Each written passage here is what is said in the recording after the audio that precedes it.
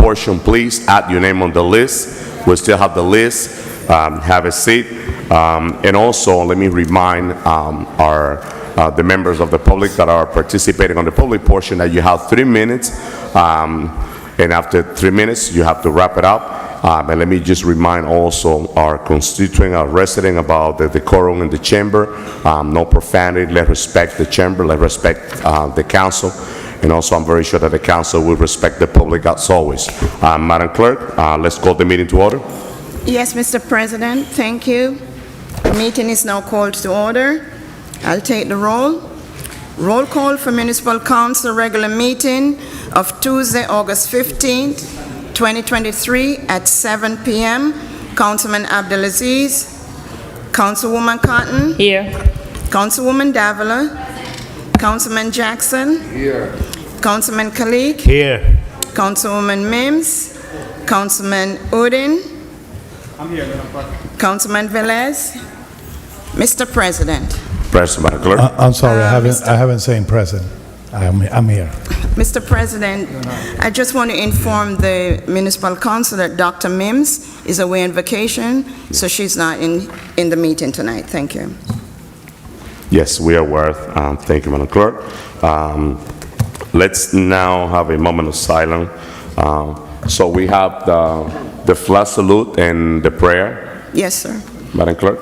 Yes, Mr. President. Tonight's prayer is being rendered by Evangelist Patsy Clark of True Witness Church of Jesus Christ in Paterson, which will be followed by the flag salute led by Councilman the Honorable Michael Jackson of the First Ward. Yes.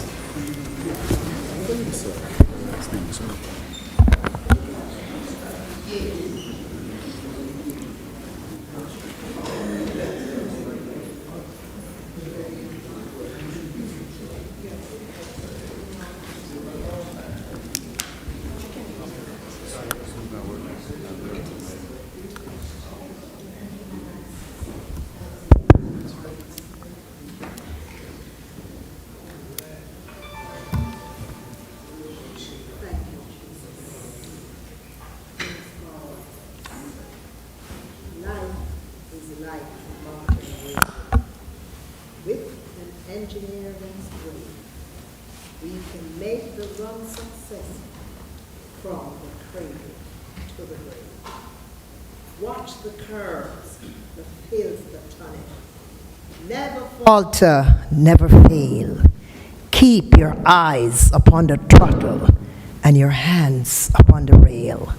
Father, in the name of Jesus Christ of Nazareth, one more time we approach the mercy seat, giving you thanks, O Almighty God, for guidance and protection. Thanking you, Lord God, for keeping your children. Tonight, Father God, as I approach the mercy seat, Father God, I bring, my God Almighty, our governor, Governor Murphy. I bring our mayor. I bring the councilwoman. I bring the councilman. I bring the children of Paterson. I bring their mothers and their fathers. Father God, as we approach you tonight, we ask you, dear God Almighty, to let everything be done in peace and in order. Let your presence be felt among your children. Father God, we are your people and the sheep of your pasture. I pray, God, that you will touch each and every one of your people here tonight. Grant unto them the deliverance they need. Deliver the boys and the girls, oh Almighty God, in Paterson. Make a way for them and let your presence be felt in their home with your peace. In the name of Jesus Christ we pray. We give you thanks. Amen and amen. Amen. Amen.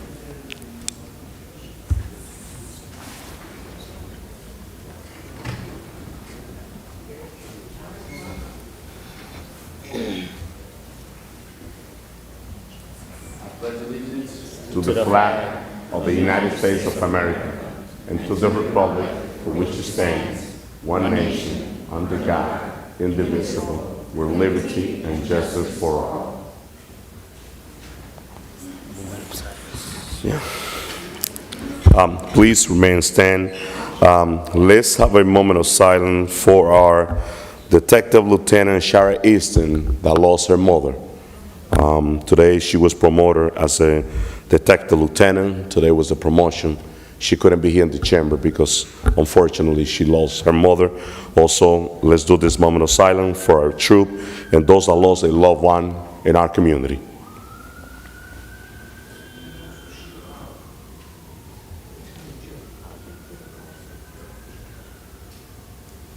Thank you. You may be seated.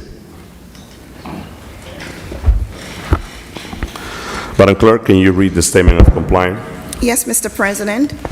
Statement of compliance with the Open Public Meetings Law for 2023-2024. The date of the meeting is August 15, 2023, and the time is 7 p.m.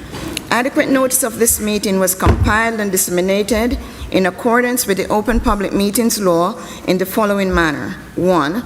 The annual notice of regular meetings and workshop sessions of the Municipal Council was compiled for the year 2023-2024 on or about July 1, 2023. 2. A schedule of the regular meetings and workshop sessions of the Municipal Council for the year 2023-2024 was duly transmitted on or about July 1, 2023 to the North Jersey Herald News, the Record, the Arabic Voice, the Italian Voice, the Passaic County Pulse, Dominicana News, La Quisqueya Internacional, El Especial, the Paterson Press, the City Post News, Tap into Paterson, the weekly Bangla Patrika, in addition to any other publication duly requesting such notices. 3. The schedule of the regular meetings and workshop sessions of the Municipal Council for the year 2023-2024 was prominently posted in the lobby of City Hall, first floor, in the place reserved for the announcements of this type. 4. The schedule of the regular meetings and workshop sessions of the Municipal Council for the year 2023-2024 was duly filed with the municipal clerk.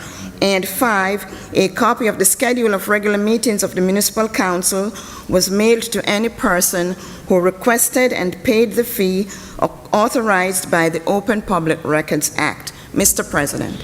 Madam Clerk, thank you, Madam Clerk. Before we start the meeting, Councilman Jackson. Thank you, Council President. Just want to take a moment to give a sincere gratitude to Evangelist Clark. Thank you for taking the time out to come and render today's prayer. It was an awesome prayer. And as I've spent many days with you and your entire family, I appreciate you always keeping the city close to your heart. So thank you for taking time out to come out and render the prayer. Thank you. Thank you, Councilman Jackson. And before we start with the payment of bill, I would like to introduce a very special person into the city of Paterson.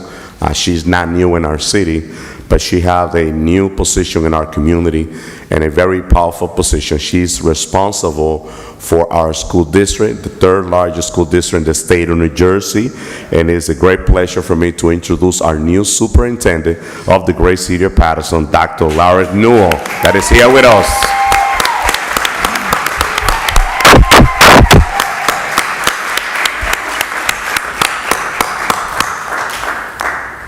Thank you. Good evening, honorable city council members. Thank you so much for the opportunity to address each and every one of you. You know, it has just been so heartfelt to come back to Paterson, which I consider my home. And so I would like to introduce myself to the council members and to the larger community who may not know me. I was here previously before for 6 years in varying capacities, and I'm so grateful for the opportunity just to speak. I'm grateful for one of my board members here, Dr. Hodges. And really, it's truly an honor to serve this city and to serve the community members. The work that we have to do ahead is hard, and I will need your partnership and your support to each and every one of the parents and community members here. You know, as we move forward, I have been going out through the community to meet everyone, and so thank you for giving me also this stage that I could speak in front of everyone. And so thank you so much for the opportunity. I look forward to partnerships and really courageous conversations, and the heavy lift that we have to do to get this magnificent city to the level that we know we can get to. We know our children are beautiful, brilliant, magnificent, and it is my job, along with the team and the larger partnerships, to show that. So thank you so much for the opportunity, and may God bless all of you. Thank you. Thank you. Thank you so very much. To our new superintendent, you're not new to this community. You have impacted the school district in such a powerful way, and we're so happy to see you back. Our school district is in a great hand, and we're looking forward to have a joint meeting with the council, city council, and the Board of Education to talk about those issues that collectively we have to work to fix and move forward in our community. So thank you so very much. Madam Clerk, let's do payment of bill. Yes, Mr. President. Council President. Councilwoman Davila. Okay, at this time, we have a summary of disbursements of $9,211,487.87. There are two payments to Roselli in this payment of bills. This also was a payroll week, so that totaled a total of $5,206,281.09. I make a motion Second. for payment of bills. Moved by Councilwoman Davila, second by Councilman Velez. Roll call. Council President, Councilwoman Cotton.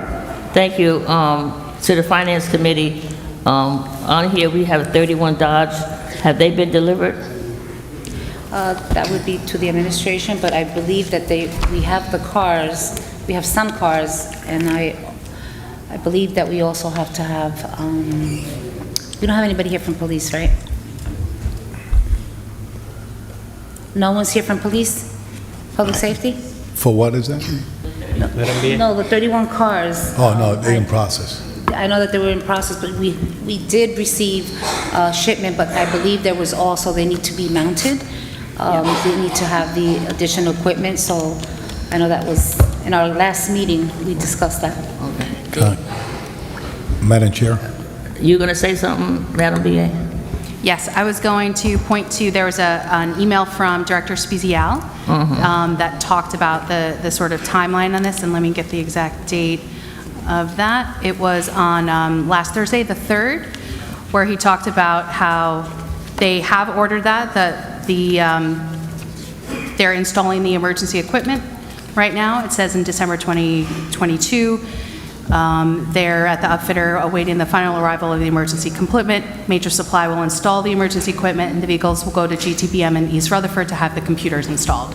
So those were the last two pieces, but this is for the payment of the actual vehicles themselves. Right, and so now only thing that we're waiting for is for them to be equipped with the police equipment. Correct. Thank you. Yeah. Council President? Councilman Velez. Thank you. Through the chair, CFO, Madam BA, this bill don't represent any payment for the school district for taxes? No. Okay.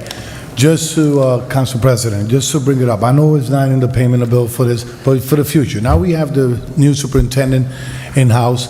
I know they've been trying to get a joint meeting with this council to talk out the issues. Under your leadership, if it's possible, then we can move forward with that meeting, because there's a lot of issues that we need to, not issues, a lot of items that we need to talk to them about. Chair agreement, school taxes, and a good relation with this municipal council. That's the most important one. So I'm doing an open public now for you to arrange that in the future, for we could have the joint meeting. Well, I just mentioned in the beginning that we are already in the process of arrangement. We have a couple of days also, and that I would like to share with our council colleague once we get the agreement with both bodies. But it's already in the process, so we're looking forward to have that meeting. If there's no more question, roll call on payment of bills, Madam Clerk. Council President, Councilman Jackson. through the chair, Mr. CFO, Madam BA, if we can outline the $1.8 million in statutory expenditures for departments, please. $1.4 million is Rosselli Suburban. It's two payments. There's also a payment for Cavanta, and then a bunch of small payments. So now this being placed under statutory expenditures under departments? That's under statutory, yes. The Rosselli payments have always been there. I'm sorry? Rosselli payments have always been there. Under departments?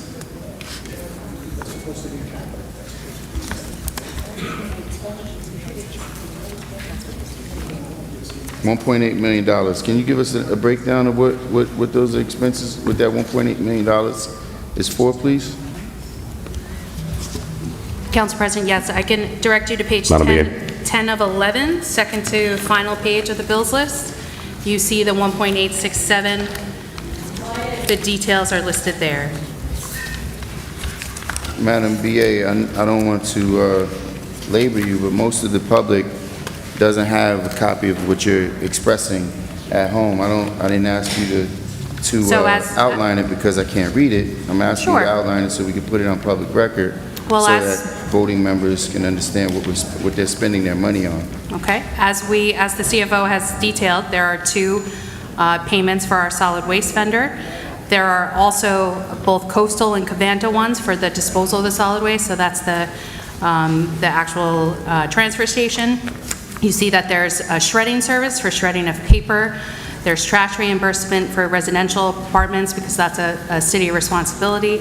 There's a purchase of diesel for the Paterson Fire Department. You see a DPW fuel, oil, gas, coal purchase. You see another purchase for gas for DPW. You see a Monmouth Telecom, a telephone payment for Monmouth Telecom for a couple accounts. You see one for Spectratel of New Jersey, and you see a WB Mason payment.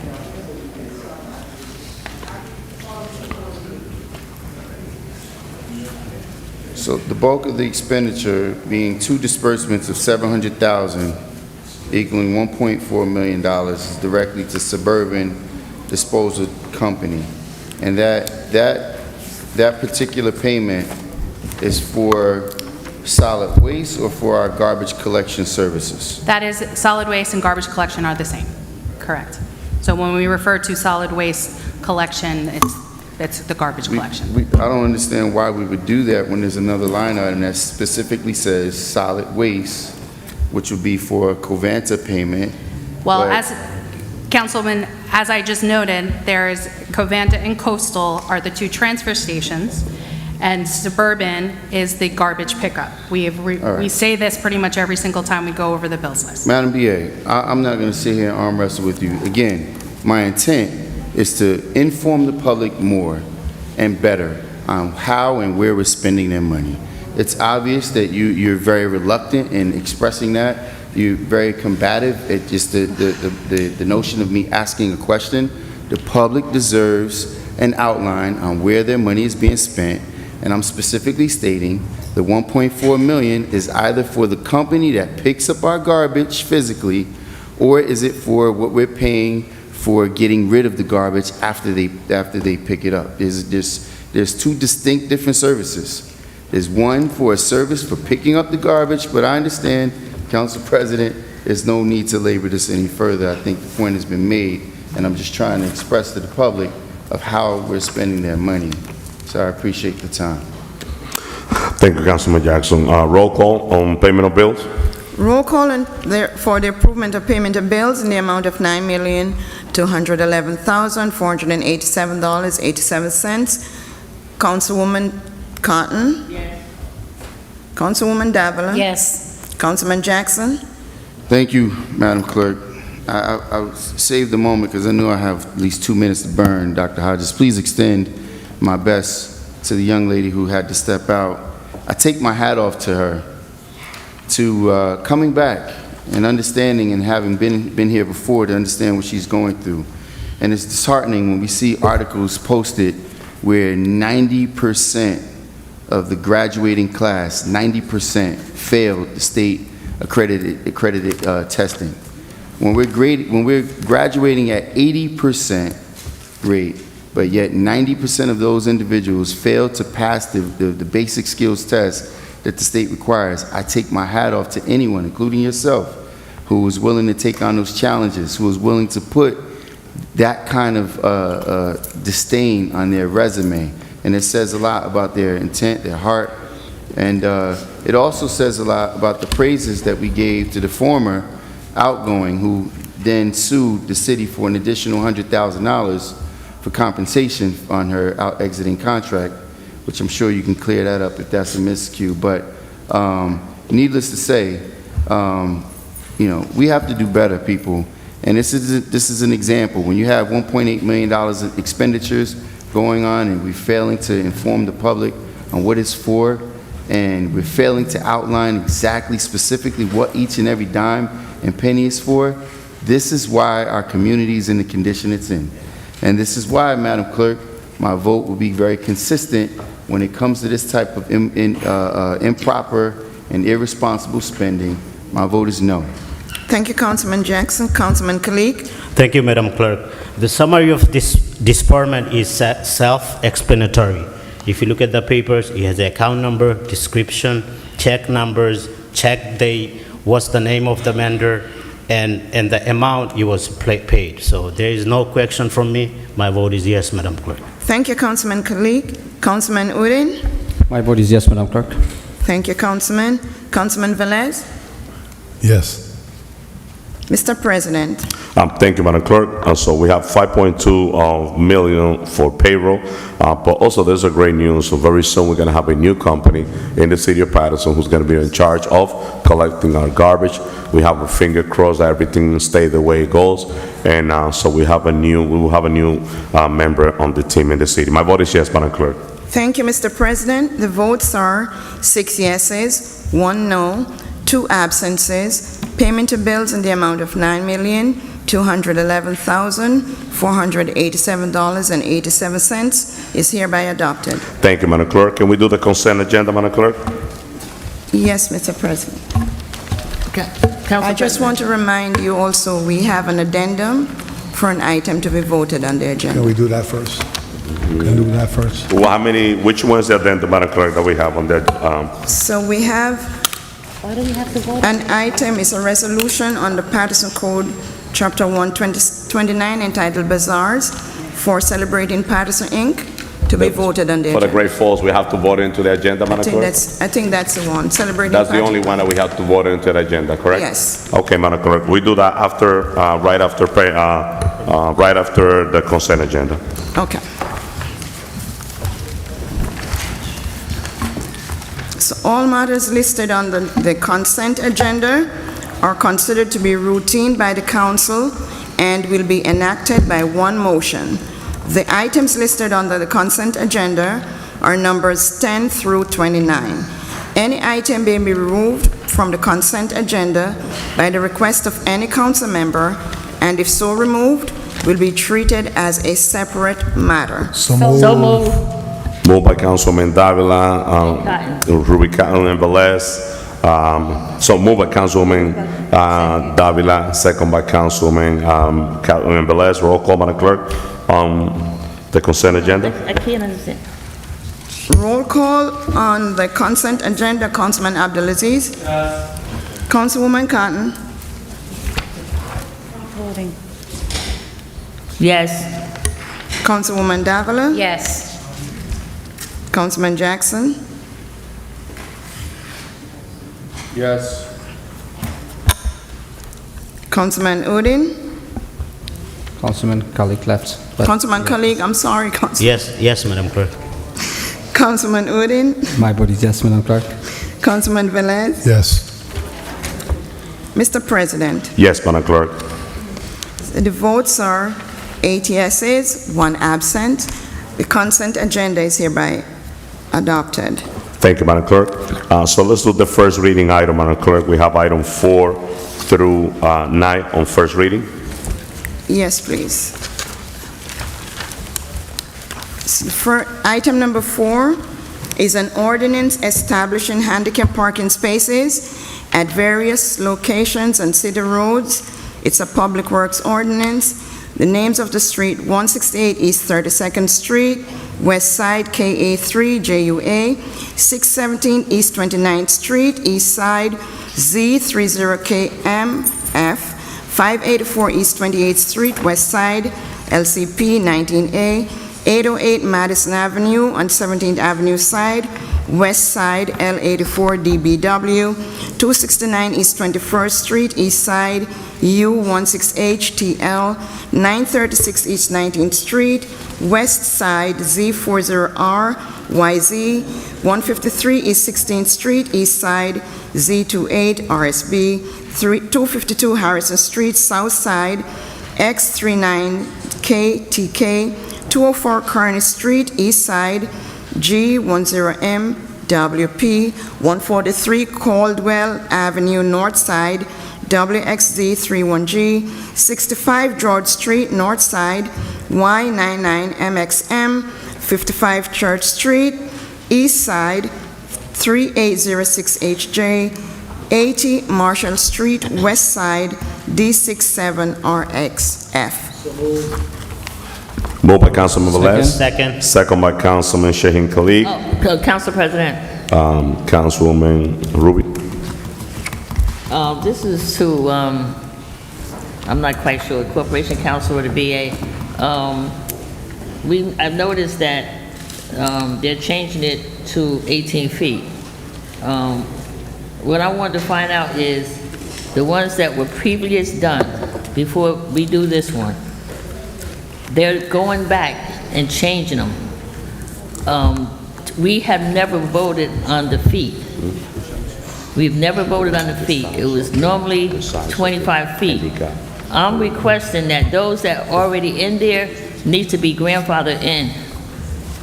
It's gonna take these guys 5-6 years to go back and try to go back to each handicap parking spot and change the feet.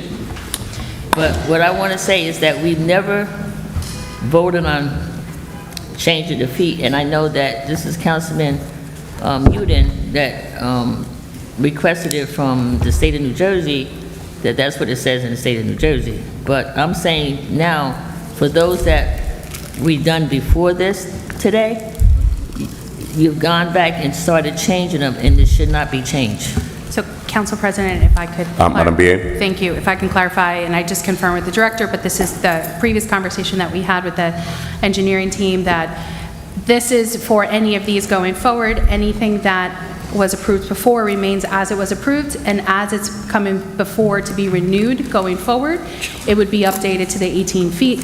But it is clear, however it was approved a year ago or what have you, is how it would be now. How it would be for now, but I'm saying. So No, it was but then- grandfathered in, and then... I mentioned it to DPW director, that those that you change, something changed. Because I've gotten the phone calls that you went back and painted the 5 feet, or whatever, that they be corrected. If you'd like to maybe Okay, give no, I'm those just saying. specific details, because I think as a policy, we're not doing that. Okay. But we can double check on if there was somebody who Okay. thought that something happened, yes. Council President. Council President. Councilman Abdelaziz.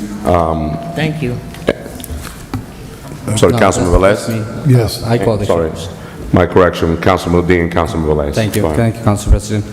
All right, Paterson, so just for clarification, so as you can see that if you have the agenda in your hand, that every week we have over 30 handicap applications coming to the council, and we are approving it blindly without any question.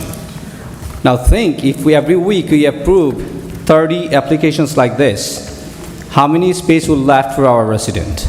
They all be gone for our handicap parkings. And these are designed, this specific space is designed forever for that particular person. So in my second week as a council member, I sat down with the Corporation Council. I said, Corporation Council, I think we should limit it some way. The response came back that this is a state statute, we cannot do anything, but we have to go through whatever is there. So I, in person, went to 3 other municipalities and checked their handicap sign, and I found out that their handicap parking sizes are 18 feet. When we were giving 22 feet. You can fit about a car and a half, you can say 2 cars can fit in a space. You have that experience. So I have to commend the DPW director. Mr. Rodriguez, and our corporation council, that they went through research and they found out that, oh, they can actually lower the size, which is from 22 feet to 18 feet. At least, I'm not saying it's a great change, but at least I would say that from every space, we are saving 4 feet. That's, at least this is a positive change in that way. But again, we have to somewhere limit these parkings that we are giving away every week. Because think about if it's continue like this over the next 10 years, then you will see that whether you have to become a handicap to find a parking, or you have no parking at all. All right? So we need to find some solutions. You cannot just give it like this, blindly. Think about what's going to happen after 10 years. So thank you so very much, Corporation Council. Thank you, the Director of DPW, for taking my request in your consideration and brought this positive change and move forward with this. Thank you, CP, Council President, for giving me the floor. Thank you, Councilman Moving. Councilman Velez. Thank you, Council President. You know, ideas are good, views are great, but policy had to be in place. I cannot put a policy if I don't have it written in an ordinance, if it's not forced by ordinance. So Councilman brought up in a good idea to do parking space based on a vehicle in that time. So people have those little street cars, right, those small cars. You can't do handicap like that. You never know if the guy buys a car down the road bigger. So now we have to paint the area bigger, right? So we cannot go back and forth. So the state law, ADA regulations say that outside street parking are from 20 to 22. It's in the books, 20 to 22. If we want to implement parking spaces for handicap at 18 feet length, we need to put it in the ordinance. Why I say this, and that had to come to committee, we discussed it in committee, why we are doing arbitrary changes and not put it in a discussion in the committee. Councilwoman Cotton was there too, and just do it whatever we want. What's gonna happen is somebody has a car that are more than 18 feet, right, in a handicap, a truck, backing up, back and forth, the car's going to probably hit anybody. Handicapped people, individual had disability, they cannot even turn their back or whatever. So you imagine if that person crashes a neighbor car, who's going to be liable? So in that point on, we need to sit down, make sure our Corporation Council that we reflect in the ordinance, then we could be safe on it. Because they could come back and say, they did that one in 15, they did that one in 18, the other one is 20, so you never know if they cross the line doing 24, you never know. So we need to put it in paper and make sure that the decision comes to committee and everybody is satisfied with it. I know it was one issue you had with one handicap, and you did that one handicap 18 feet because you need it like that. But when we see that everything is coming in 18 feet, it's going to create a problem with the others. But if we put it in the ordinance the proper way, and amend the ordinance a handicap parking space based on the street regulation, not on the regulation that they have parking sites. It's totally different, you know, so you could do a parking site differently in the street, goes different. So Corporation Council, I spoke to you in committee about this. We need to put it in paper. We need to bring it forward, so be safe in our end, that anybody could come and say that parking was too small, the car in the front got damaged, the car in the back got damaged, and then we are liable because we paid the line. Thank you, Council members. We have a very extensive agenda. We have a large public portion. But before we vote, Councilman Jackson asks for the floor related to this item, Councilman. It is. Thank you, Council President. Through the Chair, Corporation Council, can you outline, is that an absolute fact that the state legislation calls for it to be 20 to 22 feet? Is that the case? May I, Council President? Sure. Thank you. Thank you, Councilman Jackson, for that inquiry. We have not found any state legislation that sets it at 20 to 22 feet. So, if you Google Council member, he's going to start. I'm not going to start with his rebuttals Councilman and Jackson his has the ignorance. floor. Council members, But if you Council members, Google the please. state law, you will read Councilman and read it Councilman completely. Velez, let Councilman Jackson finish, and that way we could vote on this item, please. I will look for it. I tried to. I was trying to support the notion if it was absolutely correct, but I deal with facts, not make-believe commentary. But I do agree somewhat. Councilman Udine, understanding, I mean, you made a couple comments that I just wanted to put on record. You said that if we have all these handicaps, where's the parking going to be for our residents? The fact of the matter is, you can ensure that someone that has a handicap space is a resident. That's the one thing we can ensure. Unlike all the other vehicles that's parking randomly that we don't know about because we haven't implemented this, even the residency parking that's already been approved on the books that we have failed to, well, the administration has failed to implement. But we should be more responsible to our residents. Yes, parking is an issue. So what we're doing is we're now having the PD tow people's vehicles at alarming rates, and cutting the parking spaces down 2 or 3 feet is not going to make a big deal on a block that has about 7 or 8 handicap spaces. But what it will do is, as Councilman Velez's point, is the potential of liability if there's damages to someone's personal vehicle, and more importantly, there's potential of scuffles, so to speak, breaking out because somebody feels that their car has been damaged. So, I mean, I have no issue with supporting this item. It's not really like it's a detrimental concern, but I do have one last question. Corporation Counsel, in the event, I mean, the potholes are at an all-time high. Damages, your office must be inundated with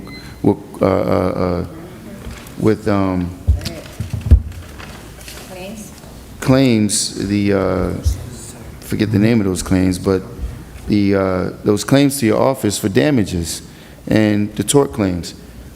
What's the projection and how we planning to handle these instances when people come in saying that their neighbor who has a handicapped space, who was elderly or having difficulty driving, has done damage to someone else's car? Are we anticipating or preparing ourselves for that type of uptick? Corporation Counsel. Thank you, Council President. Thank you, Councilman Jackson, for that inquiry. The Law Department has looked at the issue or the potential issue, and given its legal implications, I cannot comment publicly on that. However, if you'd like a private briefing, I'd be happy to provide that for you. But we have thought about that, and I do believe that the ordinance as written, with the support of Councilman Velez and Councilman Udine, is appropriate, and it's a result of substantial legal research that has been invested into accomplishing this goal. So, Corporation Counsel, and let me apologize now, because I have a great deal of respect for you, very fond of the work that you do, but it is the obligation of your office to make sure that it protects the best interests, if you will, of the city. Just because 2 council members feel that it is appropriate, and for us, just the mere fact that we don't want to have a conversation in public, it is the public's best interest that we're protecting. So I'm trying to understand how to, I mean, because we're being overloaded with lawsuits that in my opinion, the legal department can do a better job with preventing, because these things are coming before us, and we're having private door discussions, and in the end of the day, the people that's paying the price is the residents. We have all these lawsuits that's coming through right now that could have been prevented if this council and the administration had taken better action, and that better action comes at the advice and consent of your office. So if we're now subscribing legislation that's going to potentially open us up for litigation, that's a conversation that needs to be had in the totality, not just amongst 2 or 3 council members in a private session where they're willing to to overlook it just to have their name on the legislation. because this is the kind of stuff that's costing us, and we're looking at $18 million deficits. The state just gave us $25 million, $10 million more than we've got in the past, and we still have a deficit that we have to raise the taxes over 4%. Absolutely, please. Thank you, Councilman. And your point is certainly well taken. I will say preliminarily, my comments regarding the support of Councilman Udine and Councilman Velez should not be misconstrued to take away from the substantial legal research that has been invested into this undertaking. Councilman Udine came to the Law Department with this inquiry almost immediately after being elected. That was quite some time ago, and we've invested a significant amount of time not only looking at that, but looking at the issue that you raised. And we do believe that the city is well protected as long as the ordinance is written as is with the appropriate legal guidance, to the extent that one resident's vehicle may impact another resident's vehicle, and what, if any, legal obligation the city incurs on that. That's a legal privilege conversation, but if the Law Department felt that this would result in a substantial uptick in litigation against the city, the Law Department would not have signed on this. And then finally, Councilman Jackson, the Law Department, along with the BA and other departments, has invested a significant amount of time in risk management strategies, and some of those risk management strategies are starting to pay off. I wouldn't say that it is where I would like it to be or anyone would like it to be right now, but it's certainly a work in progress, and we continue to dedicate ourselves to that and getting better every day, not only from the Law Department, but working with other departments as well, DPW especially. Okay, very good. So, Council President, after we vote on this item, I would like to address that, because with all due respect, I mean, the amount of lawsuits that we've been encountering is astronomical. And with that being said, and lastly, because you can't have a council person in a public meeting that's being broadcast come on television, state what a law is. He never was corrected. If I didn't ask the question, the public, the general public, would have the perceived perception that the state law in fact said 20 to 22 feet, which would within itself open us up for potential litigation, because we're misleading the public, misquoting laws, and that is the job of your office. But I'll rest it for now. I mean, Council President. Thank you. And I'll say this, well, I'll say it as I vote. Thank you. Thank you. So we have in our meeting, Councilwoman at Large Lily Simmons join us on the regular meeting. Councilwoman, welcome. Yes, good evening to the viewing public and those that are here. I was on vacation and drove back just in time for the meeting, so thank you, Council President. Welcome, very welcome. We welcome you. So roll call on item number 4, Madam Clerk.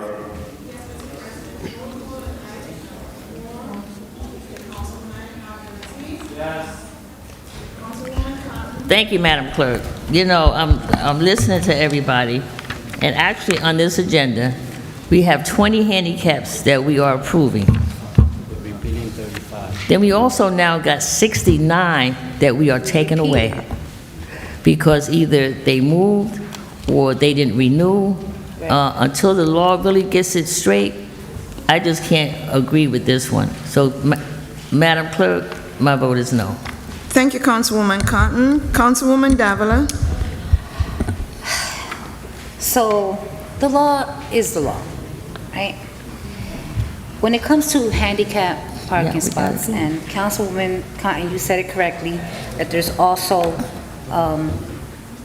repealing on this agenda as well.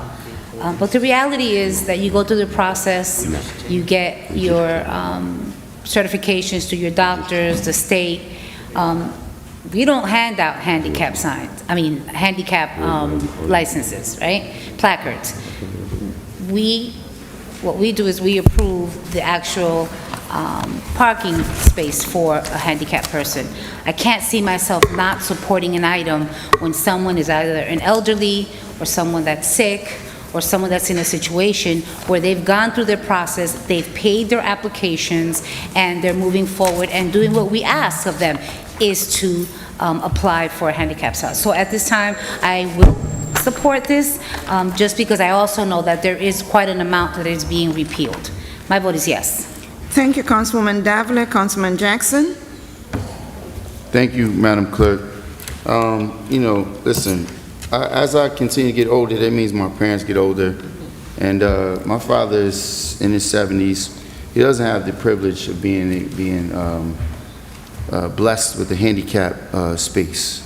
But I do understand that if it was in fact the case, I mean, I had a gentleman the other day say, listen, my space is 22 feet, my truck doesn't fit there, I'm handicapped, and now you're forcing me to get a different vehicle. It's not a common practice where everybody has the same size vehicle. In fact, this council just recently reversed the legislation that requires for commercial vehicles. You can have the smallest of vehicles. It's more than 2 tons. It's 4,000 pounds. But we reversed it, so any commercial vehicles, like if a person has a small business and they have a Honda Civic, the car can't be on the street just because it has a commercial plate on it. So there's a lot that needs to be said about this, and I'm not necessarily sure that this is the right way to approach it, by punishing those who have gone through the length to get a handicap space because they need assistance in parking. Everyone in the city doesn't have like a fake doctor's note or something like that. People are legitimately handicapped and have issues, and cutting down those spaces is going to give them some more difficulty and challenges, and I can't support that. My vote is no. Thank you, Councilman Jackson. Councilman Kalik. Thank you, Madam Clerk. I believe from law allows it to be 18 feet instead of 22 feet. So we'll have some extra space on the street.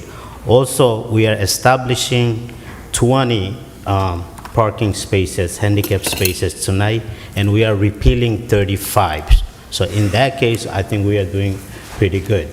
And my vote is yes for the first reading only, Madam Clerk. Thank you, Councilman Kalik. Councilwoman Mims. And so this item is for handicap. So there is a process that goes through the state where people that have whatever medical concerns, the doctor approves it, certifies it, then it comes through our DPW, and they pay their fees, and then it comes before us to approve that. For me, I would never want to be in a situation where someone has a serious medical concern, does not have a place to park, and have to park 2 and 3 blocks away because I don't approve the street that's on the agenda tonight. So I'm going to always stand with the community. There's different addresses and there are residents that live at these particular locations, and so I'm going to support the people. My vote is yes. Thank you, Dr. Mims. Councilman Udine. Thank you, Madam Clerk. Just for clarification one more time that, so you know how handicap parking marks are, still only blue marks on the sidewalk. There's no really parking mark that you cannot extend out of this size. However, if I do not have parking decal, handicap decal, and I park in some portion of the blue line, then I have to pay the punishment. So see the difference. And you can see only 4 feet. Yes, you can see just 4 feet. But just today's application, you know how many feet you are saving? 80 feet. Just today you are saving 80 feet from these applications. That's how we have to see it. We cannot just judge by one particular application. You have to see that if we save 80 feet today, only today in one meeting, how many are we saving in 1 month? How many are we saving in 1 year? And how many are we going to save in the next 10 years? That's how we have to see.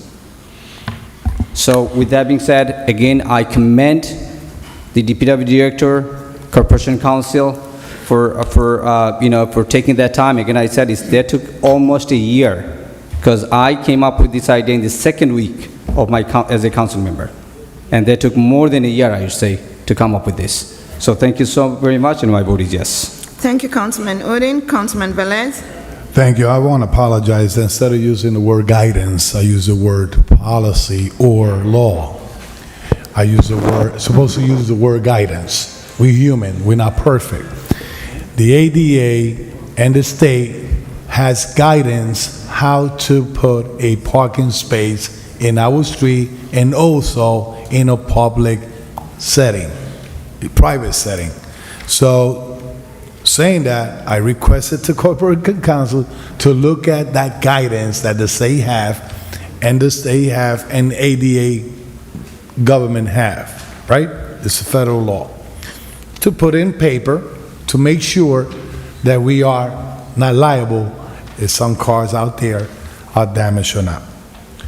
I don't never have a problem with people that follow process with handicap. I will not question their disability, either their condition. I will not violate the HIPAA law.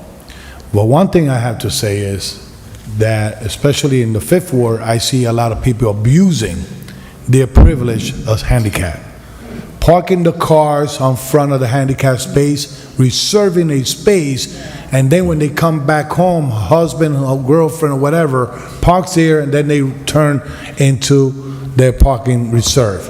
Their car have to be parked 24 hours, 7 days a week in that parking that was reserved to them by ordinance. I have a problem when people have CDL license, drive trucks, come back with a car saying that they have a condition. I don't understand how it goes, but that's the doctors that have to deal with it.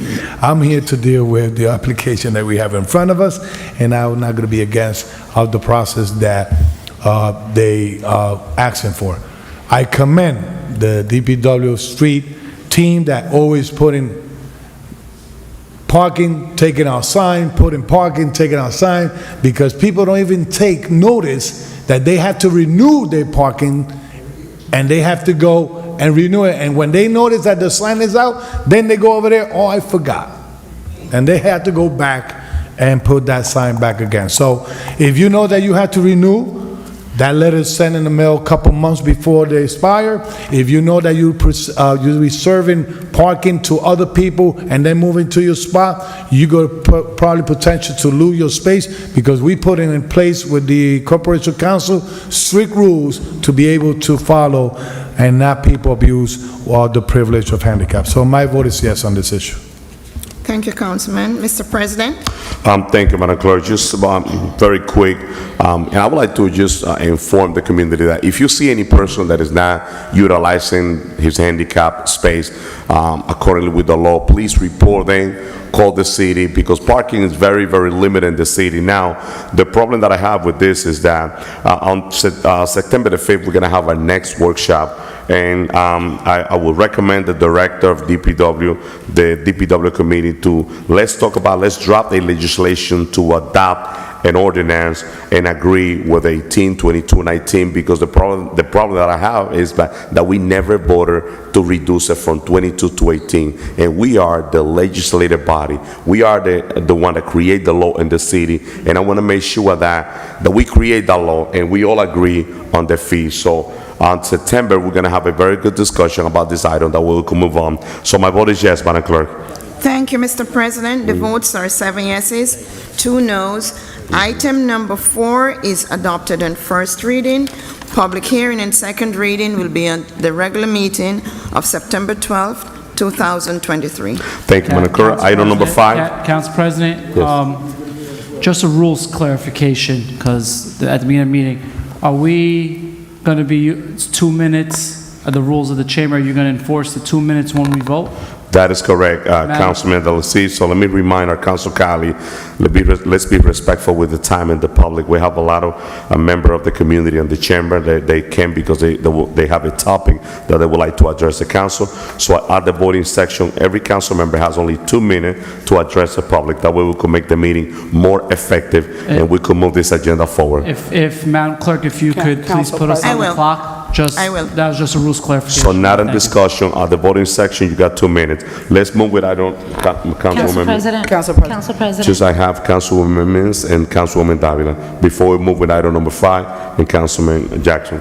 So just for clarity, the ordinance states that when we're voting, there's 2 minutes, but you can be given extra time based on the council Agreed. president. But there's still room for discussion and extra dialogue. So I want to be clear, so it doesn't say we can't speak. We're in America, and we have the freedom of speech here, so I want to make that clear that we can do that. So if it's within the voting session, it says 2 minutes, but it is up to the council president, because sometimes there's extra discussion or the need, if you're going to vote against something, the community wants to hear why you're voting in that perspective. That is correct, Thank you, Councilwoman Council Mims. President. That is totally correct. Councilwoman Davila? Council President, I see that we have a few items that are establishing handicap parking spaces and repealing. Can we take all of the handicap establishing? We tried that before, and by legal, we cannot. We have We to can take do that. item by item. We've done that before. We can do that. To appeal, you take together. The repealing one, just, All let of the me, establishing. council members, so I Council refer that to my President, clerk or Council corporation President, counsel. I was not done, just so you know, we have done this in the past, okay, but we can only, just like Councilman Jackson stated, we can only do all of the establishing handicap. And the repealing and then one. repealing. Let's get I just thought it corporation would be counsel a- recommendation. If that's the case, definitely we could do it. Thank you, Council President, and I'd like the clerk to also weigh in if she feels that the legal opinion is different. That can be done as long Yes, as it can. it's grouped together, but it still has to be read into the record It has to. exactly what we're doing as well. So as long as the record is clear that what item is being voted on, what is being established, then they can't be moved together, and council, as long as everyone in council consents to do it that way, then the council body can proceed that way. Okay, thank you. Councilman Jackson? Thank you, Council President. And Corporation Counsel, hats off to you for acknowledging that there's a necessity not to overstep the clerk. I want to remind you, Council President, that she is the parliamentarian, so whenever anything that has relative to parliamentary procedure, we need to consult with the parliamentarian. The legal advisor is here to give legal advice, but when it comes to parliamentary procedure, she is the authority there, so I want to make sure we keep her in the right space. But relative to legal discussions, and I already know, I'm anticipating, I'm just putting this on public record, because I already know that the notion is going to be we cannot discuss certain items or issues, but relative to these lawsuits that we're protecting ourselves from, Corporation Counsel, through the chair, and members of the council, I think we all need to be aware of this. For the first time in approximately 60 or more years, there's a homegrown Paterson person who attended a Paterson public school, who has lived in this community, who's grown up in this community for the first time in possibly 60 or maybe even 100 years, that we have a fire chief that's being selected who happens to be a minority for the first time in history. And yet, it is disheartening that this administration is demanding that this gentleman take a $40,000 pay cut to make less money than he's currently making, so his subordinates will make more than him. One, it is illegal to do that, and unless there's some new laws, because every single chief that has come in has been granted the privilege to take over the contract that was from their procedure.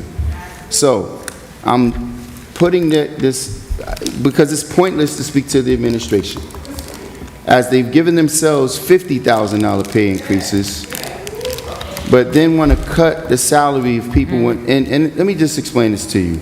When it comes to people who have developed a custom to their living conditions or their circumstances, and then you forced to take a pay cut, to take on more responsibility, to take on more liability, that right there, and if it's not, and again, please forgive me, because I'm often getting hit with, oh, it's a racial thing. I support every single person, but when it comes to, when it's a blatant disregard, when a minority is the person that's next in line and they're the person that's treated this way.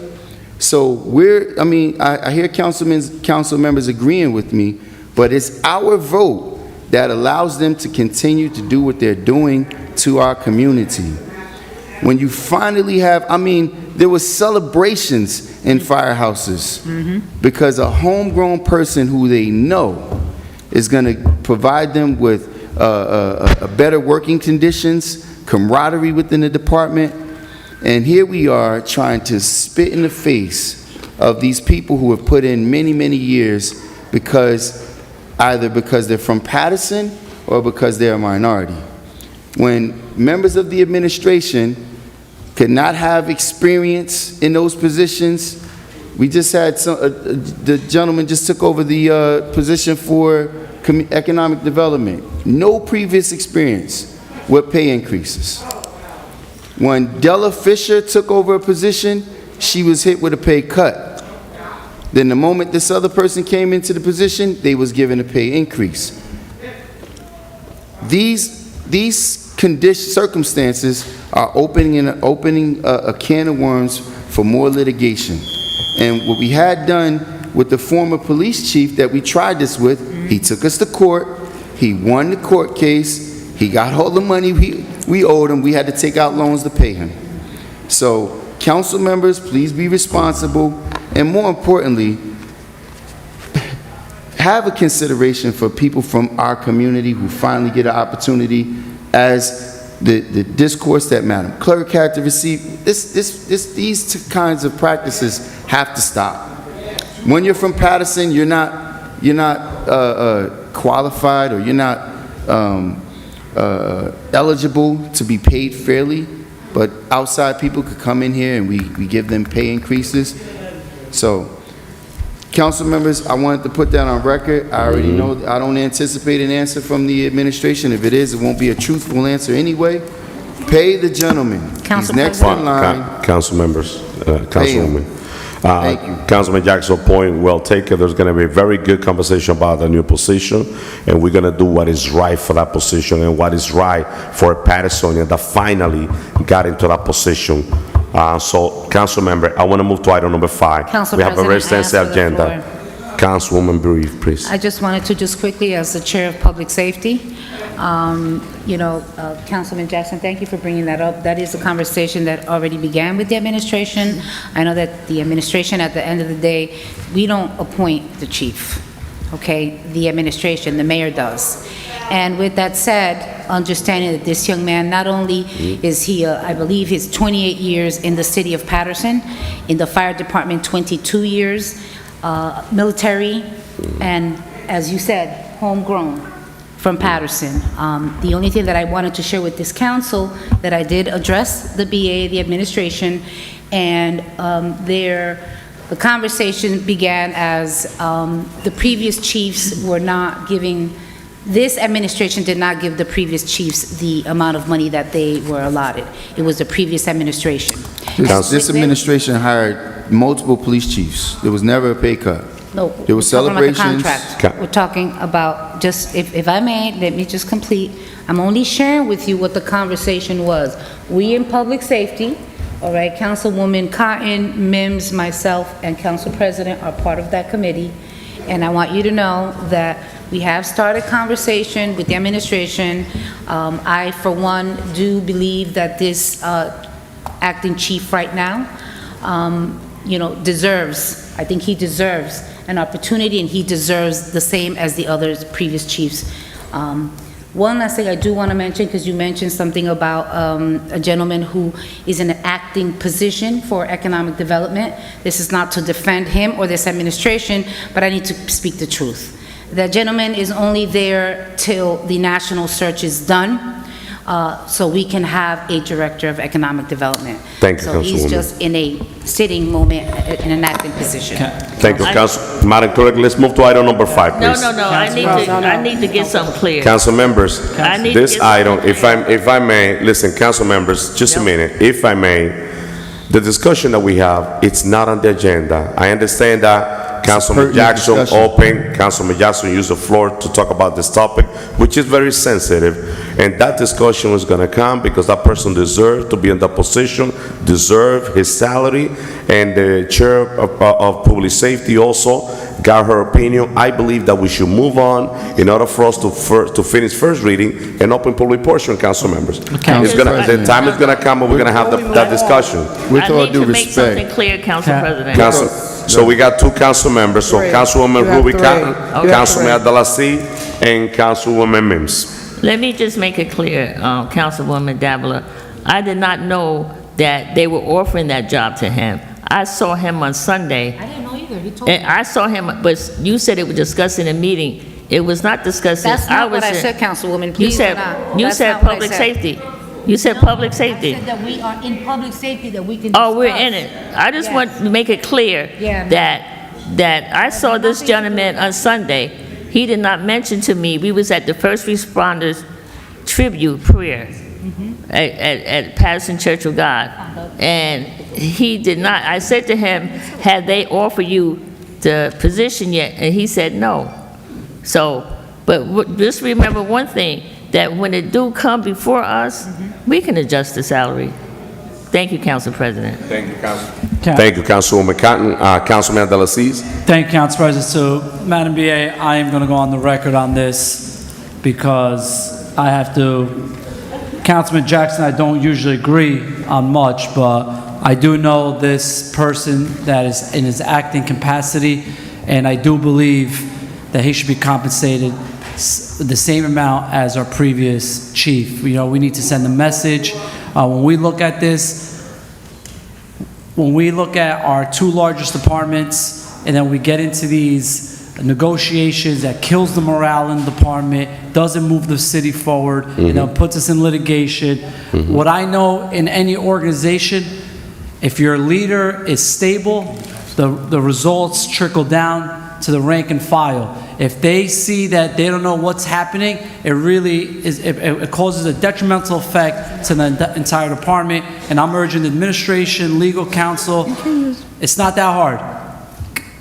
Bring them on, continue what the fire department has been doing, and move the city forward. When we're looking at $15,000, $18,000 in a $200+ million budget, it's just showing that we're playing petty games.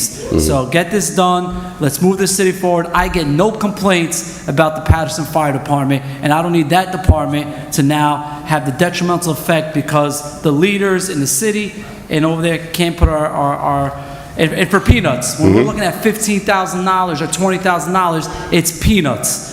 It's peanuts when it comes to a $200 million plus budget. Thank you, So I just Councilman. want on the record. Thank you, Council Point President. well taken. Thank you, Councilman De La Cies. Councilwoman Mims. Yes, so I absolutely agree. First of all, I want to thank Councilman Jackson, because I had no clue about this at all. So I want to thank Councilman Jackson for bringing it up. But I want to say this to the BA, to the mayor who I know is watching, to the administration. There should be, because at one time there was something called a consent decree in place for our police and fire department, which said that when we hire people, that the department should look like the community in which they serve. That was removed a few years ago. I think we need to look into reactivating that for our police and our fire department. But I also believe that this chief that is homegrown, that there should be a rubric in place that says because he's from Paterson and has the experience, not only should he get that salary, he should get more because he lives in the community in which he serves. So when that discussion comes, I'm looking forward to that, and I'm going to be pushing like we did for others that came in that we didn't have the say so. In this one, I believe we have some leverage. So I believe he should get not only that salary but even a little bit more. He's from here, and the others will get an opportunity to take the test and to push for the same opportunity. Great point, Councilman Mims. Council President, just to close this up. Just for a point of Just clarity, give me a second. I'll wait till Council. Councilman Velez, brief, and Councilman Jackson. Thank you, Councilman Jackson, for the courtesy. See, today we have a special day, right? That's not for me. We have a special day today. We promoted a captain. We promoted 4 lieutenant, 4 sergeant. Good. That's beautiful. That means the city of Paterson costs money, money, money, because every time you do a promotion, you have to increase the salary. I bet you that when the numbers comes back, it's going to be more than $40,000 a year in those promotions. Why not give it to an individual that was born and raised in Paterson, that love our city and have represented the fire department with dignity? So, and not only that, I was aware that because there's some friction between accepting and not accepting, they going to the next man, to the next man, to the next man, until somebody accept the offer of the administration. That have to stop. We don't want to be in litigation in court or something like that, because we're not being fair across the board. He deserved that, and I believe I'm going to stand behind his shoulders. Thank you. Thank you, Councilman Velez. Councilman Jackson. Very quickly, just for a point of clarity to council members, please pay attention. So, to your point, Councilwoman Mims, there is a law. If I do your job if you're the head of sanitation, and I have to do your job after a certain period of time, civil service requires that I'm paid your salary. Acting, there's a salary that you're required to pay. This chief has been acting and they're refusing to pay him even in the acting capacity. So that right there is opening us up for litigation. Secondly, with regard to the dissent decree, and this is why I urge all of you, please don't be fooled by the smoke screen by this Attorney General coming in here, taking over our police department, because the investigation on the murder of Najee still has not commenced. And more importantly, when you talk about the dissent decree, the Attorney General has guidelines, and within his guidelines, he wrote guidelines that says that the police departments should be more reflective of their communities. Today, we had 8 individuals promoted, 3 Hispanic, 5 Caucasian. We understand that the demographics within our community, and mind you, the captain is a phenomenal captain, and not taking anything away. But when we talk about the Attorney General guidelines and making the department more reflective of the community, it's important that these things are taking place. And we right now have the Attorney General over our police department, and under his watch, this guideline that he has subscribed has been ignored. And lastly, let me point this out to the council members, because this has happened before, to Councilman Abdelaziz's point. Over pennies, $6,000, we lost the best police chief that this city has seen. Troy Oswald was begging to do the job. This administration went into a battle with him over $6,000. Guess what? We still had to pay him. They sued us, we still had to pay him, we lost him, and now our police department has been taken over by the Attorney General's office. So decisions are detrimental. You have quality people and you want to treat them like trash, and then you have unqualified people and you give them all the ability to make poor decisions that impact our community. We just finished paying Director Gilmore. We're going to pay him more, and we're still trying to take shots. So this council has a responsibility, a fiduciary responsibility. Our spending falls on our shoulders, and we had an opportunity to negate that action that the mayor took when it came to Troy Oswald, and this council sat on its hands. We let the administration do what they felt fit, and look where we are. So I'll rest there. We can move on now, Council President. Thank you. Council President, if I could just make one statement here. Very brief, Madam BA. Thank you. This is the beginning of our just agenda tonight. There was a lot of information that was stated that is incorrect, but at this point in time, we cannot discuss details of any one personnel action or one individual. But I would like to point out that this position that we are discussing is still going to be the highest paid position in city government, the highest paid position. So this is not something that we are taking money away. It is something that we are properly compensating within a structure that we need to be fiscally responsible, while we still appreciate the work and the leadership that is being done. I just want to make sure we're clear on that. Secondly, we are a TA community, a transitional aid community, so every salary has to be approved when a vacancy is made. Wow. We do not just roll over Wow. salaries from previous police chiefs, from previous fire chiefs. It has to, if you read the MOU, that's the waiver process where a salary is decided and approved via waiver by our fiscal monitor from DCA. So I just want to have those two facts that are on the record. Madam BA, and I just mentioned at the beginning of the discussion that I'm not planning to have a debate on this topic, because this topic, Madam BA, you just finished, I'll give you the floor. But I will recommend to you, let's move on with this, because this is going to be a serious issue, and what you just saying, I don't agree. I don't know if that's the law. These were facts. We all going to have, I understand that, I totally understand that, but just let me give you a piece of advice. That person, when that person take a position, we want to make sure that that person is compensated with the same salary that the chief that we have. He's a Paterson resident, and he deserves to be paid as the chief of the fire department that we have, that department is one of the best departments, not only in the state of New Jersey, in the nation. And it's being our fire department is being recognized in the nation as one of the best fire departments. So let's move on with this conversation, because I totally agree with all my council colleagues, and we have to fight for a Paterson resident. Council President, please don't overlook and allow her to place on record that the TA, our TO is preventing, and because we're on transitional aid, that the DCA is now, they've never had an issue with it before.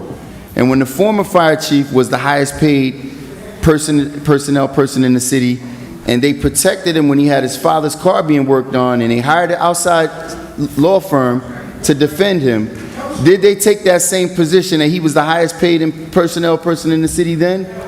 This needs to be discussed in an open public forum, not in a private session, not behind closed doors.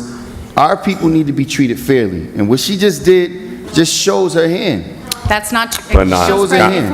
Madam BA. We can't keep So, going back and Councilman forth on Jackson, this. this discussion is going to be right here in this governing body with all our Pattersonian residents, and the decision that we make, every person that lives in Patterson will know what was the outcome and what was our position in that position.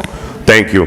Madam Clerk, let's move to item number 5, please. Yes, Mr. President. Item number 5 is an ordinance establishing handicap parking spaces at various locations on city roads.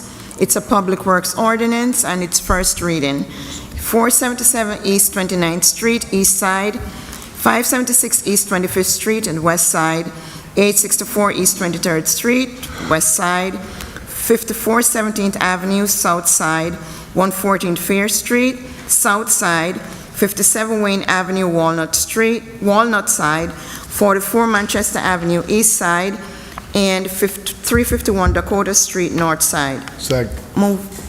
Motion, please. Move. Moved by Councilman Velez. Second. Second by Councilman Davila and Councilman Udine. Roll call on item number 5. Roll call on item number 5 for approval.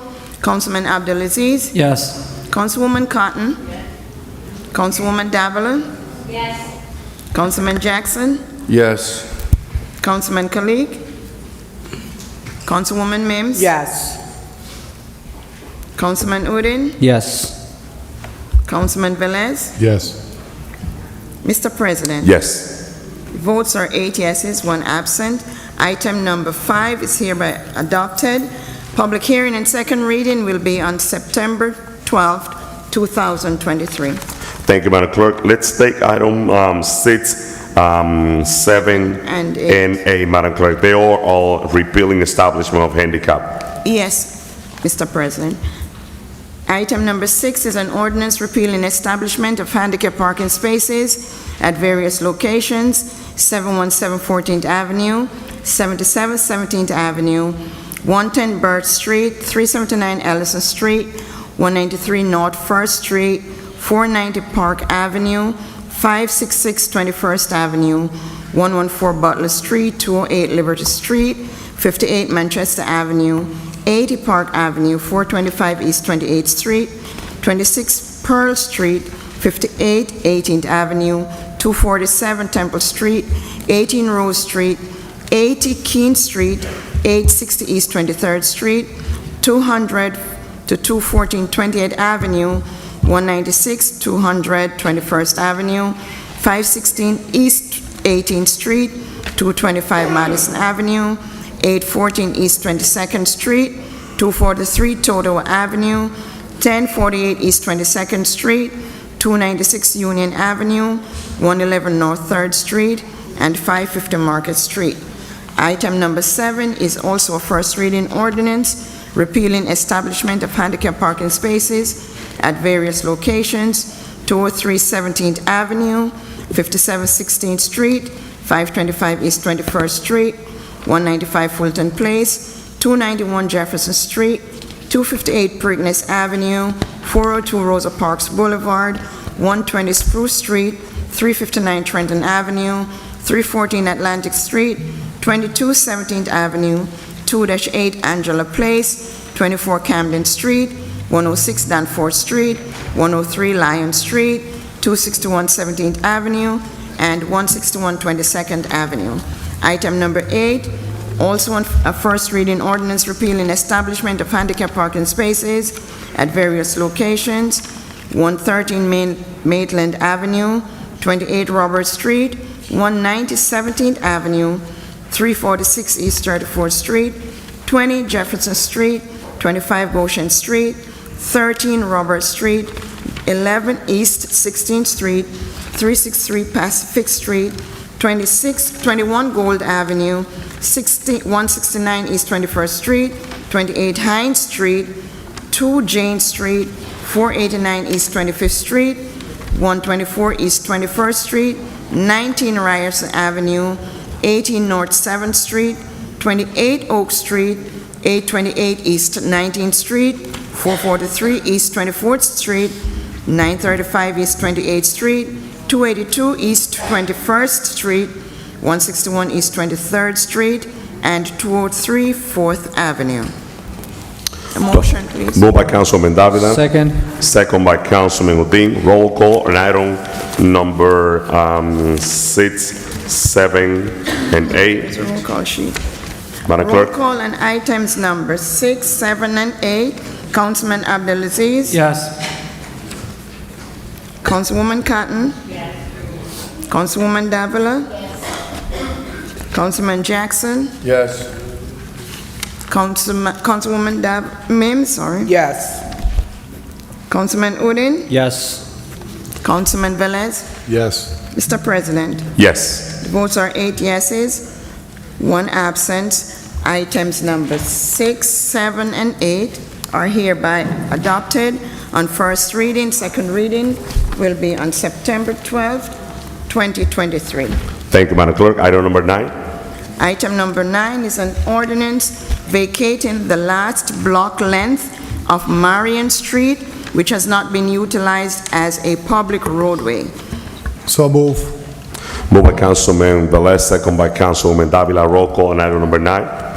Roll call on item number 9. Councilman Abdelaziz? Yes. Councilwoman Cotton? Madam Clerk, on this vacated street, was this on the agenda back in March? Was this? Council? Huh? It was discussed, yes. No, I'm asking him, was it back on the, was it in the March agenda? Is Director Billy on Where he's at? Is he here?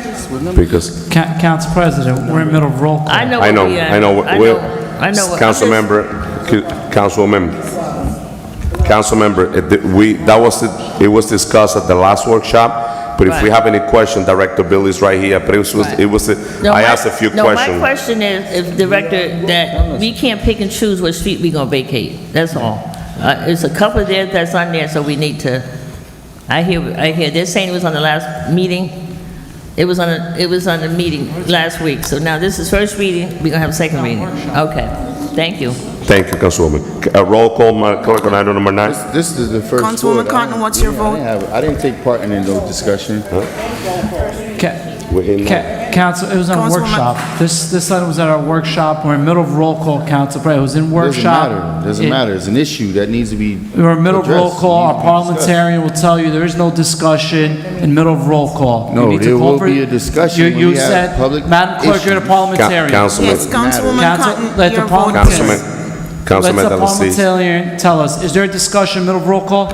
No, we cannot Thank you. Can we discuss. continue on roll call, please? But council members- You said she's a parliamentarian, Councilman Thank Jackson. you. Take her word. Thank you, Councilman Abdelaziz. Councilman Jackson, to your attention. There was a extensive discussion, have a few issues, but Director, right after, we could have a one-on-one conversation with Director. This definitely is not a big deal. So trust me. maybe when some of you vote, we can tell us who we're vacating the street for, who is taking possession of the street. No, nobody's taking possession. Director Billy Rodriguez will address it. Madam Clerk, we're on roll call. Let's continue. Yes, I'll continue with Councilwoman Cotton. What's your vote, Councilwoman? Councilwoman Davila? Yes. Councilman Jackson? So, to the members of the public, please observe how this process is taking place. Rushed it to, he's the first vote, so he rushed it on, he votes right away, no discussion.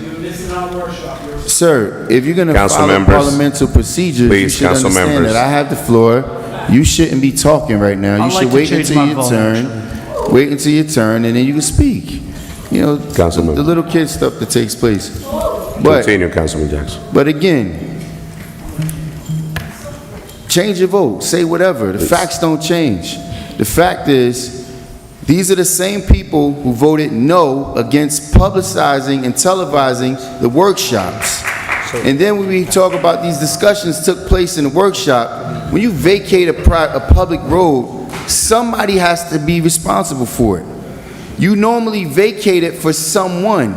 There is a beneficiary, and coincidentally, there's a large building that just got purchased by a developer that happens to give people who are voting in favor of this campaign contributions.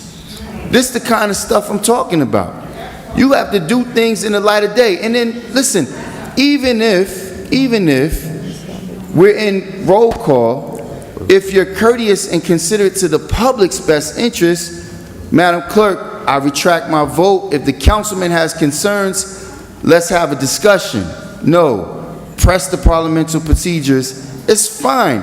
The vote is going to go the way it's going to go anyway. Certain people are on the payroll anyway. They're not voting in the public's best interest, and they can say whatever they want to say. Their vote says it all. So I can't wait to hear his rebuttal. Madam Clerk, my vote is no. Thank you, Councilman Jackson. Councilwoman Mims? So I'll be very brief. When you go to the actual street, last week in the workshop, there was a healthy discussion in regards to this. But if you go in that particular block, it's a dead end. There's a small portion of the street when people are turned, that's not for me, that was for the last speaker. People, when they turn into the block, they're having an issue turning in, so that's why this item is on the agenda. Our traffic engineer has been involved in this item. I personally went after the meeting to take a look at this, and it's it's a very small portion, and you know, we have residents that live there that are having issues getting into the block. That is what this item is for, that's what it's about, so I support it. Madam Clerk, my vote is yes. Thank you, Dr. Mims. Councilman Udine? My vote is yes, Madam Clerk. Thank you, Councilman Velez? It's so simple things that we had to do here, but, you know, application comes through the process of the city. We're here to approve it. That's why I like to have a computer and paper on me. This is the small street they're talking about. Okay? Look at that. It's a sidewalk. Full of dirt. It's a sidewalk. It's not even a street. So, listen, man, I got 2 minutes, but I don't want to go use that. My vote is yes. Mr. President? Well, I'd like to reconsider my vote, Council President. Madam Clerk, Councilman Abdelaziz would like to reconsider his vote before I vote. So, I just have to address some of the non-facts that are disclosed. I'm a person of procedure and protocol, and that's why the first ward has failed a lot. At the workshop, this was on the item. If this item was on the workshop, Members of the the public. councilman from the first ward could have came here, asked questions to the developer, could have asked questions to legal, could have asked questions to the director like Councilwoman Mims did, and she addressed it. No questions at that meeting. Then we come to a voting session. We make a motion, a second. The council member has the right to say discussion. Radio silence. We're not here to babysit and watch other wards, right? We are going to vote on it.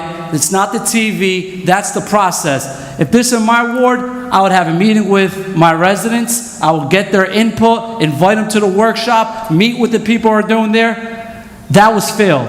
There is no side job, side hustle. That's not the truth. This was on the workshop, so the residents in that area know the real facts. And everyone knows I am a person of parliamentary procedures. And when you don't pay attention, we're in discussion, we listen to our parliamentarian, and we follow the rules in the chamber. And even now, because I am going to reconsider, and I'm supposed to change my vote, I'm going to change my vote from yes to no, just to follow the rules. And I'll show in second reading that I will support this.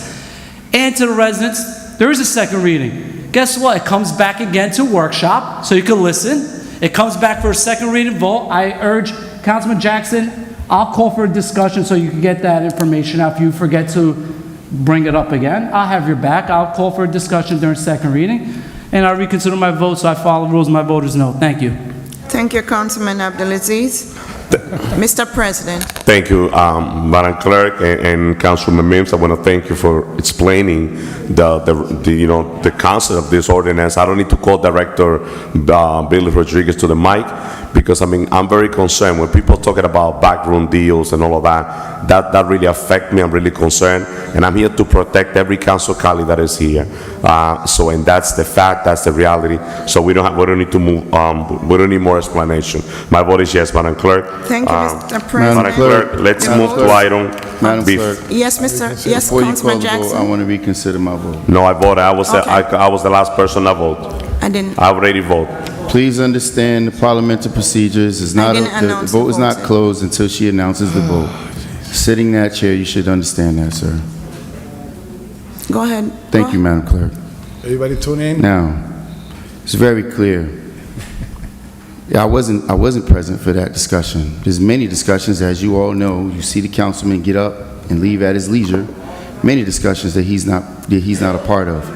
But he has the preliminary discussions with the mayor and with the staff in their closed office where they're directing him how to vote and how to try to keep me under control, which is impossible. They just acknowledged there was a developer that was here. I wanted that to be placed on record. A developer was here who gave testimony on why they needed to vacate the street.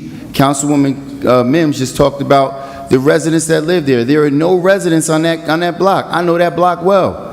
I played in that stadium. I walked past it every day, snow-filled, when the street wasn't getting plowed or shoveled. There is an auto details place there, a garage there. There's no residents. What it is the developer that just purchased that building. They're now vacating the street for the developer. So there's more discussion that needs to be had. In exchange for what? If we're giving someone something, how do you give an asset, a city asset, away without compensation? Was it purchased? We just give it away. Those are facts. All that stuff he's talking about, yes. Maybe the problem, I was doing something else when he got called and he got brought to my attention. As a courtesy, as a council person, he should have said, Councilman, if it's in your ward, if there's an issue, I'll retract. It's done thousands of times. In fact, the gentleman right in the galley, Councilman McCoy, as he sat here, would say, listen, Councilman, would you reconsider pulling your vote back so the councilman can have his issues addressed? And yes, for me, it is an issue to have these discussions via public broadcast television. Not so I could put on a show, it's so the public could understand exactly what's taking place. The city's being sold to everybody who has other interests, and it's being sold for free. There's no compensation for this. Someone was just given a public road for nothing, for free. But, Madam Clerk, my vote is no. Thank you. Thank you, Councilman Jackson. The votes are 6 yeses, 2 noes, 1 absent. Item number 9 is adopted on first reading. Public hearing and second reading will be September 12, 2023. Thank you, Madam Clerk. Item number 30, Madam Clerk. Item number 30 is a resolution recognizing Beverly Harden for her commitment to gospel music and first place winner female soloist in the McDonald's Gospel Fest 2023 is sponsored by Councilwoman Ruby N. Cotton, Councilwoman at Large Dr. Lilisa Mims, and Councilwoman at Large Maritza Davila. City Council Resolution 23-478. So moved. Moved by Councilwoman Mims, second by Councilwoman Davila. Roll call on item number 30. Roll call on item number 30 for adoption. Councilman Abdelaziz. Yes. Councilwoman Davila. Congratulations, Beverly. Yes. Councilman Jackson. Yes. Councilwoman Mims. Before I give my great acknowledgement to Beverly Harden, I just want to say on the last item, because I wanted to follow protocol, but on the last item, on page 9, there's an attachment, and it clearly shows that residents live on that block. There is a picture of the building and the street. So, Paterson, we have the item. You can pull this item for yourself or go down that street. So I just want to put that on the record. Beverly, congratulations on being McDonald's Gospel Fest winner representing the great city of Paterson. Let's clap it up for Ms. Beverly Hardin from the great city of Paterson for being the first place winner of Female Soloist in the McDonald Gospel Fest 2023. Congratulations, well deserved. Madam Clerk, my vote is yes. Thank you, Dr. Mims. Councilman Udine? My vote is yes. Thank you, Councilman. Councilman Velez? Congratulations, Beverly Hardin, and one of the things I say is singing gospel is the best thing. So congratulations to you, and keep out the good work. My vote is yes. Thank you, Councilman. Mr. President? My vote is yes, Madam Clerk. Congratulations. Thank you, Mr. President. The votes are 7 yeses, 2 absences. Item number 30 is hereby adopted. Thank you, Madam Clerk. Madam Clerk, let's take item number 1 on second reading, Madam Clerk. Item number 1 is a second reading ordinance. Public hearing is required. Ordinance under NJSA 40A:12A-1 et sec. to amend the Great Falls redevelopment plan, addressing zoning-related matters within a specific historically industrial area near the Great Falls, to modify the uses permitted in a medium-density mixed-use district. It's Economic Development Ordinance 23-04. So moved. Move it. Second. Moved by Councilwoman Velez Mendez Davila and second by Councilwoman Mims. Public hearing is now open for item number 1. Member of the public that wish to speak on support of this item or has any comment. Public hearing is now open. Okay, see no, move to close. No, hold on. Second. They move it in the back. No, they just mentioned they don't need, they're not. There's no speaker, Councilman Velez. Motion to close by Councilwoman Davila, second by Councilman Mims. Roll call to close public hearing. Roll call to close public hearing on item number 1. Councilman Abdelaziz? Yes. Councilwoman Davila? Yes. Councilman Jackson? Yes. Councilwoman Mims? Yes. Councilman Udine? Yes. Councilman Velez? I apologize, I saw them moving, but that's okay. You're strong. My vote is yes. Mr. President? I'm very pleased to see this project completed. This is the future of the Great Falls Is it public redevelopment as well? agreement. With that being said, my vote is yes. We'll close them. Thank you, Close Mr. the public President. hearing. The votes are 7 yeses, 2 absences. Public hearing on item number 1 is hereby closed. Roll call, Madam Clerk, on item number 1. Roll call on item number 1 for approval. Councilman Abdelaziz? Yes. Councilwoman Davila? Yes. Councilman Jackson? Yes. Councilwoman Mims? So, one of the things that I truly appreciate when I see projects or items that come before us that involve people that are from the city of Paterson. Pastor Algara is a lifelong resident. He lives in the 4th Ward.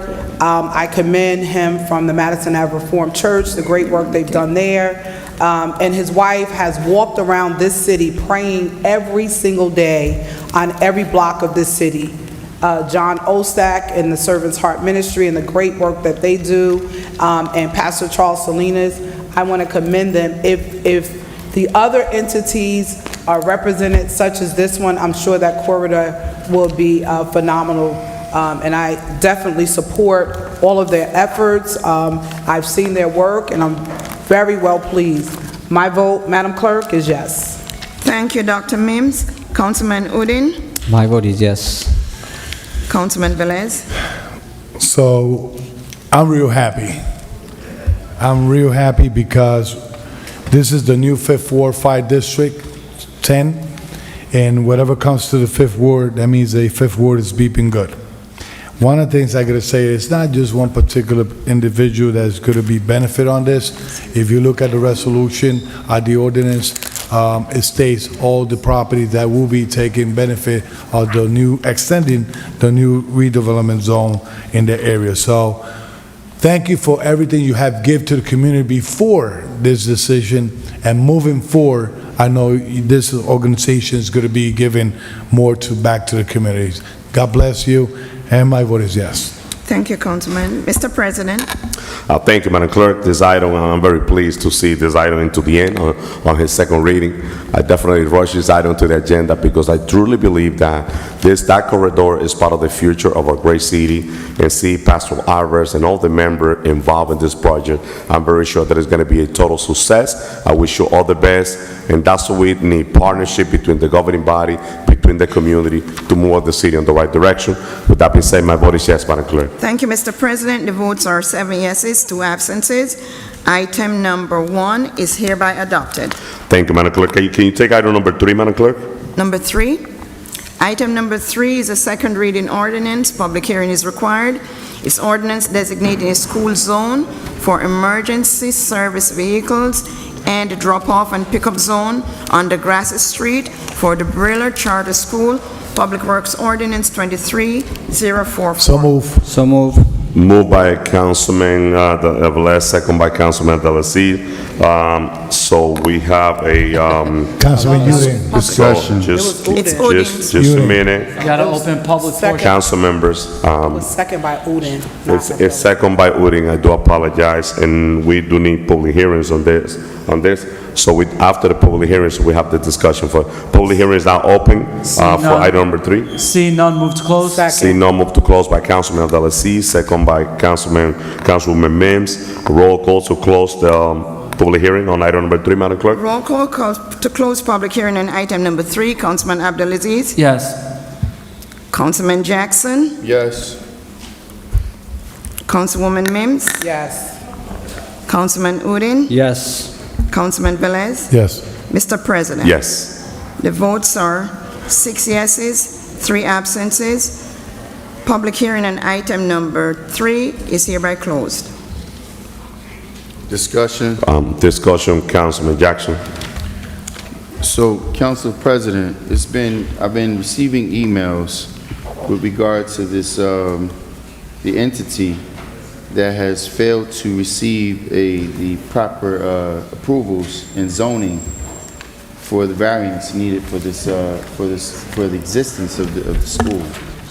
So I want to see if we can get an answer on that, if that is in fact the case. Council President. Administration. Council President. Just a second. That question is definitely related to the administration. So, Councilman Jackson, your question is about. It's been conveyed to me that it was approved for a church site, not approved for a school, and now I'm just trying to understand the process. Not that I'm not willing to support, but if we're holding certain entities accountable to the process, and others can mitigate the process, I'm trying to figure out exactly what is the requirement for mitigation. That question is definitely directed to the administration. Madam BA, I will open the floor to you, Madam BA, and if you don't have the answer, so we're definitely going to have to follow. I know this, Councilman Velez, just give me a minute.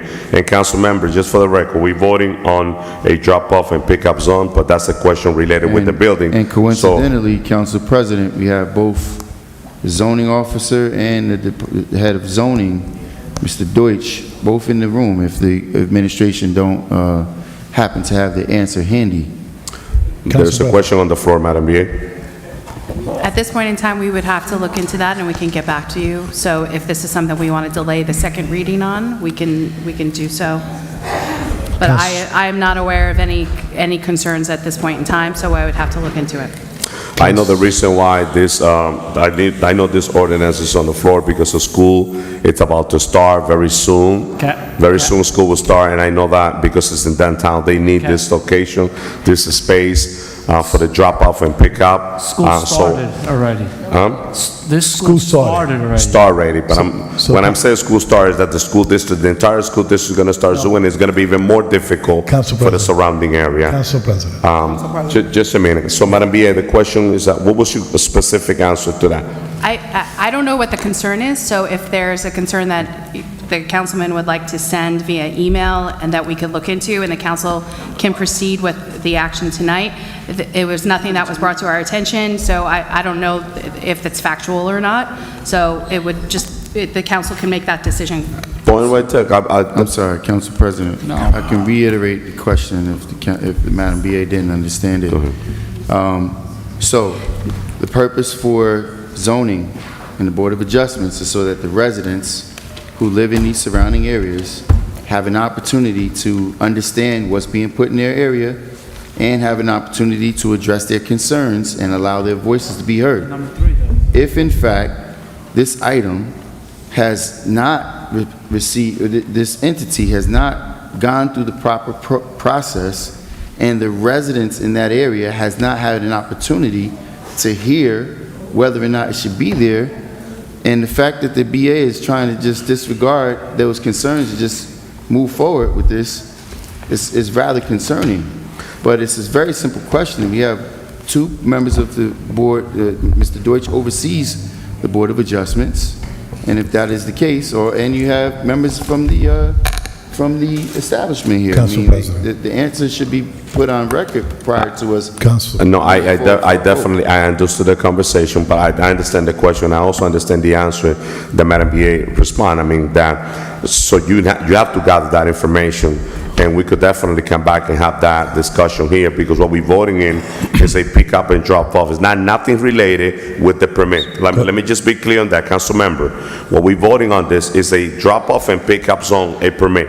It's not related with the permission to build a school. It's not related with a permit. It's not none of that. So we could move. I understand your question, Madam BA. Make sure you take note, take all the detail, and send the Councilman Jackson, and the director all the copy of the permit, whatever document you have, because we're gonna come back to that. So I don't think that we should stop this because it's a drop-off and pickup zone. Has nothing to do with building permit. Council President. Let me just have that clear. Councilmember Les. Thank you, Council President. I'm anxious to talk, because when this item was in front of us way back in June, it was pulled out of the agenda by request from the director of DPW, because there was some question that somebody raised some gases or whatever it was.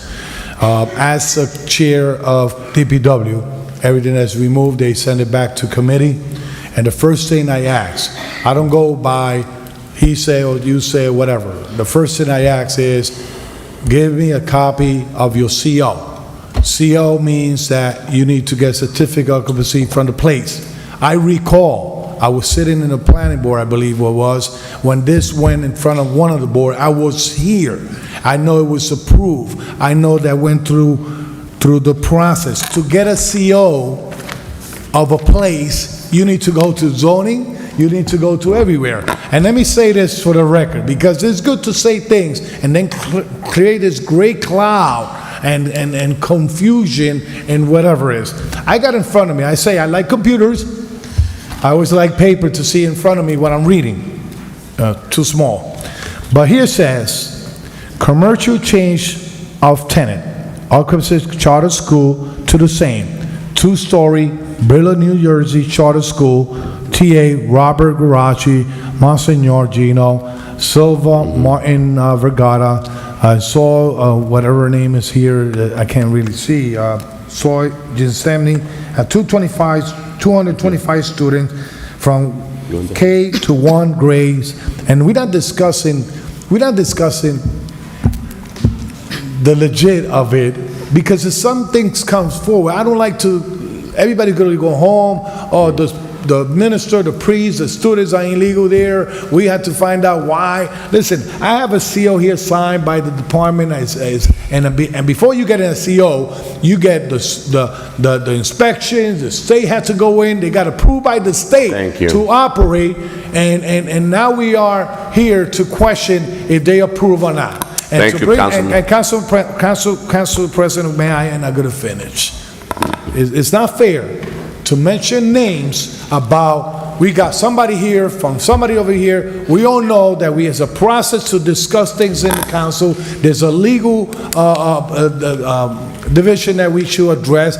They don't have the answer, but I have the answer today. Probably I'm saving time. We're going to discuss this loading zone, Council President, that is for safety of those children that goes to that charter school. Thank you, Councilwoman Saying that, Mims. let's go for vote. Councilwoman Mims. So just quickly, I don't have an issue with the item because our kids, anyone that knows anything about school zones and education, as a former school board commissioner, this is something we've always advocated to make sure that there were drop-off and safety areas for kids coming in and out of a school building. This is a no-brainer. I just have a recommendation to DPW and to our administration that in the item that we attach a picture of the location that we're approving. It's not here in our tablet, so we can just attach a picture. I have no issue. This is a no-brainer. Our kids need to be safe. Thank you, my councilwoman. And the reason why I've been very specific with this, the drop-off and pick-up, is because I definitely have no question, Monsignor Monzino. That building is a state-of-the-art facility for our children, and I just want to say thank you. That's a beautiful facility. It's a beautiful school for our children. It's an amazing, and that's what our children deserve. Most of our schools, some of them, they are a museum, over 100 years old, and there's a lot more work to be done, so we just want to say thank you. Roll call, Madam Clerk, on item number 3. Roll call on item number 3 for adoption. Councilman Abdelaziz. Yeah, so this is important for that school to operate, and I just want the public to know, because I know many of my residents are taking advantage of this school in the 6th Ward. This is the first charter school in the state of New Jersey to open up in the last 6 years. Yeah. So we're very, very grateful to give kids opportunity. So for the council, which we don't get involved in education, but we do get involved in things like this to make it easier and safer for the kids, for the families. As an educator myself, I understand how pickup drop-off could cause a logistical nightmare, not just for the school, but the surrounding neighborhood and area. So this is being proactive instead of reactive. I don't know why it took so long, but my vote is yes. Thank you, Councilman Abdelaziz. Councilwoman Cotton. Thank you, Madam Clerk. My understanding, and I visited, this is the school by the Social Service Board, by the courthouse, on that one-way street, like coming into Hamilton Street. Okay, this is that building. Madam Clerk, I know that we need to drop off for our schools, and even for all our schools, our public schools, to make it safe. And there's a couple of schools that I'm still working on, of trying to make it a drop-off where people can drop their kids off safely and then pick them up safely. Madam Clerk, with that being said, my vote is yes. Thank you, Councilwoman Cotton. Councilwoman Davila. Before I vote, I just want to say that I want to thank individuals, I won't name them, who were very instrumental in making sure that this school's grand opening was a success. An individual who went out there, who did Sunday church, who went all over the city of Paterson to make sure that that class was brought on. And so he's very near and dear to me. I won't mention his name. He is in the room. But I want to thank you personally, because I know the hard work that you did to make sure that you recruited the children that were, and if I'm not mistaken, I believe it was kindergarten, and I think there was first grade, right? So, and 5th, all right. But with that said, I just wanted to give you a shout out for that. No. Come on, Councilman. Anyway, with that said, my vote is yes. Thank you, Councilwoman. Councilman Jackson. Thank you, Madam Clerk. So let me be clear. There's a reason why certain members of the public reach out to me. When I'm willing to stand on facts and truth and have integrity about things, and by no means, I didn't even know who the applicants were. The red people, the young ladies in the red shirt, didn't know this was their application. If I get a call from a resident who tells me that these are their concerns, I'm here to address the concerns of the residents at all costs, all the time, regardless of what it is. If it's a charter school, and, you know, because what happens in Paterson, for those of us who live here, if we're going to acknowledge that Paterson is lawless, Paterson is ruleless, that the things that people get away with are so much different than surrounding communities, is for this reason. If there's a different set of standards for some of us to follow and a different set of standards for others, I got a call today from a very good friend. And a woman who owns a restaurant on Union Ave has been shut down for 4 months. She's saying that she's now going to have to consider getting rid of her business and leaving the country because she's been shut down over technicalities. She can't get an inspection. She's being treated unfairly. But then you have the Art Factory who can sell alcohol without a liquor license.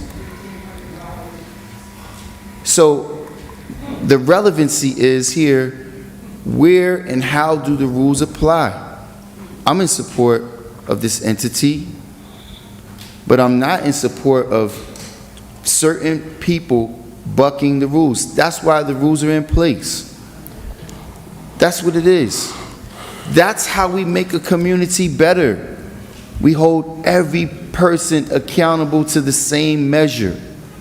Not, oh, wait, whoa, hold on, that's my guy right there. No, you can do that, but we don't do that over here. That's all I'm saying. I'm not trying to cast the shadow of think something that's unreasonable. It's just the facts. And if he's looking at a CO, then that's fine. But please provide the resolution, and I'll support this now. As we move to the next vote, I'll be inclined to request from the councilman who has all of the factual information, the resolution that came from the board that in fact speaks against what I'm talking about. I will render an apology. I've been wrong before in the past, and I'll be the first one to apologize. But I'm still going to stand on the same principles. Integrity. I'm asking a question. I'm not making an accusation. I'm asking a question. It has never been out of practice, and Councilman McCoy is a tenured council person for 20 some odd years. Correct me if I'm wrong, it's never been out of practice. We just called the director from DPW up here, but we won't call the director from zoning up here? How's that different? The members, the employees of the administration is here for the questioning and answering to the council. But we want to pick and choose when we do these things. And that's how we get ourselves in trouble. When Director Gilmore came to the microphone to speak and we denied him his Fifth Amendment right to speak, it's all relative. It's all relative. So please, if we're going to look to improve our city, change our city, because I keep hearing this, move our city forward into other people's hands. And not to say this one has that ramification, but that's what's going on. When you're going to have a girls' clinic at Hinchcliffe Stadium that we spent $110 million that we're still not accounting for, and it's everybody else but Paterson girls? Yes, it's all relative. Anyway, I congratulate the work and the effort. I support this, but I cannot support it if it's not correct. So I'll support it for now, and I'm looking forward to seeing the supporting documents on the next go-round. Madam Clerk, my vote is yes. Thank you, Councilman Jackson. Councilwoman Mims? So let me say this, as a mother, grandmother of 2, and soon to be grandmother of 3, I wholeheartedly believe that parents deserve a choice and what type of education their children deserve. You have some people that talk about public school and then others that talk about charter school. Parents deserve quality education for their children. I love public school. I work in the public school district. I absolutely love it. My kids went through public school, but I also respect charter school. And let me tell you why. In charter school, the standards are a little different. If in 3 years, say they have an issue, within 3 years, if they don't resolve their issue, the school is shut completely down. Completely. That's why their scores are higher. They have different standards. This is fact. You look it up, you research it, this is what happens. And I see some of the board members, some of my good friends, I'm so happy she's serving on the board. I see some of the board members and people that are connected to the school, but to know that Father Monsignor is attached to this project. I know Mr. Garashi is also attached to this project. The facility is outstanding. Our children, when you look at some of the aging buildings in our public school, over 100 years old. Our parents deserve to send their kids to a building where they possibly don't have to worry about some of the other concerns that they do in other areas. Parents deserve a choice.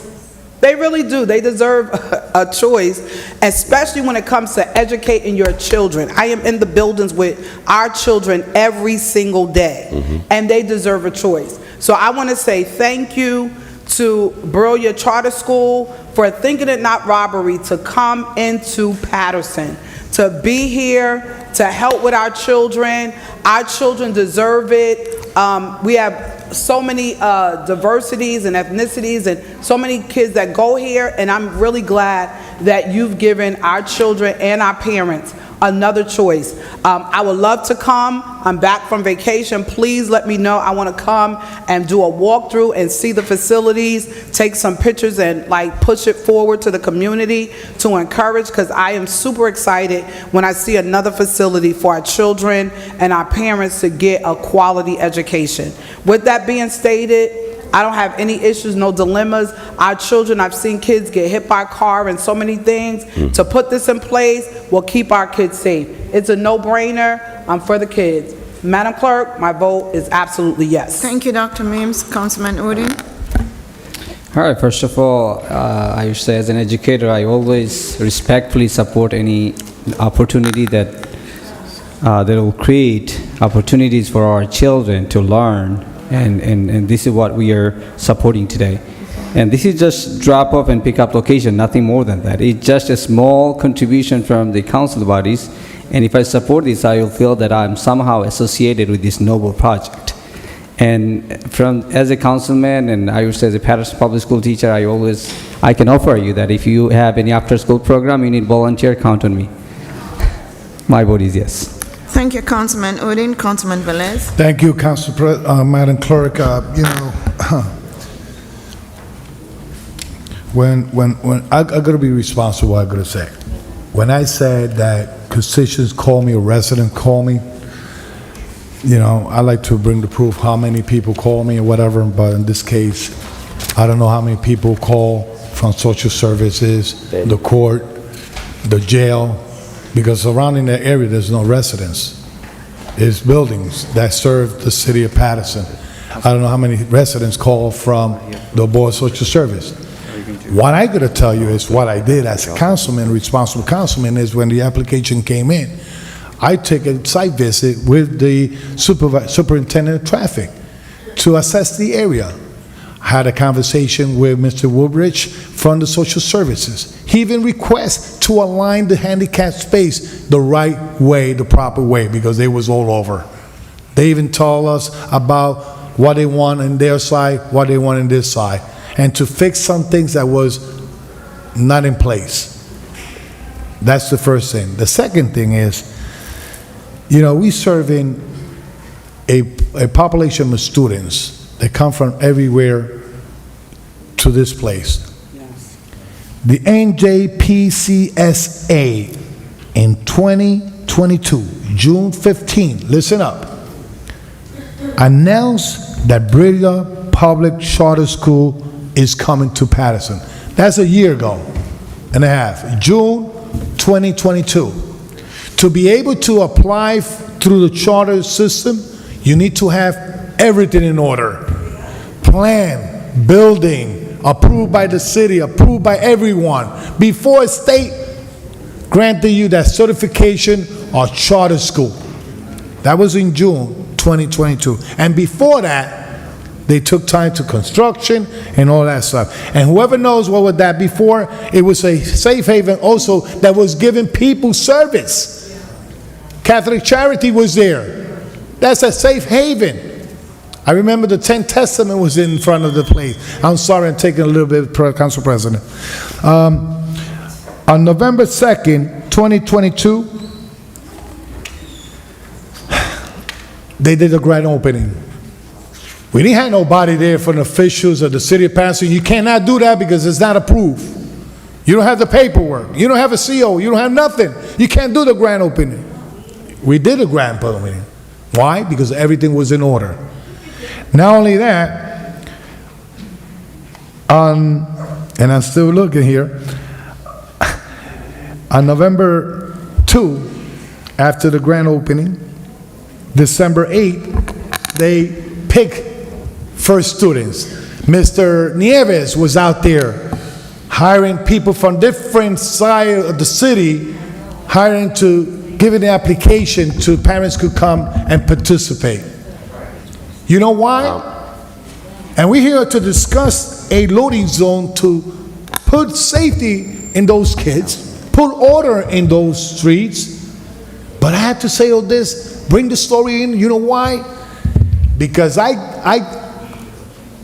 brace this organization that been doing the work there. The word fit, the title of the school fit right. They've been inclusive. They've been directing and including everybody in the city of Paterson and everybody. Council President, don't rush me, please. I'm excited. Councilmember Les, So the last there's but too not many least, rules, Council there's Pre- too many last but not rules least, before, Council there's too President. many rules for every council member. No, because when you, see, this is the good thing I love. When they throw negative out there, everybody fume it. And they leave the negative out there. But I'm talking positive thing that this school doing. Last but not least, the word brilla, in Spanish and English, will say the same thing. Brilla, brilla, whatever it is educating our student. My vote is yes, and done deal. Thank you, Councilman. Mr. President. Thank you, Madam Clerk. Councilmember, just before my vote, the reason why I would never call a director, if any council member asks a question, and pay attention to this, I would never call a director to address a topic that is not on the agenda. You have to be fair. The reason why I called Director Billy Rodriguez was because the item is on the agenda, and he have to be ready to respond on that. That's the reason why I would never call any director if the item was not on the agenda. You have to give them time for them to get prepared. Now, but with that being said, and item number 3, Monsignor Monsignor, I just want to say thank you for this great project. It is an amazing project. I was at the grand opening. The CEO is on the resolution. This drop-off and pickup zone is needed for the safety of the community, but it's a state-of-the-art facility. And the staff, I just want to say thank you. The customer service that the staff has, it's amazing. They gave me a walkthrough through the building, and I would like to invite any parent to visit this charter school because it's amazing, it's impeccable, and it will be a dream for any children in the city of Paterson to attend to a charter school like Brilla. So I want to say thank you, and just keep serving our children. God bless you all. My vote is yes. Thank you. Thank you, Mr. President. Moving on to Darrell. So we just have a few items. Let me start, Madam Clerk, with item number 44. Item number 44, just a moment.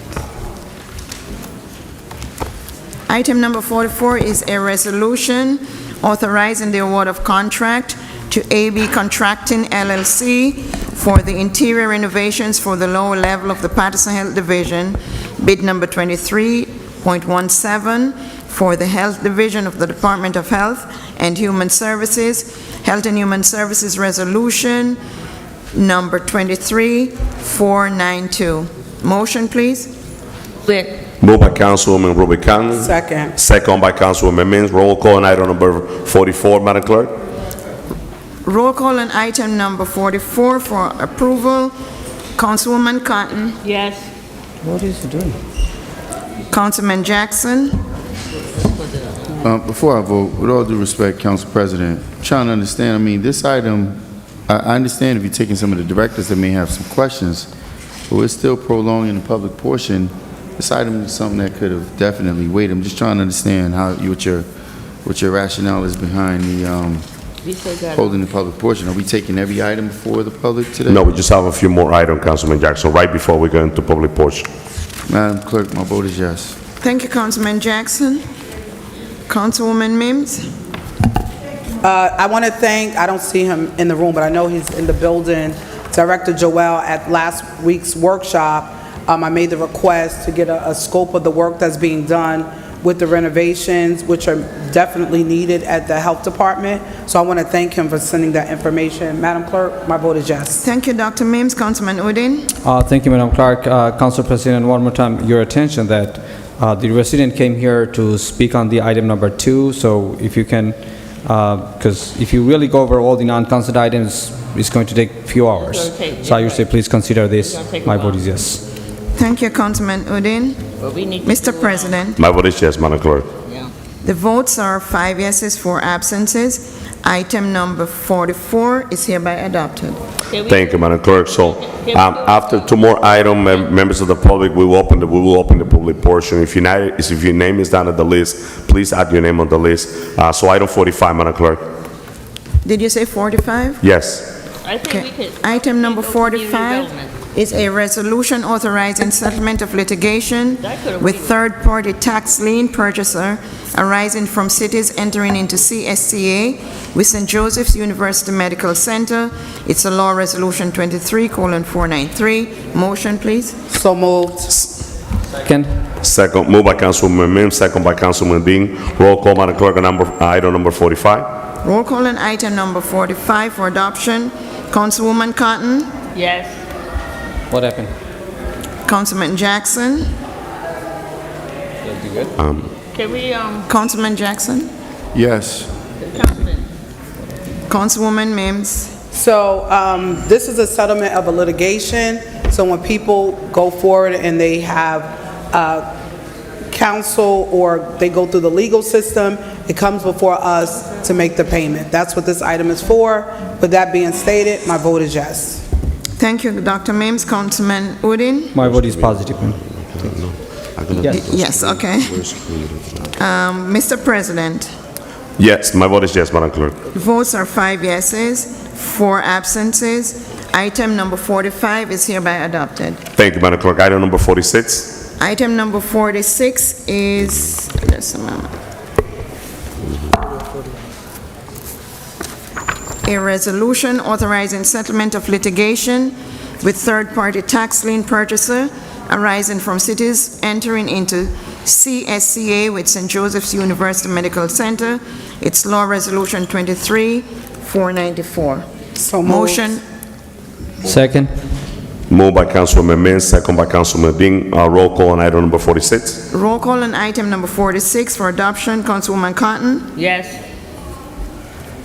Councilman Jackson, Yes. Councilwoman Mims, Yes. Councilman Udine. Yes. Mr. President, Yes. the votes are 5 yeses, 4 absences. Item number 46 is hereby adopted. Item number 47, Public Work.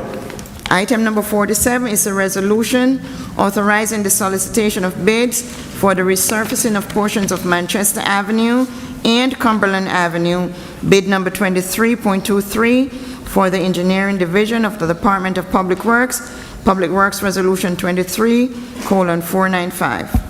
Move it. Motion. Second. Move. Moved by Councilwoman Ruby Cotton, second by Councilwoman Mims, and Councilman Udine, and Councilwoman Davila. Roll call on item number 47.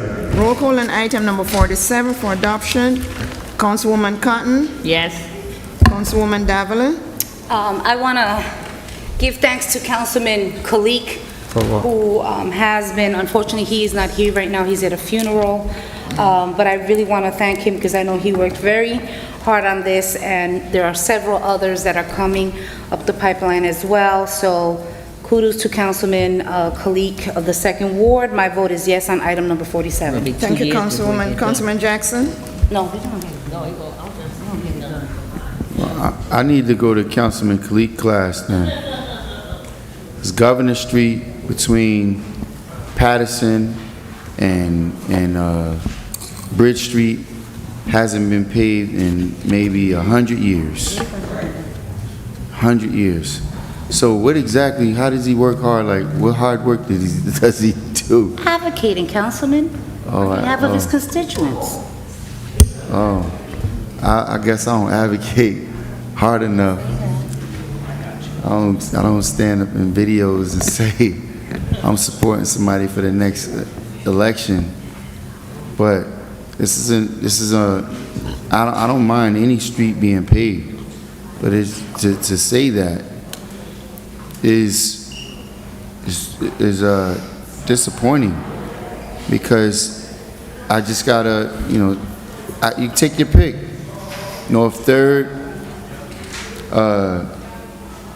the other side of North Fourth, Bridge Street, Governor Street. Governor hasn't been paved. I had a woman call me, said her car was sideswiped.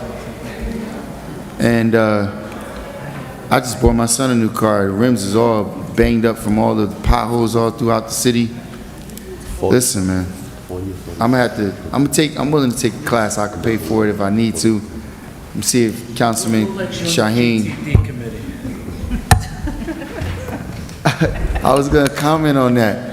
I was watching the video for the National Night Out. I couldn't help but to have to acknowledge that they excluded North Main Street. They did not visit there with the camera people because we're not a part of the GTD. That means get along, go along to get along committee.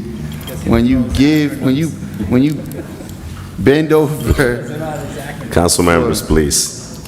Listen, Council President, you should scold the people who are speaking. You got the floor, Councilman Jackson, referring to Councilman Abdelaziz. That I don't do just that. keep making comments, please. But You got the floor. When you say things that make people get unraveled, they can't help themselves. They gotta, chirp, trying desperately to pull me. They're wishing that I do something inappropriately so they can have, exactly. Yeah. But, so when you come to the defense of people and then other people choose to put their hands on you, but listen, what we're talking about here is the neglect.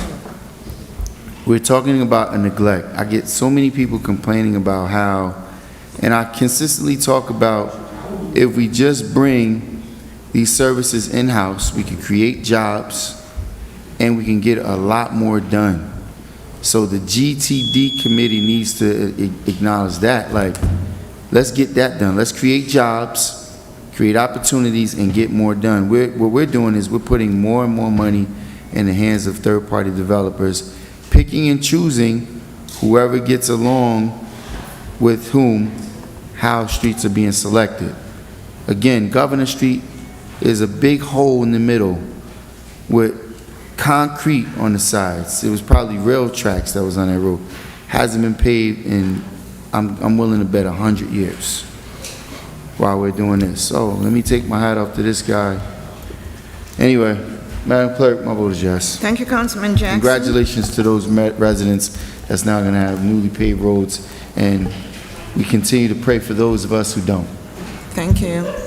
Councilwoman Mims? So before I vote, let me I just want to list some areas. We have previously approved all of these areas, but they have yet to be repaved. East 42nd Street, there are at least 12 holes from McLean Boulevard up to 11th Ave. I took a walk and counted them. Montgomery Street, Congressman Pasquale almost fell in the street naming for Apostle Robinson, and it was approved by this council, still not done. Governor Street was approved by this council, it's still not done. North Main Street, where there was work that was done, it was not done correctly, so you can see an actual railroad track going through that actual street. So these are just a few, and I'm sure there's a laundry list of other streets. So Madam BA, if we can get an update on when these items will be done, because what I'm finding is that we're approving items and then some things are coming to take precedence because somebody posted on Facebook, and all of a sudden that kind of jumps over the items that we have already approved as a council. So if you can give an update on when East 42nd, Montgomery Street, I hope Congressman Pasquale is watching, because he was the one that said, Mims, make sure you get them done, and it was promised it would be done, and it's still not. Governor Street and North Main, if we can have that looked at with the railroad track that is under the ground is coming up in the roadway. So with that being stated, it's hard not to say to vote against another area, but I just find a problem when it comes to certain areas that it takes a longer time to get things done. I am glad to see Eastside Park, which we've been waiting for a long time, but we got to get to these other areas to make sure they're done as well. Madam Clerk, with that being stated, my vote is yes. Thank you, Dr. Mims. Councilman Udine? Thank you, Madam Clerk. So as a councilman at large, I'd like to see cities, all these streets are getting fixed. These two particular streets, we are talking about Manchester Avenue and Cumberland Avenue, that definitely in need of repavement, 100%. And I definitely support this. Another thing I would like to add toward it, that regarding Cumberland Ave and DPW Chairman, Councilman Velez, that you know this, I have collected the signatures from all the residents living on Cumberland Ave, because they are requesting the speed bumps and humps on the street. So when they will do repavement, make sure that it comes with it. Not once repavement is done, people coming back again requesting for speed bumps. So please, when we do Cumberland Ave, we have to take that in consideration as well. So I would love to see Manchester Avenue and Cumberland Avenue is repaved, and Cumberland Avenue repaved along with the speed bumps that request came from the residents. My vote is yes. Thank you, Councilman Udine. Councilman Velez? So today is what, Cumberland and Manchester. This is phase one from Cumberland Avenue. Are we approving this today? Manchester is going to get paid because this, just to give an update, we had a committee meeting yesterday with DPW. Ruby Cotton was there. Next workshop is going to be the second phase of Cumberland on the workshop, and also 9th Avenue. So you could tell the congressman is going to get paved. Next workshop, that ordinance, that resolution will be in discussion. So I hope nobody go against, because it's the Pasquale Street, but you know, it's going to get done. But let me say this, as a committee chair of DPW, I don't think when items comes to the committee, and Ruby can contest on this, and the people that have been in the committee, we don't take the item because the ward such needs it or the other one don't need it. Items comes, we discuss it as committee as a whole, and we lobby, no matter it's the first, second, third, fourth, sixth ward, we lobby in that committee, and we sit down with the director, and every concern that we bring it up in committee, and we are diligent to say that we work for the whole entire city when it comes up to committee. Saying this, listen, let's pray that all the streets are paved before winter, because if the weather holds it, we have to wait for next year. That is what I have to say today. I don't need to go to no classes. I just have to sit in committee and learn. My vote is yes. Thank you, Councilman Velez. Councilman Abdelaziz? Thank you, Madam Clerk. So I do have to commend my colleague from the Second Ward, Shaheen Khalik, who has been advocating for his residents. And yeah, you know, there is things to get things done. And I take great pride in that, working with my colleagues, like Councilman Velez says. We work together because we support items and streets throughout the entire city, especially with our council at large members who represent the entire city. So Councilman Khalik has been beating the drum on these two roads and advocating, and I'm glad that's on the agenda, but I'm going to take this time and use my 2 minutes, which I usually don't speak, to the 6th Ward residents. I have been in constant communication with the administration for an update, as Councilwoman Mims asked for the roads that we repaved, and I'm glad you can't repave during the winter. So we have the fall, that's the items we're approving now. Come spring, in the 6th Ward, we're going to be repaving Dakota Street, Wabash Ave, Goshen Street, Elizabeth Street, Atlantic Street, Illinois Avenue, Knickerbocker Avenue, Genesee Avenue. Yeah, so we do have a lot going on. I see members from ICPC here. 14th Ave from Madison Ave all the way to East Side Park will also be on that list. So That's shameful. Councilman Jackson, if you want to learn how to get things done in the 6th Ward, I'll help you out. Again, that's what the GTD committee comes. So spring 2024, the construction trucks will be in the 6th Ward to get these roads done. So, Madam Clerk, my vote is yes. Thank you. Thank you, Councilman Abdulaziz. Mr. President, Thank you, Madam Clerk. I'm not going to mention the list of roads that have been paved in the 3rd Ward. I'm going to stay quiet. I'm just going to say that I'm very happy and very pleased, but there's a lot more work to be done. My vote is yes, Madam Clerk. thank you, Mr. President. The votes are 8 yeses, 1 absent. Item number 47 is hereby adopted. Madam Clerk, let's quick move to item number 40. Mr. Tonkin is here. I know he's been waiting for it. And Community Development Director is here. Item number 40, Madam Clerk. Item number 40 is a resolution to amend Resolution 22-271, authorizing budget revision number 7 to the 2019-2020 one-year annual action plan for the use of leftover CDBG COVID-19 CARE Act funding. It's Community Development Resolution 23:488. So move. Second. Moved by Councilwoman Davila. Second by Councilman Mims, Councilman Velez. Roll call, Madam Clerk, on item number 40. Roll call on item number 40 for approval. Amen. Councilman Abdulaziz. Abstain? That's the wrong one. Councilwoman Cotton. I'm so sorry.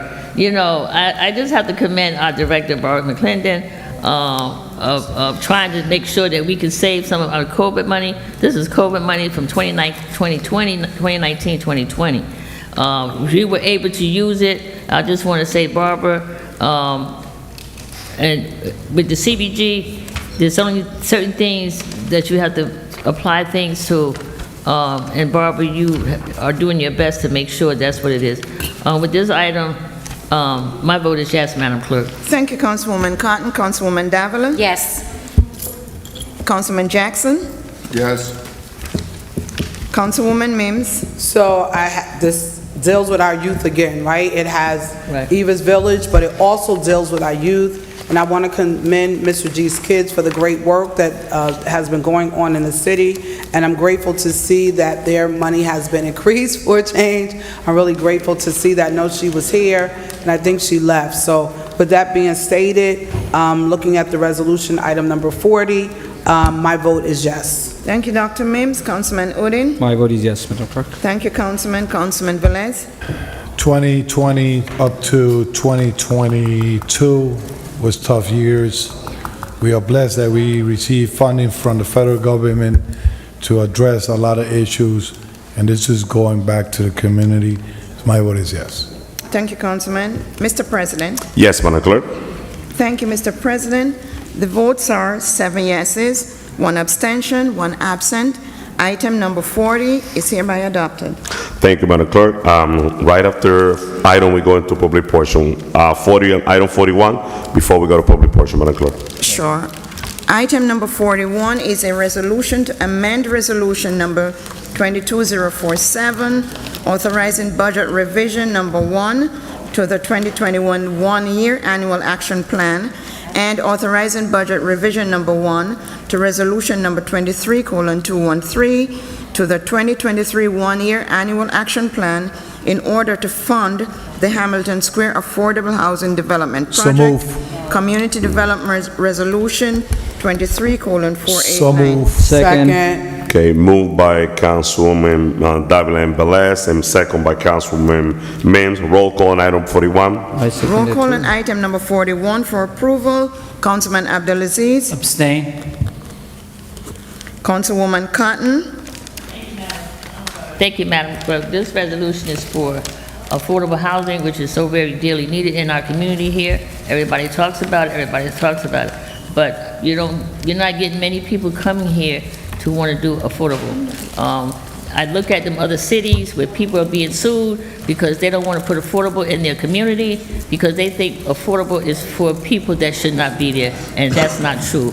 We all can use affordable housing, no matter what part of the states that we live in. So this is so very, very important. With that being said, Madam Clerk, my vote is yes. Thank you, Councilwoman Cotton. Councilwoman Davila. They do. I think I stated in the workshop, we discussed this also in committee, and I have to say that, I'm in full support of this project. My vote is yes, Madam Thank you, Clerk. Councilwoman Davila. Councilman Jackson. Yes. Thank you, Councilwoman Mims. So let me just state this. When two individuals are from our community, go away, do great things, and come back to invest in a need that is a deficit in our community, and they don't just say we want to do affordable housing. They reach out to partner with organizations in our community like YOIC and the Grandparent Relatives Incorporation to ensure that these entities have a nice facility at no cost. I am so grateful because our children that are on the spectrum, they definitely need a place and an opportunity to grow. So kudos to RPM and Darrell and Owen for the great work that they've done by coming back and thinking about the city of Paterson. Shout out to Guilina de la Hoz and YOIC and to Ms. Wahida Muhammad and your great organization. This is well deserved. I stood with it last time, and I stand in agreement. These are some of the projects that we need to have in place to make sure that we move our city forward. With that being stated, Madam Clerk, my vote is yes. Thank you, Dr. Mims. Councilman Udine. My vote is yes, Madam Clerk. Thank you, Councilman. Councilman Velez. I already said it before, I could stand strong when it comes up to the Fifth Ward redevelopment and making sure that our residents, the Fifth Ward, receive what they really need to receive. The Hamilton Square, if you look at the pictures way back, what was that place? What is going to be now? If you look at Van Houten and you look at Ellison Street, that corner, it was an empty parking spot. When you see grandparents raising grandchildren building there, and you see it before, you see it now, that had been a great improvement in that area of the Fifth Ward. I could support anything that comes there for the residents, and not only for the residents, those that come give service to the funding that we allocate to them. So saying that, my vote is 150% yes. Thank you, Councilman. Mr. President. Just thank you, Madam Clerk, to Darrell and Owen. You have a state-of-the-art facility right there in Van Houten, grandparents raising grandchildren. I cannot wait to see that building done and ready to do the grand opening, and just make sure that we provide that quality housing for our community. And I know that not-for-profit that take care of our children, your choice is going to be on the first floor as well. You've been a great partner into our community, and that's why we need great partners to move our city in the right direction. So I'm definitely looking forward to see us say another project just like the state-of-the-art facility in our community. With that being said, my vote is yes. Thank you, Mr. President. The votes are 7 yeses, 1 abstention, 1 absent. Item number 41 is hereby adopted. Thank you, Madam Clerk. So now, Madam Clerk, how many speakers do we have? 24. So we have 24 speakers. Let me remind all the members of the public. So we have a time. You have a time of 3 minutes on the mic. We have the clock is there. That way you could use your time effectively. So Madam Clerk, Council member, let's open the public portion. Let's call the first speaker, Madam Clerk. First speaker is Mr. David Thompson. Where's everybody? David Thompson. Look like Not here. Next. Dr. Jonathan Hodges. He's here. Good evening. Good evening, Commissioner. Good evening. I am Dr. Jonathan Hodges. I'm a, Commissioner, the mic is on, but Ryan is going to have to check the mic because it's really low. Rafael, can you check the mic for the mic on the public portion on the podium is really low. I don't know if we could just raise it up a little bit. Yes, the microphone. well, as long Just try to speak close to the mic, Commissioner. as long as you can hear me, I don't. Can you turn it on? It's on? It's on. It's on? Okay. Rafael, can you put volume on it?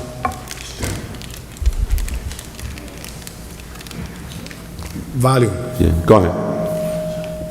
I'm a 20-year veteran of the Paterson Board of Education, Much better. and I decided to run again.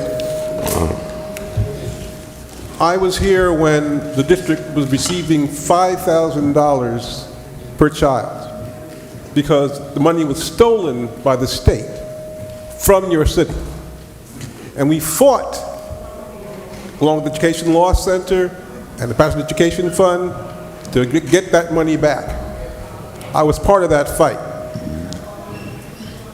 We're now receiving close to $18,000 per child because of that battle. We had no new schools for decades here. And as part of that battle, we have at least 7 new schools coming to the city of Paterson. There's been nobody on that board currently or running for the board, except for maybe Mr. Corey Teague, who was part of that battle for your children. I brought a lot of programs to the city of Paterson. Aviation programs for your child. I took your children up to MIT so that they can walk on that campus and know that they belong there, meeting other students there. I took them to New York City for the body exhibit from China. I took them to Fairleigh Dickinson and put them in a 13-week program for engineering. 13 weeks each semester. That's what I did. I brought them a new TV studio. I brought them maker spaces. I brought them engineering programs. I brought them computer languages, because your children, our children, deserve to move forward in education. But that's not why I'm here tonight. You met the superintendent of schools, the brand new superintendent of schools. And I need you to support her as she tries to better educate our children. Now, part of the problem for her is going to be not the children, but the political influences in this state, in this city, that stands in her way. That has to stop. We can't build this system if we, on the other hand, tear it down because we want contracts, we want jobs for friends, and we don't want to educate our children. I was thinking about not running until we got this new superintendent. And I realized how important it is for her to be successful. We're reaching a point where we're getting more money than we've had in the past. We've always had a shortage of money. Governor Christie held up $280 million from our students, from your children. $280 million. And there wasn't much of a fight back, because when you vote for board members, you don't necessarily vote for the ones that are going to help your children. Let's lay it out there. There's a lot of political connections and activity that goes on in the background that pressures and squeezes the people who try to fight for your schools. And you put them in office when you vote. So I'm telling you, we need to give this woman a chance. We need to do whatever we can to make sure that the people who want to join the system when they don't need to be there don't get there. I'm not going to be out handing out leaflets. I'm not going to be out walking the streets and knocking on doors. I'm going to be talking about education wherever I can. I want people to understand that that's the issue that we need to face in this city, attack it vigorously, and as a community, fight for it. If you want to go and vote for entities to go and take these seats, you're going to lose again. I'm just telling you. You need to know who's voting, who you're voting for, who's there supporting them, because that may not be people who want the best for your children. So I need you to help me get back to my seat, number 6 on the ballot. But I also need you to be sure that the people you're voting for are voting for the best interests of your children. Thank you very much. Pastor Damian Barrett. Mr. Speaker, Madam Clerk, yes. Hello, good night, everyone. Good evening, Pastor. My name is Damian Barrett, 3rd Ward, and I am a pastor here in Paterson, serving this lovely city. And my hope here is just to use my 3 minutes and read from God's Word. And so far I've been reading through the book of John, and now I'm up to John chapter 3. It says, "Now there was a man of the Pharisees named Nicodemus, a ruler of the Jews. This man came to Jesus by night and said to him, 'Rabbi, we know that you are a teacher come from God, for no one can do these signs that you do unless God is with him.' Jesus answered him, 'Truly, truly, I say to you, unless one is born again, he cannot see the kingdom of God.' Nicodemus said to him, 'How can a man be born when he is old? Can he enter a second time into his mother's womb and be born?' Jesus answered, 'Truly, truly, I say to you, unless one is born of water and the Spirit, he cannot enter the kingdom of God. That which is born of the flesh is flesh, that which is born of the Spirit is spirit.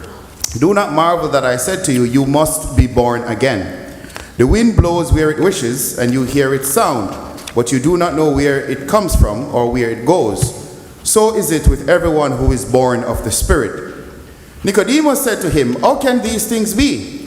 Jesus answered him, 'Are you the teacher of Israel, and yet you do not understand these things? Truly, truly, I say to you, we speak of what we know and bear witness to what we have seen, but you do not receive our testimony. If I have told you earthly things and you do not believe, how can you believe if I tell you heavenly things?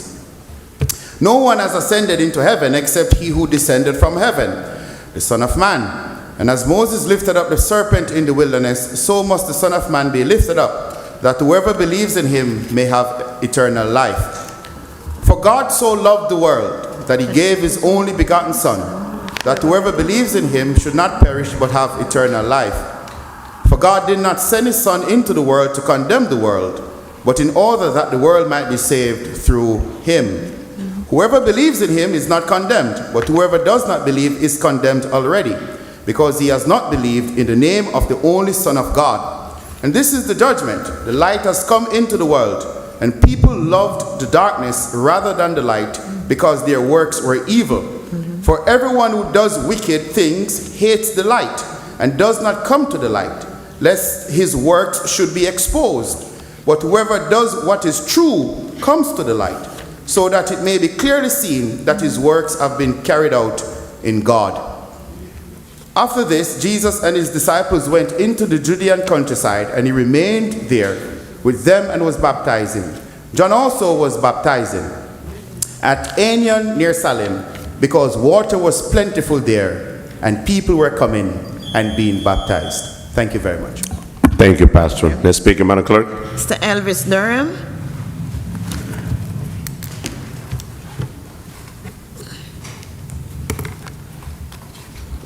How everybody doing?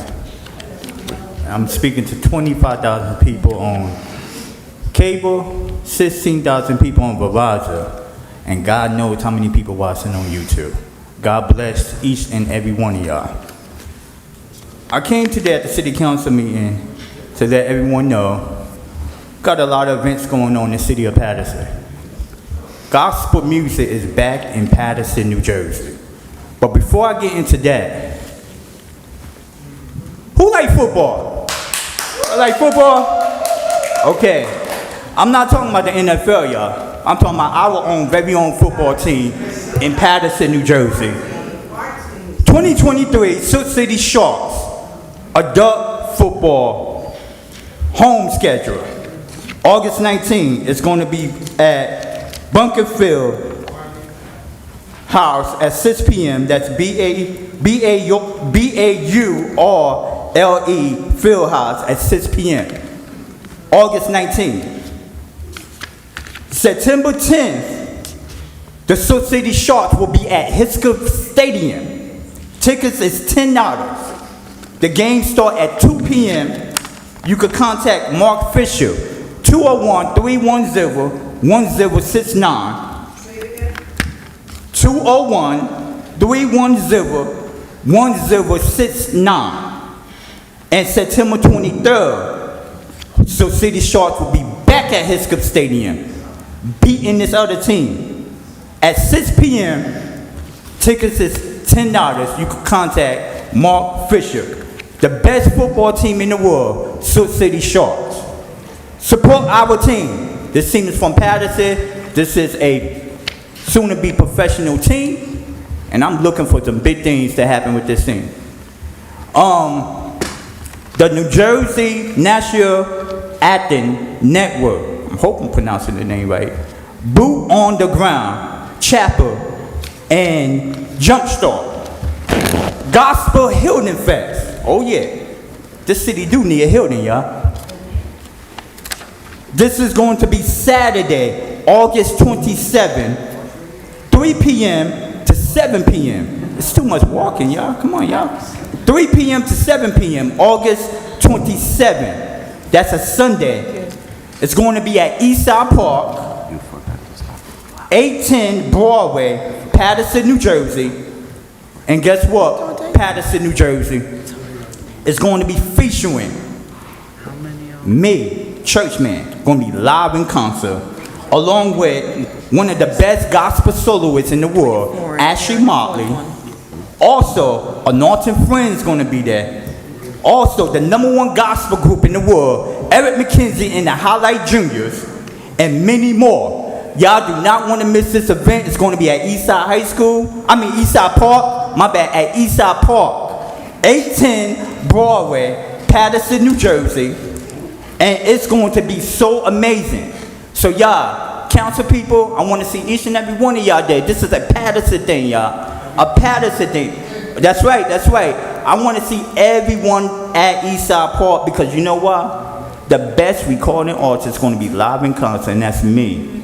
Okay, I'm going to take the show, and I want y'all to be there, okay? Do you feel me? Okay, I want to see y'all there. Don't forget, August 27th, 3 p.m. to 7 p.m. at Eastside Park. Okay, peace, y'all. Good night. Thank you. Next speaker, Madam Clerk. Thank you. Next speaker, Miss Jamie Bland. It's Jamie Bland.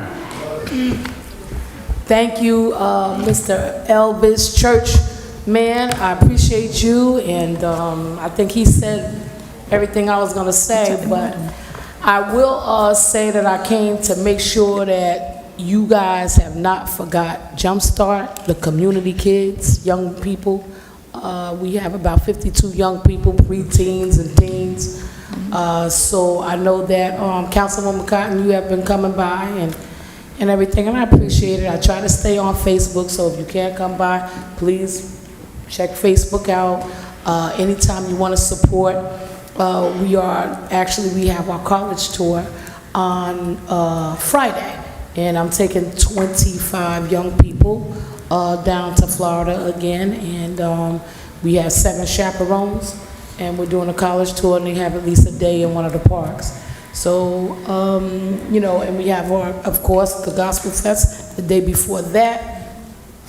We do have a bus going down for the 60th commemoration of the March on Washington, when Martin Luther King did his first speech. So I would like to encourage everybody, if you have never been, then to make sure that you come. This is not a black thing. This is all races and nationalities. It's unity in the whole DC community down there on that day. So we have a lot of buses coming out and a lot of people. So we have our buses gonna leave 4 a.m. on the 26th at, we're leaving from C-Town, 444 Madison Avenue. But I have some flyers, so I left some outside, and if anybody wants a flyer, feel free.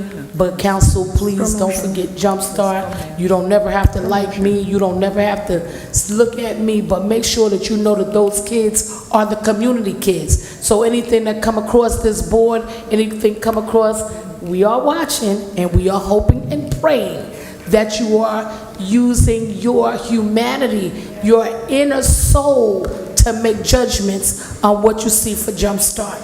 I've been working, this will be 25 years in September. So I thank you, and God bless. Thank you. Thank you, Jamie. Next speaker, Madam Clerk. Next speaker, Joseph Hart.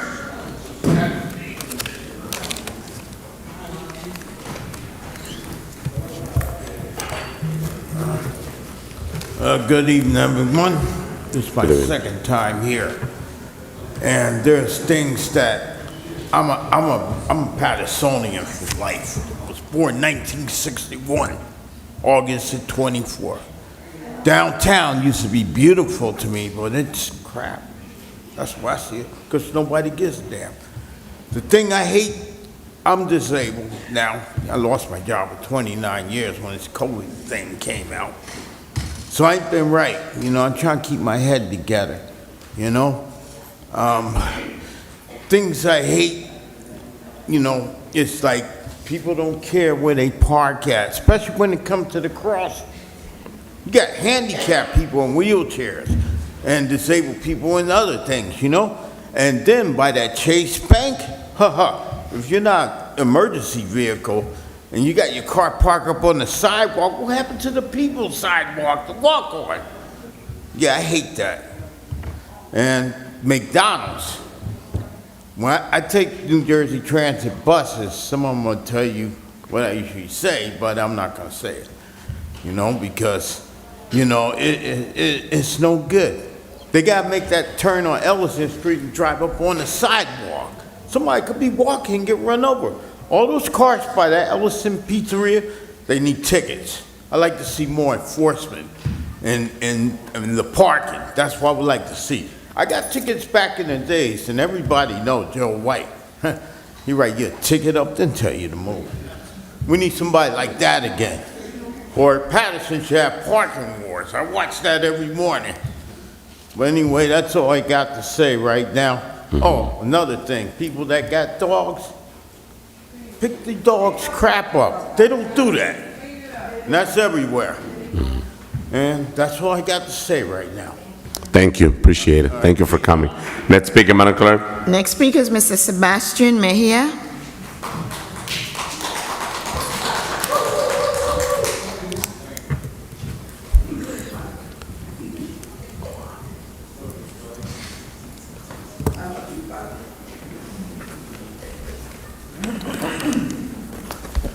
Good evening, Paterson. My name is Sebastian Mejia. Good evening, Candidate for the 5th Ward Council seat here in the city of Paterson. As you all know, we're facing some of the toughest economic times in generations. Inflation is through the roof. A carton of eggs is so expensive now that people are considering buying their own chickens. It's true. Gasoline is at an all-time high. The price per gallon is ridiculous. Everyday Patersonians, the gentleman said he does not drive, but it trickles down. The trickle-down economics of that, they're gonna raise the prices on the bus fares. It trickles down. Inflation is affecting all of us. I'm not gonna sit up here and say I have a magic wand and the answer to every question when it comes down to that. But what I can say is that I understand that you, as a community, have been disillusioned by your representatives at the federal level, at the state level, and at the municipal level.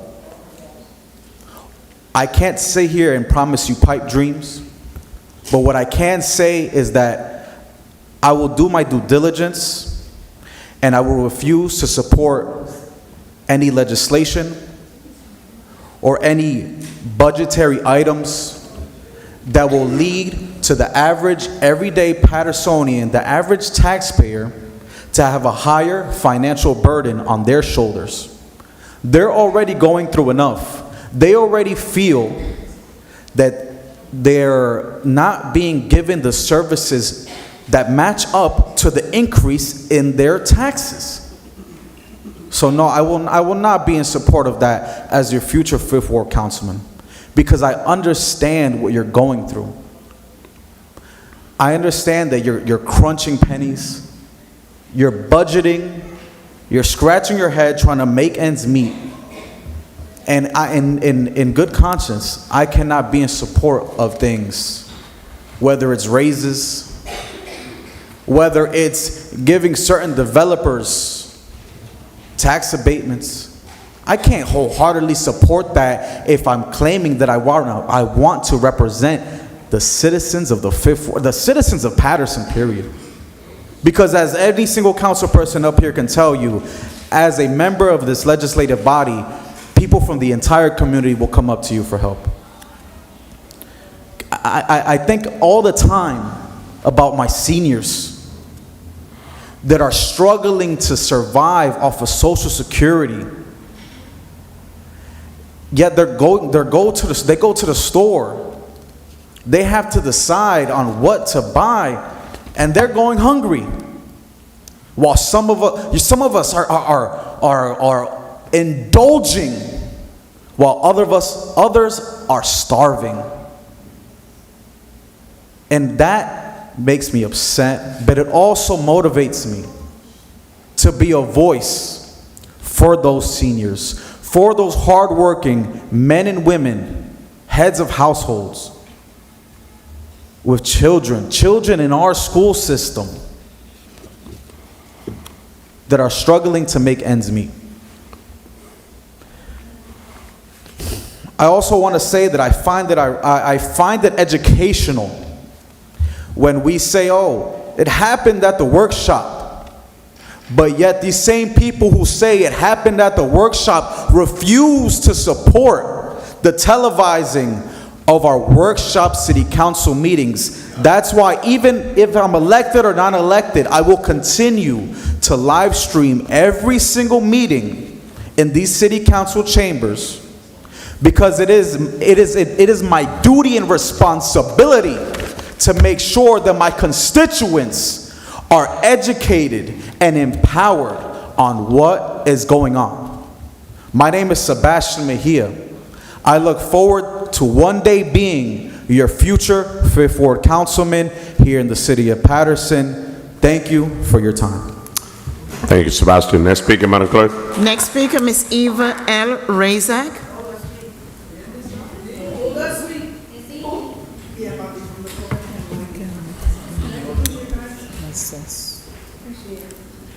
Michael Ragos. It's just a G-B-A-J-U-Z. Good evening, everyone. Good evening. First of all, I wanted to say congratulations to Dr. Newland for becoming the superintendent of the Paterson Public Schools. I pray to God that she surrounds herself with people who are willing to do the job at the schools.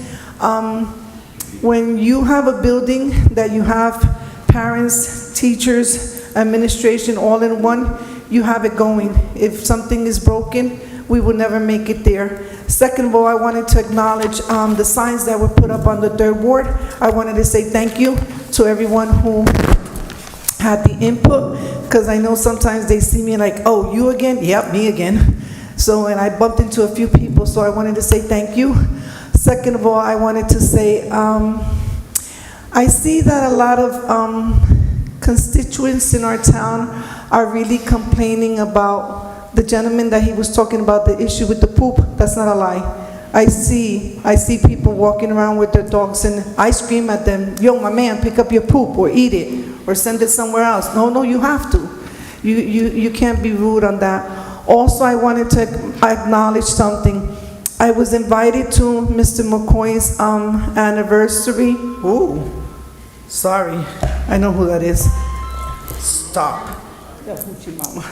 I wanted to tell Mr. McCoy's family I was honored to have gone to his foundation for the first time ever in my life. Wow, the quality of people that were there. It wasn't how many people, because it was loaded. The quality of people that was there, the food, the ladies were dressed immaculate, the gentlemen were on tea. I felt so warmed, I felt so loved. I mean, I went then to the park. I ate some chicken that was banging, and I also won a gift. So, Mr. McCoy and your kids, yes? And your kids looked out for me, so I was honored, and I felt very, like, they asked me, what nationality are you? I was Jamaican right there in that moment. So yes, we all, and I just wanted to say something. For those who don't invite me to your party, ooh, shame on you. Shame on you guys, because y'all don't know the quality of people y'all missing with this. But I wanted to thank Mr. McCoy's wife and your family and everyone that was there. I mean, I enjoyed it. The quality of people that you guys had there. I mean, they were dressed immaculate, the ladies. We had a great time. Right, Miss Jacqueline? So I just wanted to say thank you. And listen, ladies and gentlemen, we all in this city together. If we start pulling apart, we're gonna eat garbage. So you know what? Invite me to your parties and you'll see how it goes down. Thank you once again. Thank you for your signs. Mr. Mendez, Mr. Uden, thank you for everything you've done also. Everybody. And I guess my time is up. But thank you once again, my Patersonians, and I love you guys for coming out all the time. Thank you. God bless each and every one of you guys. Love you. Thank you, Madam Clerk. Next speaker, Madam Clerk. Thank you. Next speaker, Mr. Michael Beguz.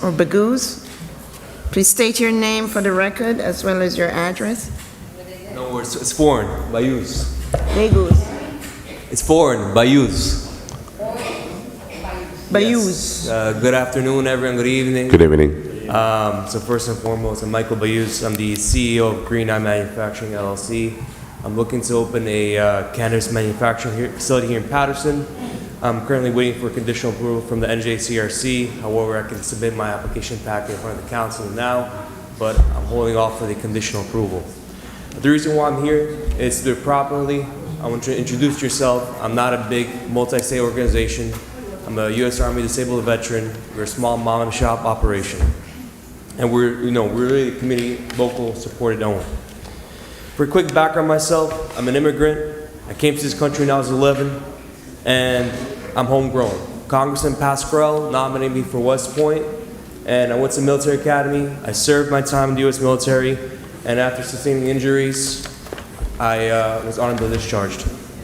Following my time in the military, I worked in various positions. Recently, I graduated from ELSOM to get my MBA.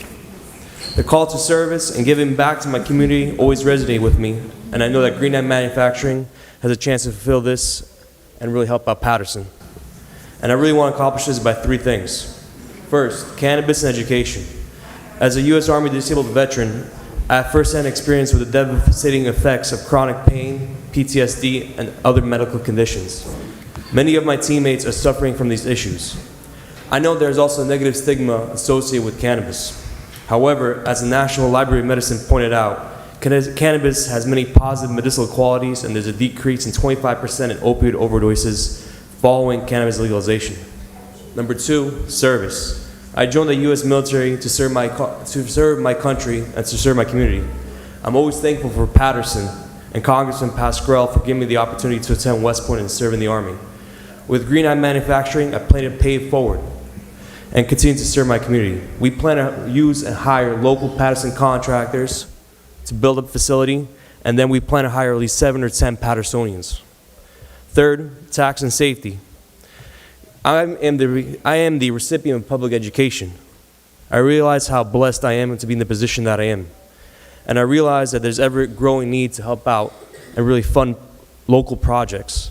I'm happy to say that the New Jersey Treasury Department collected $8 million in taxes in the third quarter of 2022 from legalized cannabis. And I know that Paterson, as was mentioned today, has the third largest school district in New Jersey. And I know that with opening of the Green Eye Manufacturing, our money will go back to this right here, our local community, help the schools where it's most needed. In conclusion, we would really like to have your support with our cannabis manufacturing application hits your desk. We're local, mom and pop, disabled veteran owned.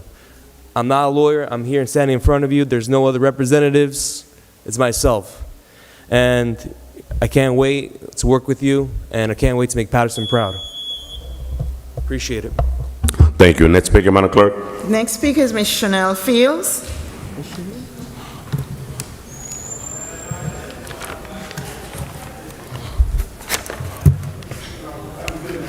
Good Good evening.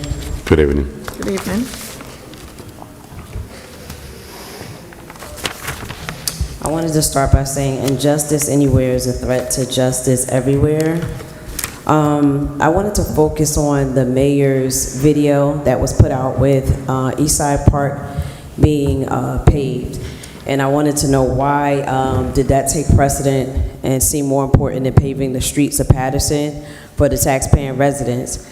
And the reason why I'm bringing that up is because notably and amazingly, for every previous African American event, we were denied the benefit of having the park paved. We had the Greek Fest, we had the Jazz Fest, we had Juneteenth, we had the African American Parade, the Father's Day Barbecue, and lastly, Jamaica Day Festival. And all of us asked for the street to be paved in Eastside Park, and we were all denied. Now, all of a sudden, the mayor puts out a video after every consecutive black event and decides to pave Eastside Park. Next, I would like to thank Councilman Jackson for inclusion, showing that inclusion is necessary for our Paterson young ladies that desire to play softball. They were excluded from the Nike's Jackals Girls Softball Clinic, and we saw that take place weeks ago, and we thank God that he found it imperative and important enough to find it necessary to show our girls that they can be included. We need to focus more on inclusion within the black and brown communities. There's no reason why the Paterson residents pay such excessive taxes, but the residents are excluded from Hinchcliffe Stadium programs. So we need to dig deeper into that and make sure that our children are not forgotten in the minority community. Thank you. Good night. Good night. Next speaker, Madam Clerk. Next speaker is Miss Andrea Rashford from Miracle World Outreach. Next speaker, Madam Clerk. Mr. Joel Keys, Jr.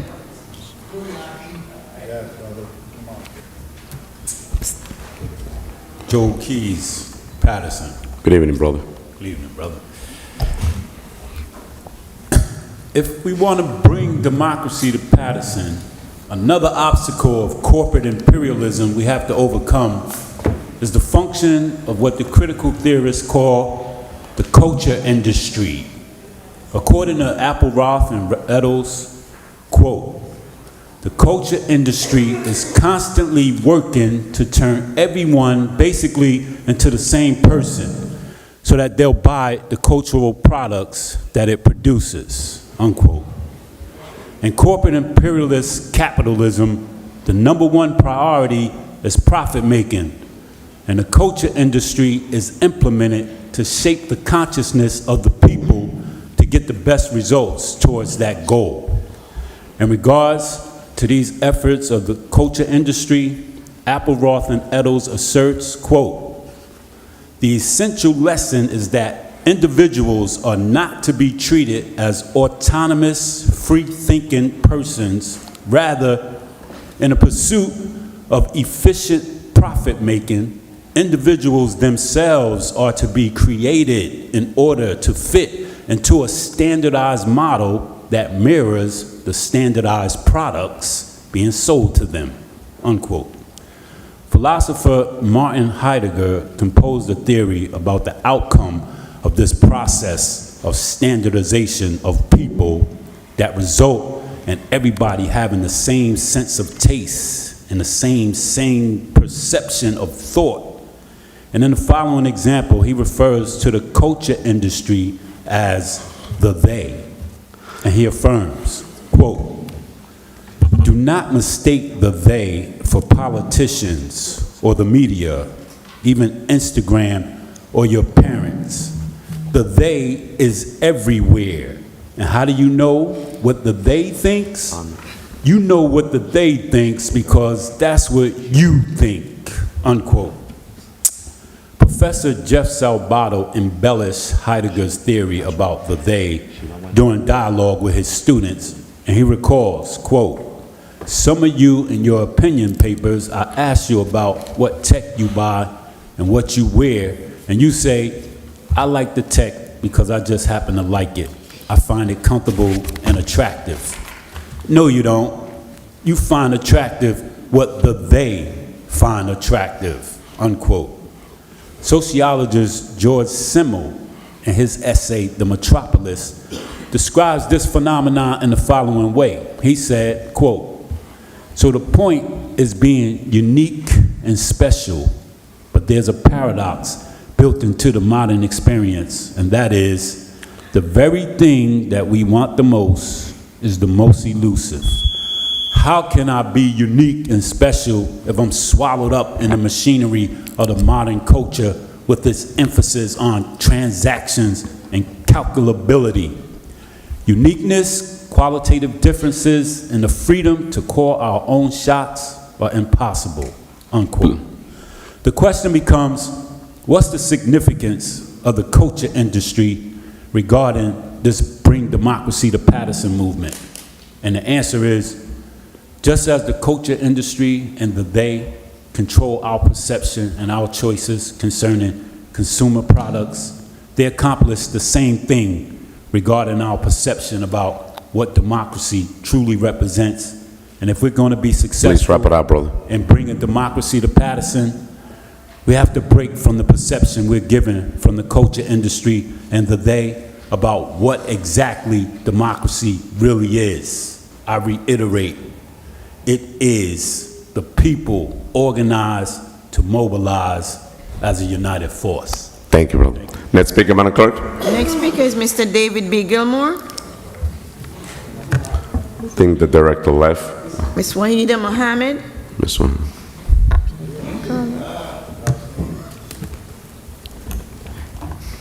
With God's name, good evening. Good evening. First of all, let me just ask all of you that will attend the Grandparents' Day in the Park, which will be the second Sunday in September at Eastside Park. Starts at 12 noon. So come out, all of you, and those of you that have grandparents, please send them to enjoy the day with us. Now let me get to the meat of the matter. Councilman Jackson, I want to truly thank you for the excellent clinic that you allowed our children to partake in. That was the most beautiful sight, and I'm just so sorry that more parents didn't see fit to make sure that their children were able to enjoy what you and your team put together. Those young people were so excited. The quality of the people that you brought there to train them. One young lady came over to us and she said, you know, I'm so excited. She showed me how I can hit the ball better. She was just so excited to learn different things. So our children, when you did the video at Hinchcliffe Stadium where our children were totally locked out, I really thank you for opening that great door and all of your teammates that came to make sure that our children had a better chance at doing what they love to do. So thank you and God bless you. The other thing is I want to ask whether or not did I hear you say that, or any of you say, somebody said that we got a new garbage company? Did I hear that? You don't know that yet? Oh, well, I got excited for nothing. Okay. I'll wait. The next thing is I see on the agenda where more people were being put on the rent level board. I sure hope and pray that's happening so that that board can get up and run. Or I'm mistaken about that too? No? Okay, hopefully we're gonna cross our fingers. Now, as far as the fire chief, now I hope and pray that, you know, somebody heard that tonight, that feels in their heart that whatever it is that's getting ready to go down is not gonna happen. Not in this day and time. Because I don't know who it is in their right mind could feel that and listen to that and think that's okay. It's not. And it's up to you guys, because you're not gonna be able to sit and tell us that it was the administration. That ball is in your court now. So we want to see you run with it. The other thing is, and I don't agree with Al-Aziz at much stuff, but once he came up and said that that was totally unheard of and that we shouldn't accept that. Now the other thing through the chair to you, Council President, when I looked at your your committee assignments, and when I saw that you had given practically the same format that your predecessor had, where one person was in charge with all of these vital committees, I don't understand that.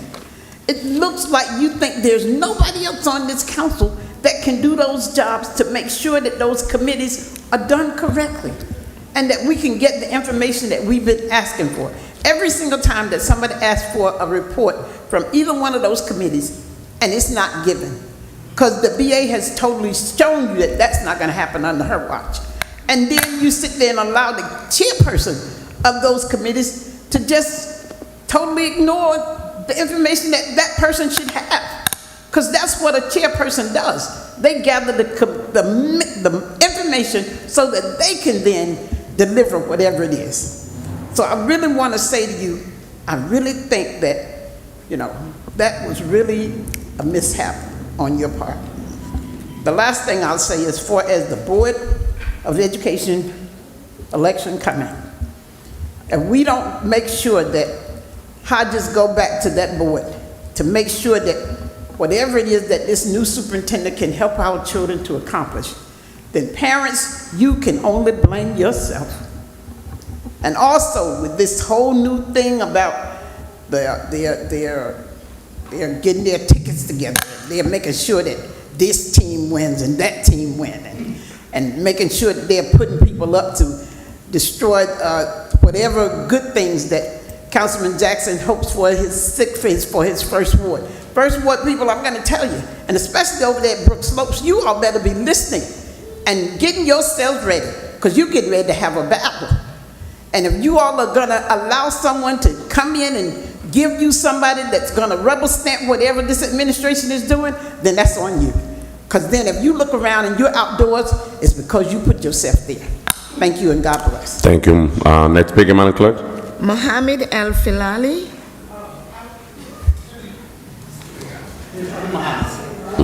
There's other Mohammeds. Mohammed El Filali from the Islamic Center of Passaic County. Good evening. Good evening, bro. Mr. President, Good evening. Councilwoman, Councilman, distinguished to honor the people who spoke before me. I'm speaking on I know it's legalized now to smoke marijuana for recreational use. And the gentleman who spoke before me, who wants to start the company here, he spoke about the people in the military. The issue is now, how many licenses can the city of Paterson allow to be sold? We currently have 3, and I pray to God Almighty to limit it to the 3. Because what we are doing for our kids is we are telling them we want to raise the next generation of addicts. It's perfectly fine. We have 90% of the people who are graduating our high schools do not pass just the basic skills. Where are we putting the effort? I'm humbled to sit in a room that has the picture of that man to my right. A man who sacrificed his life for the betterment of others. He was not the Nicky Barnes of his generation. He was the man who said, I will stand firm for the civil rights of every human being. And for us to sit in the same room with that picture on and vote to allow our kids for recreation, smoke, and the studies have shown, if Canada, our northern neighbor, shown anything, is the equal amount of marijuana sold legally, there is equal amount that is sold illegally. And we are now infusing that drug race on steroids to infuse it with more fentanyl, with more garbage, and for the kids who cannot afford the dispensaries, they will go to the illegal dispensaries. We moved illegal from street corners to buildings, and we are trying to allow our kids to live in that culture. The gentleman has spoke about culture earlier. So what are we voting for? More licenses to poison our kid? Do we allow more mental health services? Or are we infusing more use of THC to push them for psychotic-induced marijuana consumption? It's a vote of your conscience that you need to vote. And it's going to be eternally in the history books that you voted for more licenses. Yeah, it's legal. But there are many illegal individuals that have not allowed it in their towns. And look at the records. But here we are running to allow more people just to come. I'm going to use a few more seconds with your permission, Mr. Chair. Go ahead. Is that okay? We're allowing more people to come to the city, and the discussion is for us to recruit and to get some of the money of the licenses that are $80,000 per license. And we are getting $240,000 just to tell our kids, we are raising you to be addicts. It's on you. Thank you. Next speaker, Madam Clerk. Abdullah Ali. Abdullah Ali.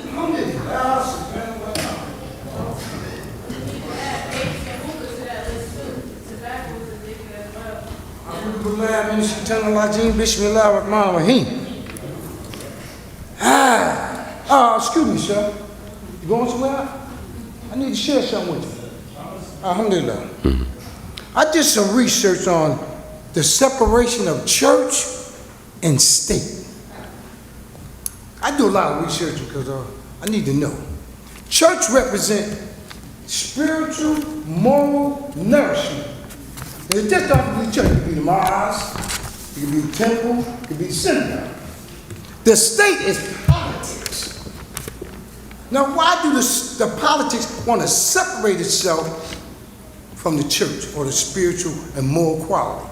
So you can do your damage thinking that you're not going to have no moral or spiritual consequence. Half of y'all out there got a conscience that's totally corrupted, especially the Muslims. The Quran, the man says something like, did you read this in the Quran? It says, no intoxicant. And you vote on that?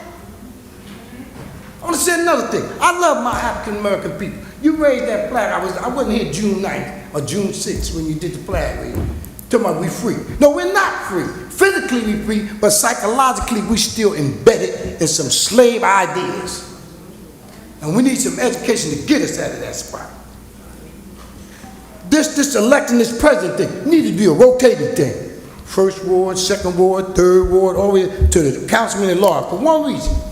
You got 5 people that's already here that's under the banner of scandalism.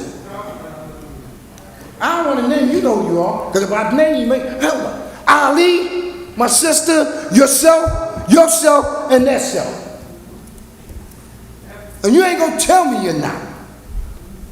And as long as you there, Men's won't get it, Mike won't get it, and Ruby won't get it. And maybe the brother may get it.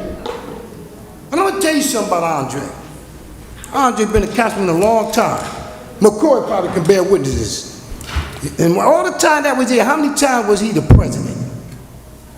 Not once. Now that he in the office, I'm the boss now. And I'm going to do this my way. And Mayor, if you listening, I want to ask you a question. The stuff that you're doing, is it halal or haram? If it's under the sunnah or is it under the Quraysh ideology? See, somebody need to put him in check.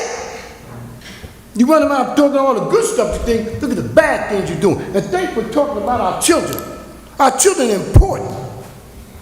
When a council people come, or council members come up and vote for marijuana, you know what you're saying? I'm inviting my children to death. And you're going to keep promoting that. Well, where that brother at? You need to take that to Clifton. You think they had that in Clifton? You think they had it in Heldon or Wayne? They bring it to Paterson. There's one thing I want to say to us. Please wrap it up. Hope, especially yourself. You know, I want everybody to go down to Alabama Projects, New Alabama Projects. I want you to go down by the wreck. You got trees that's taller than the recreation building. And every last one of them come to Alabama Projects to get a vote. And don't see that forest out there, and ain't nobody saying nothing about it. Not even the mayor. I text the mayor, you know what? He didn't even text me back. Foxes, skunks, raccoons, everybody. And then Abdulaziz want to put a park, what is it, 23rd Ave and Trenton Ave by the firehouse? No, take yourself down there by that rec building, clean that mess up there, and put the recreation there for the children. Stop playing head games with us. Because you know what? You're starting to turn in, you're going to be like a Solomon Gomorrah, you know that, right? You're going to fall apart. We're living in some serious times right now. Please wrap it up. I'm going to wrap it up. We're living in some serious time right now. The Creator's on the move. So I just hope, man, you can take what I'm saying, marinate it in your consciousness, especially your moral conscience. Because if you don't marinate your moral conscience, guess what's going to happen to your human existence? You're going to fall apart. Thank you. Next speaker, Madam Clerk. Next speaker, Mr. Xavier Harris. Is that it? Farid Pathan? Xavier is there? Okay.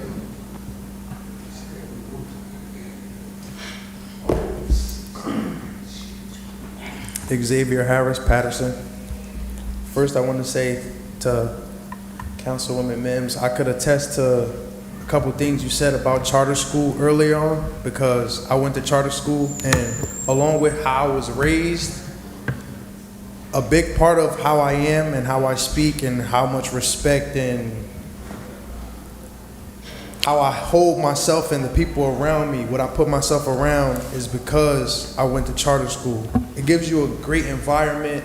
It gives you a guideline on how you should hold yourself and how you should talk and how you should dress and how you should just be. Like, it gives you like a professional aspect on things in life. So the people who were here earlier on, I don't think Councilman Jackson was combating their ideas. I think he was more combating about the point of which you have to know that just because someone is doing something good, you can't just say, okay, it's good, let's just run with it. Ask the details, the questions. What are you standing on? It's not about whether it's good or bad. It's about giving everybody equal and fair rights to represent what they want. Also, I want to say that eventually, at some point in time, you guys have to grow up and stop combating each other on little things. I watched and I caught something that Al said today that really like kind of made me sick to my stomach. He attacked a whole ward because he didn't like something Councilman Jackson said. And that was really discomforting because my mom lives in that ward. So if you can say something about how a ward is and generalize all the people in the ward when your job is to make the whole city better, it really rubs me the wrong way. It takes about 2 seconds to think before you speak and choose not to use words that generalize a group of people when your job is to make everyone in the city better. It's like the word gentrification. You can sit there and you can target or attack something for looking or being the way it is, but it's about the whole at the end of the day.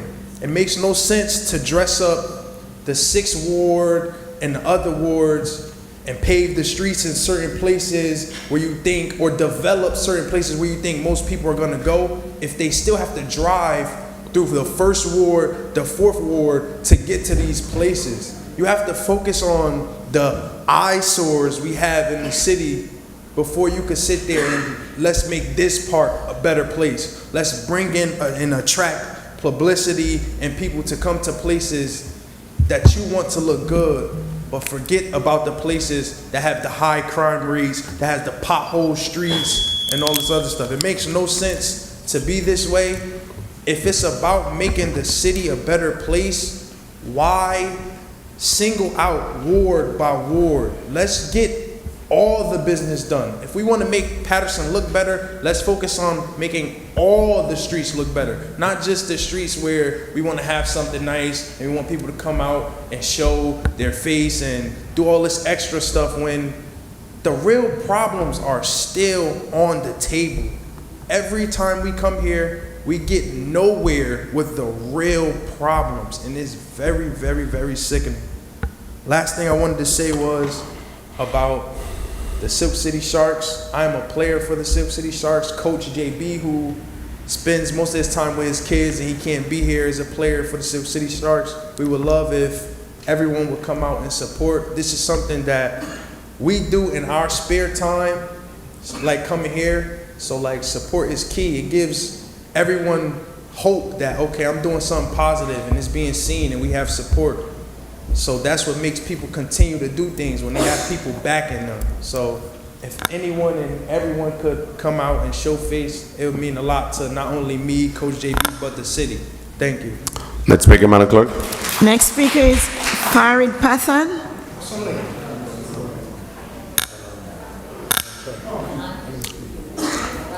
Next speaker, Madam Clerk. Latrice Jackson, or Latricia Jackson.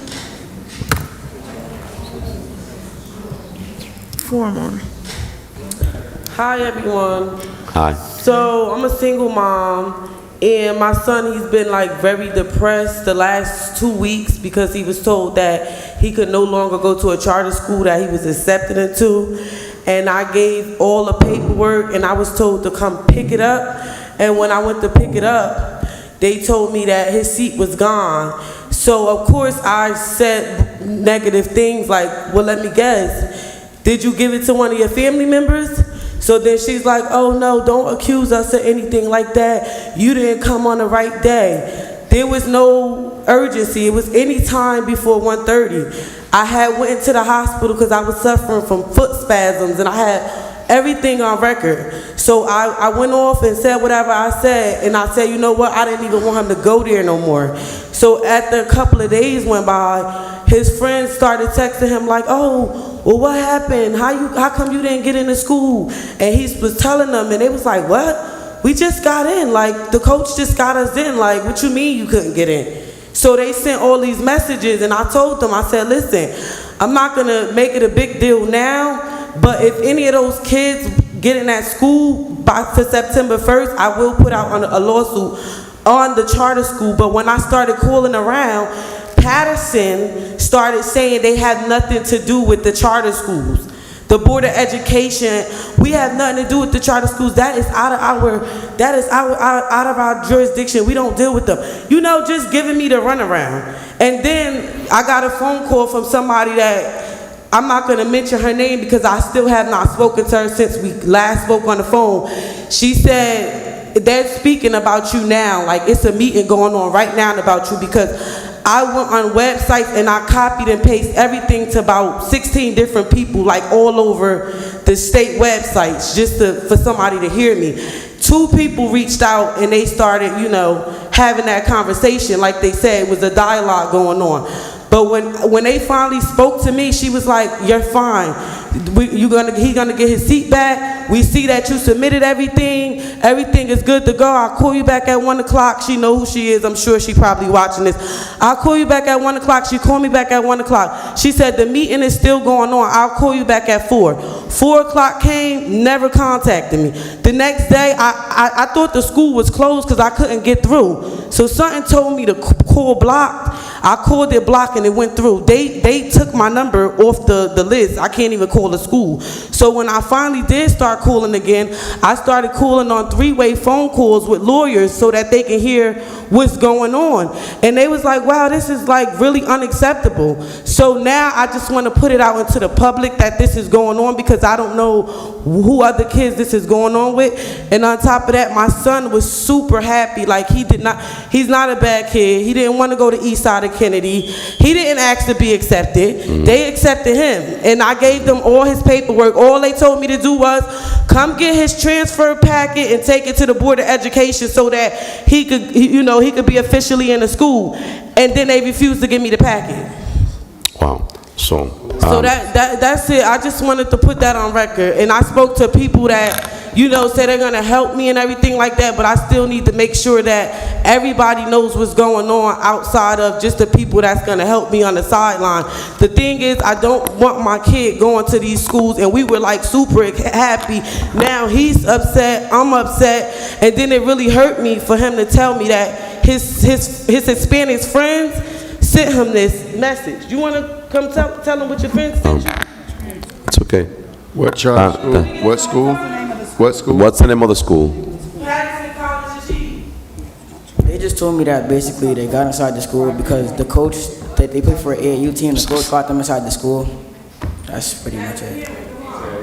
I'm sorry, can you repeat that again? The coach that the team they play for got them inside the school and told them that they'll get inside the college achieve, and they applied like last week. I've been applied to the school, like right when school started. Okay, so thank you, kids. To the mom, listen, I know you have your little baby. I don't want you to stay here until the end, but please, if you could leave your cell phone number and the information with the clerk. I know I'm gonna jump on this situation. I know other council member also that would like to reach out to you. I'm very sure. Please leave your cell phone number and your information with the clerk, and we will definitely get back to you first time in the morning. I know the little baby's with you, and I know they have to be in bed by this time. Oh, and I just want to shout out Michael Jackson for the Shop with a Cop event that you did for my kids during Christmas. We gonna need that again. All right, bye. Thank you. Do you left your cell phone? Did the clerk has your cell phone? Okay, so Councilwoman Mintz have your cell phone. We will follow up. Next speaker, Madam Clerk. Next speaker is former Councilman William Bill McCoy. What's the name, Madam Clerk? Joan is getting it. Her name is Latricia Jackson. Councilman McCoy? No. Yes, Councilman McCoy is coming next, yes. Good evening, council members. Good evening. Madam Clerk. I'm going to follow Dr. Hodges' comments. 20 years on the municipal council, 4 years on the Board of Education, unindicted, unarrested, public servant, never lost an election, one got stolen. But I'm here tonight to really say that the municipal council's job and government is to make sure they're improving the lives of people. And when we sit in these seats and dishonor the seat by taking personal actions to damage folks, it is so unbecoming. And as you know, you've heard the Jamaica Day event was a great success. We had a tremendous turnout, no issues, no incidents, very peaceful family event where folks came out for free and enjoy a great evening. My resolution was on the workshop at midnight on Tuesday with a bill from the police department off-duty of $4,800. That was approved by license in every situation. By Wednesday morning, the very next day at 10 o'clock, the department called me to say my contract was voided and that my bill was now $9,600. Why? Because on my flyer, Mr. Mendez pressured the business administrator to call the police department and tell them, because I said 10 o'clock on here, I needed police officers from 10 in the morning till 10 at night. I think that that's unconscionable. I think it's damaging to the community, and it took a lot of money out of the pocket of folks that we support. On the one hand, you say you support community, you support family and initiative, and on the other hand, you take in personal gripes to run a city. That's not the way it is. I stand here today, still suffering. You're out of place. You're not gonna come here accusing us. You're out of place. Councilman, you can't do that. How's he out of place? Councilman. How's he out of place? They say that attack came out of your hands. I'm sorry, Mr. McCoy. Just no, but his time needs to be restarted. He muted his microphone. Just. Why would you? How would you try to utilize? Councilman Jackson. No, you're totally out of order. He has the microphone. He has the right. This is America. He has the right to say whatever he wants to say. People come here and they Council members. No, councilman, you are out of order. People come here and talk derogatory about me. I sit here, I take it. You're going to utilize your authority, your power that you feel you have to mute his microphone to stop someone's from expressing themselves. You're making your point, so can you continue the public portion? he needs to have his time refreshed. In fact, Madam Clerk, I think he should have his time refreshed to the beginning. We don't even know where he interrupted. That was terrible, man. Madam That Clerk, was let's so continue the immature. public portion. Please restore his time to the beginning. It's absolutely ridiculous. Thank you, Mayor. Council President, I will request that he continue speaking, please. Don't put no time, let him speak. Councilmember, mic is on. We got the 3 minutes. Let's finish the public portion to vote on the rest of the item that we have on the agenda. Thank you, Councilman, for that support. I've been a resident in the city of Paterson for over 50 years. I served for 20 years on the municipal council. I've never seen the kinds of things that I'm seeing now. December 19th of last year, a gentleman from my job, looked like me, African American, wear a suit, was attacked by 2 people with baseball bats in a black SUV, small size. A month later, January 13th, in front of my house, the same 2 guys with the black SUV, baseball bat, attacked me in front of my house. I saw a picture today of somebody with their head busted open, okay, with a baseball bat. I could have been dead. And that comes out of nothing else. I have no quarrel with anybody except an election issue. And when we take politics and persecute people, it's unfair, it's unjust. And I feel really offended. If the councilmen want to complain about my event, it's one thing. Let him go to the police department and do that. But when the DA and the administration take up his cause and call the police department and tell them to double my bill on a false notion, we had no one in the park. From 10 o'clock until about 3, 5 o'clock, no one was in the park. The 2 officers that were there from 10 to 3 saw no one except the vendors setting up. And that's a fact. Councilwoman Davila was there, Councilman Jackson was there, Councilman Velez was there, Councilman Udin was there. And they saw a very peaceful event. It has been that way for years. What I would like, and I wasn't going to speak to this, but someone told me, look, McCoy, if they do that to you, they're doing it to others. You have a voice, you have to speak up, you need to speak for everybody else who doesn't have that voice. It is not right. We're doing community service. It's a give back to community. And to have costs become an issue, their intention was to disallow my event. And they did that by raising the cost, thinking that we wouldn't pay. But even if I had to take that money out of my own pocket, we paid it. Because the night of the workshop, the councilman was indicating, if you don't have your contract, if you don't have your paperwork, we're going to cancel your event. My wife, who is very intuitive, women are, recognized that, said, Bill, what's going on? Is there a problem? I said there was no problem. Nowhere can an issue pass the workshop and then be taken off by the regular meeting. But that's exactly what was happening. I don't blame the police. They were there, they were chilling, they had a great time, they had great food, they were sitting on their hands, there was no fight, no issues, we had a great time. So commendation to all of the public that showed up, that support the event. I thank you for showing up. Council members who were there, you saw that. God bless you. I appreciate the consideration tonight. We have a jazz festival that's coming up this weekend. You know what their security bill is? 0. Why? Because the ESNA president, who is the legislative aide to the councilman, seemed to get special favors. Government should not be giving out special favors. I'm not asking for special favors. I'm asking to be treated like everybody else. And don't persecute somebody when you're in office because you think you have the upper hand.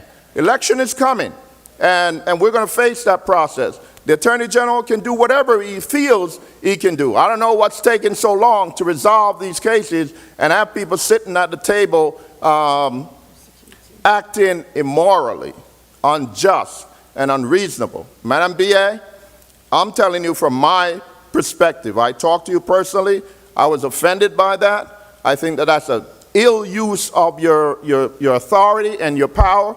If the individual wants to fight that case, let him fight it on his own. It should never be the weight of the administration against the individual citizens. I'm a voter, I'm an individual, I'm a person. That was unfair, that was unjust, and I hope in the future it won't happen again.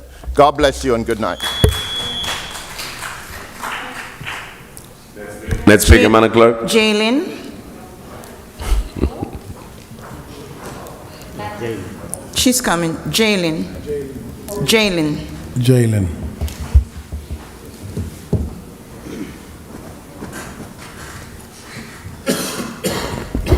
Before I start, Mr. Muhammad, I definitely agree with you. We should not have more licenses for marijuana. But I also want to talk about, if we're going to talk about things that are addictive, we need to talk about hookah and vape pens too for our kids. Because in grammar school, vape pens is getting confiscated, and that's not okay. All right. Now to get to really what I was here for, I'm here to talk about what's going on in the city. I need to know why the mayor made Hamilton Plaza a one-way. That didn't make any sense at all. All you guys did was just create more traffic on Main Street and Memorial Drive. Now you have to sit on Main Street forever to try to get to Market Street. That traffic is backing up and it's blocking the street right here with the light. You make a left to get on Market Street, is blocking that traffic. So our light be green and the traffic that's going on to Main Street be red, and they're blocking the traffic. It's also really a hazard because everybody that lives in Paterson, that lived in Paterson for a long time, we're all like driving down the one-way because we're not used to it being a one-way. So I just want to know, like, how do the administration make decisions? Do y'all start by asking, how can we piss off the citizens today? Like, come on. What's with all the new apartment buildings asking for 40 times the rent? The apartment building on Mill Street is asking for $60K salary. There isn't anything luxury about the building. There's no pools, there's no gym, there's no outside grilling area. So why would we have to make a $60K salary for that building? It's not even a luxury building. That's crazy. Also, the buildings is being built out of cheap material. The walls is thin. I can hear my neighbors frying plantains and chicken. Like, we gotta do better. If you're gonna charge that much, give us something quality. Also, to my people, my community, why are we arguing and fussing about a softball camp not inviting our Paterson girls, knowing darn well the parents wasn't gonna pay $375 anyway for the kid to attend? The parents need to stop complaining and get together with the Paterson coaches and hold our own affordable camp for our youth and for all the sports. When are y'all gonna stop fighting for a seat at a table they clearly don't want us at? We can make our own. It would be smart for the people that's being excluded from these things to build a table that's inviting to our own community. Let's stop letting hurt feelings drive us to bully our way into spaces that we're not welcome. When is the older generation gonna grow up and put their differences aside and make a real difference and create a world their kids and their grandkids and the rest of their lineage will be happy to inherit? It's time to stop letting narcissistic, self-centered, arrogant, and ego characteristics everyone is harboring and start creating a world that kills negativity and separation and promote unity and happiness. That's all I wanted to say. I really think that we should start doing something for our kids. Like, the parents, you guys are complaining, but you guys don't do anything. When there is things for the kids, you guys don't put the money, but you got a laid hair, you got a laid wig, you got nails, you got designer. It don't make no sense. Let's start putting the money where our kids is and the youth. You guys are complaining, but nobody's doing nothing. Thank you. I heard that Mike Jackson did something for the kids. That's dope. Thank you for doing that for the community. I still don't like you, but... And also, thanks for exposing the fact that they do be leaving us out. I like that you expose stuff here. I don't like what happened between us. I don't like you as a person, but I like how you sit and you use your platform for things that's right. Thank you. Next speaker, Madam Clerk. Mr. Bilal Hakim.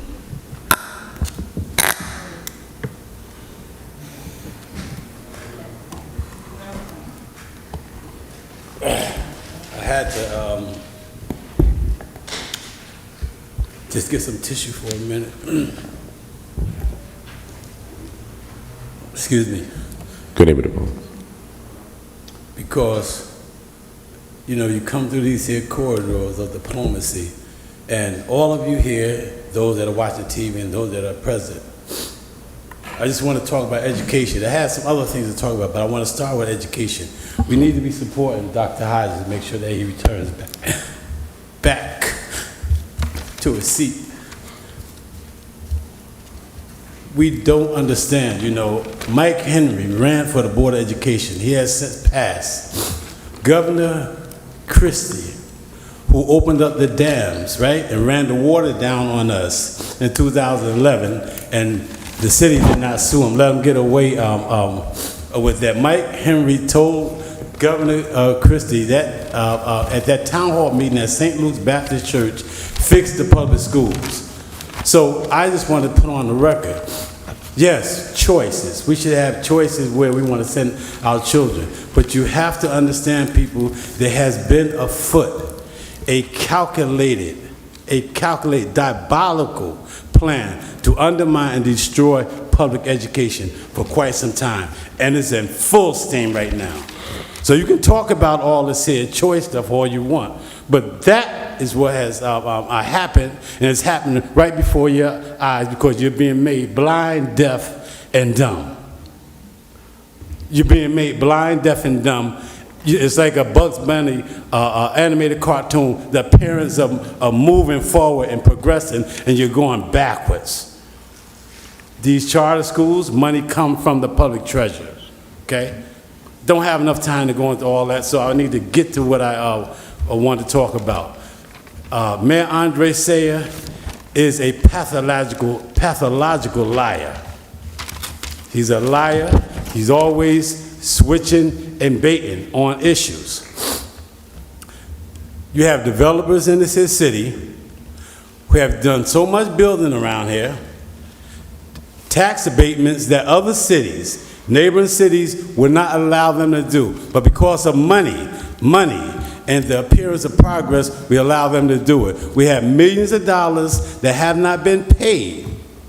Connection fees have not been paid. And I'm telling you right now, this microphone, ladies and gentlemen watching this and those that are present, you're going to be seeing some people going to jail soon, going to prison, prison. And many of you sit here, you know, like you don't know what's going on, and you know what's going on. And Mayor Andre Sayer is a part of that. He's a part of that scheme. The other thing I wanted to say is that thank you, Councilman Mike Jackson, for what you did up at Buckley. Your video exposed the hypocrisy at Hinchcliffe Stadium, and you had a wonderful program there for our young girls to come and attend. Thank you. Thank you, Ballard. Next speaker, Madam Clerk. Next speaker is Ms. Hafiza Freeman. She left? She has left. We have no more speakers. Move to close. Second. Move to close. Just 1 minute. I want to make sure that the last speaker is not in the hallway. Can you, Ballard, can you check? So if it's not there, that's the last speaker, Madam Clerk? Yeah, she was the last speaker. All right, it's not there. Motion to close? Move to close. I did already. Move to close by Councilman Udine, second by Councilwoman Davila. Roll call to close public portion. Roll call to close the public portion of the municipal council regular meeting. Councilman Abdelaziz. Thank you, Madam Clerk. Before we close, I just wanted to thank the residents of City of Paterson, 6th Ward, for coming out on National Night Out. It is always truly a great event when we all come together and enjoy each other's company and break bread with each other. I want to thank the sponsors, the Paterson Police Department, the Paterson Fire Department, and all the volunteers that made it happen. I think this year was our largest turnout year when it comes to that event, and it's one of my favorite events because we all come together and celebrate. So I apologize to my colleagues that hosted other ones throughout the city. I do spend time, and I stayed in at that one with the residents of the 6th Ward, and it was open to all residents that came that day. I also want to apologize for misspeaking about the 1st Ward. You guys are correct. Our city prospers when every ward is thriving and we're working together, and I'll commit to that. You know, that my record will show that. My first action on this council when I was first appointed was to amend a bond ordinance that I came in and rallied my colleagues for Buckley Park.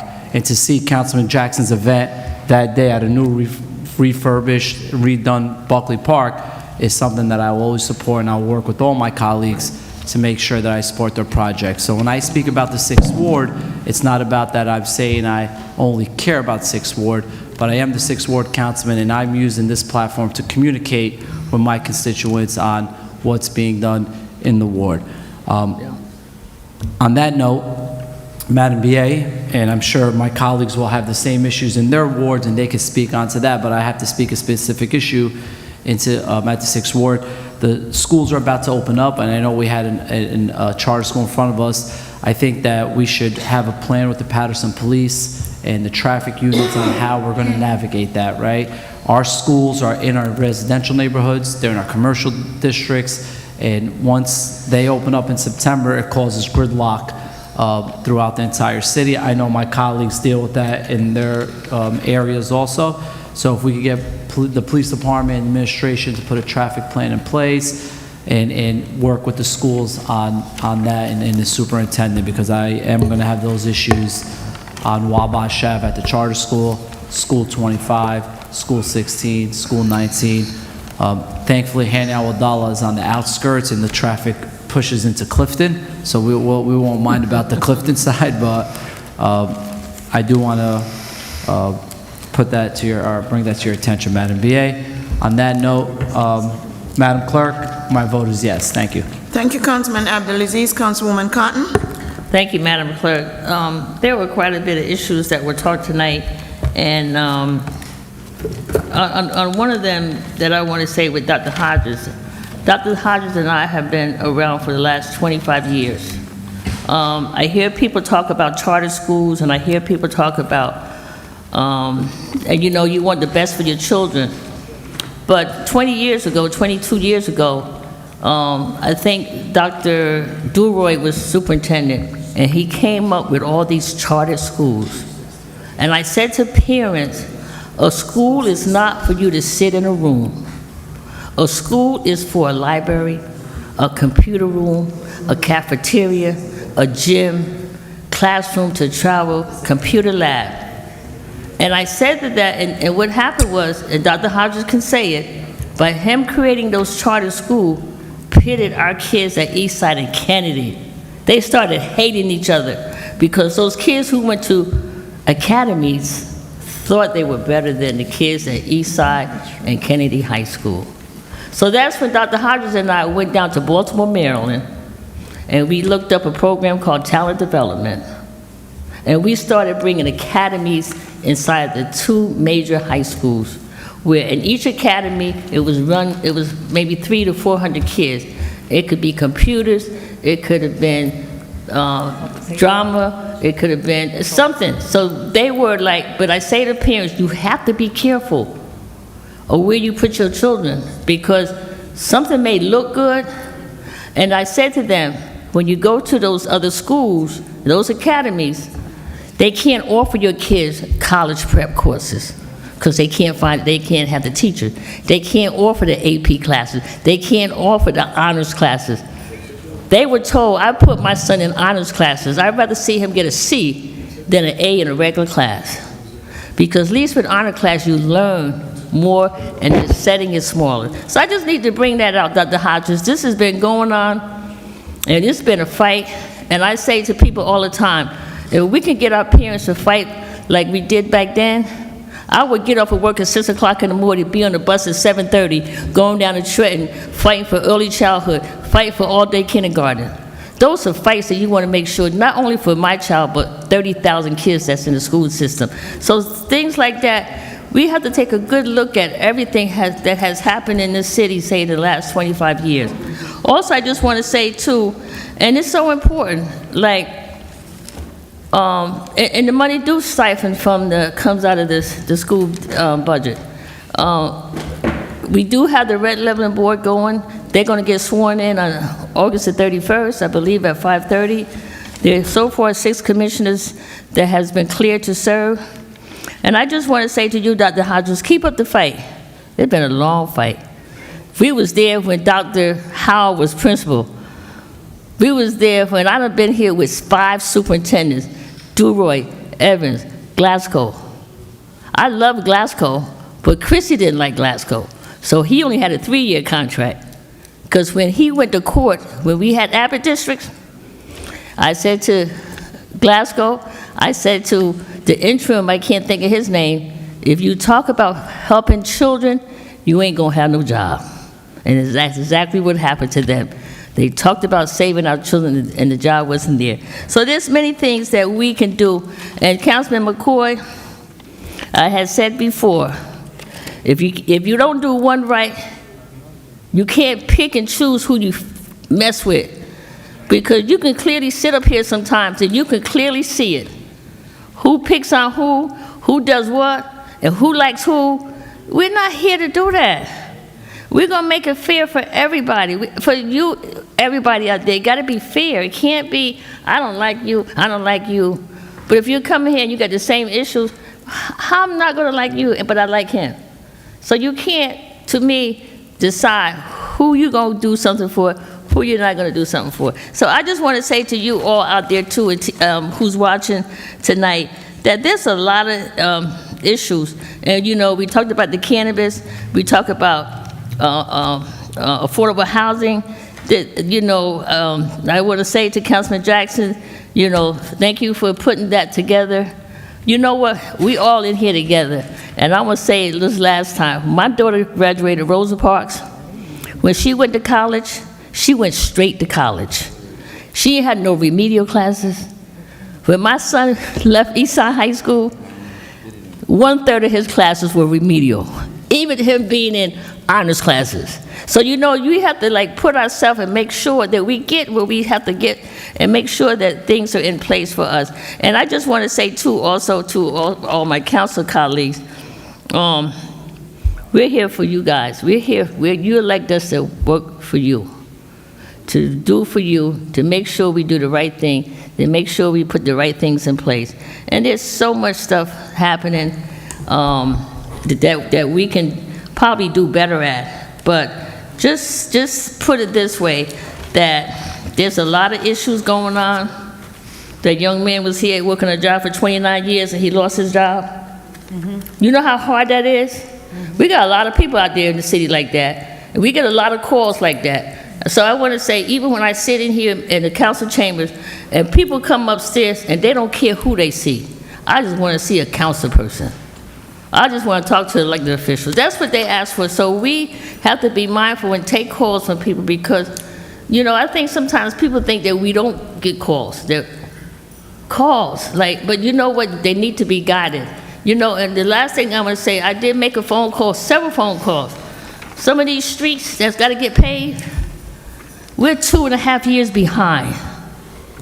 2.5 years behind. So we can vote on something today, and it's going to get done in 2025. And then you'll say, well, why isn't it get done? Because you know why? The state ain't released the money. So I reach out to my state elected officials, please, who's on the committee for the DOT? Who's on that committee who divvies out the money? Please, we can't wait 2 or 3 years to get. I think we're working on 2020 now, or 2021. And we voting on 2023, we might see it in 2025. But I need to share that with everyone, that there's so much that we need to get done. And we're here for you, to work with you. But I just want to say, being involved with the schools, when I started, I wasn't about being an elected official. I was about trying to take care of our children and make sure they got an education, to make sure they were here. And let me tell you something, our school system has produced a lot of good people, and I can clearly say that. Madam Clerk, thank you, thank you, thank you. My vote is yes. Thank you, Councilwoman Cotton. Councilwoman Davenant. Okay, thank you very much. So there was quite a few things that were stated today. I'll start off by addressing Councilman McCoy. It was a beautiful event. As I spoke, when I spoke, and I said this is about family. It was a very nice, well-attended event. Just so you know, after I got down from the stage, I done stood 2 more hours. Okay, and made sure the family came as well, and we definitely enjoyed. Mama's Kitchen was on the money. So I wanted to just say that, great event. Thank you for the invitation. But I heard some stuff today, which I'll address when we address item number 2. Some of the things that were not factual. When you state, you know, numbers and statistics and you have no backing, some of the stuff that I heard is definitely incorrect, all right? As a Christian woman that I am, I understand that I serve everyone in the community. So my Christian beliefs, okay, I do not impose on anyone, just like I respect everybody's religion. But when I look at the bigger picture of things, I have to look at, okay, what are the benefits, and if they're the pros and cons.